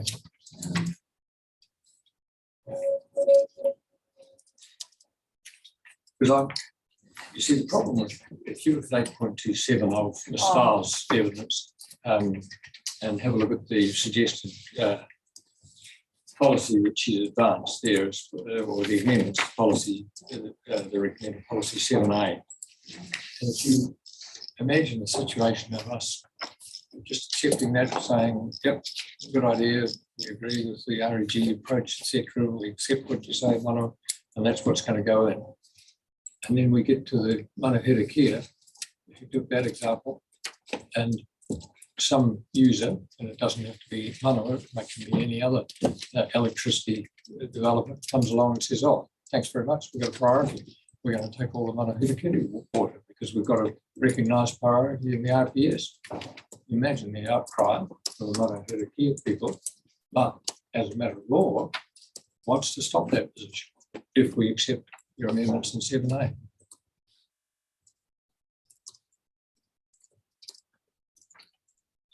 You're passing that to me, eh?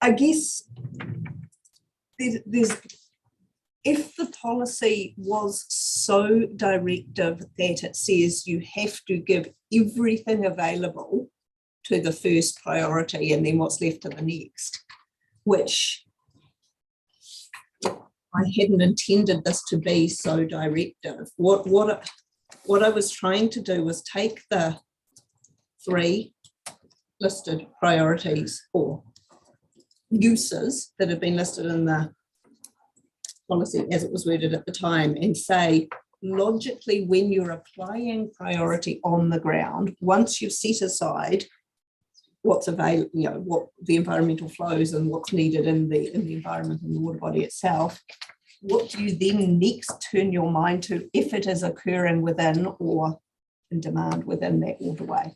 So your first thing you'd do is you'd say, is there a community supply that's needed for the health and safety of that community? Yes. What does it need? No. Move to the next priority. Is it there? Is there a need in the existing environment or a need to provide for that in new allocation? Yes, no, move to the next. So it's more about the process in which you consider allocation, either through a very strict process, like Commissioner Sullivan was saying, where you take the water and you divide, chop it up like Waitaki, or in terms of the way you go about allocating through a consent regime. But if you look at your wording around future generation from renewable electricity generation schemes, along comes whoever it might be and says, well, we've actually got a good scheme, the Manahera Kia, we think we can produce X gigawatts or whatever from, oh, sorry, you people who've got a lower priority, tough luck. You're itching to say I understand, and I think when I hear your question, Commissioner, and then I reread what Ms. Stiles is proposing, I see where you're coming from in that light.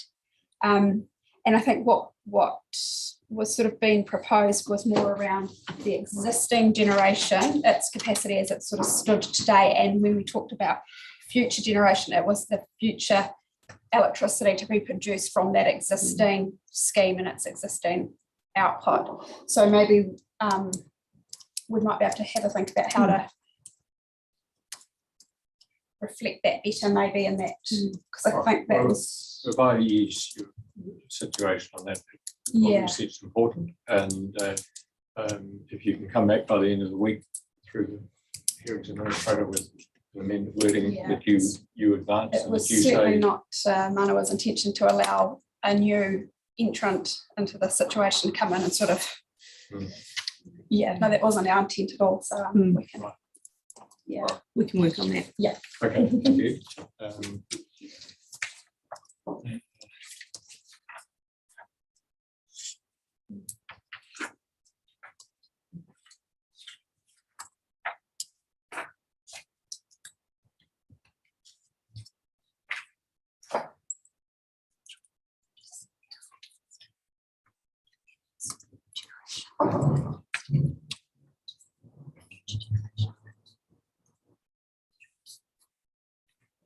No, look, I think that's all the issues that I want to raise. So thank you very much, all of you, for the insightful and thoughtful effort you've put into it in informing us, and doesn't make our task any easy. Sorry. What's the harder, actually? Thank you for saying it. Oh, not the you. last. Okay, so that Thank you very concludes the hearing. Thanks for the hearings for this week.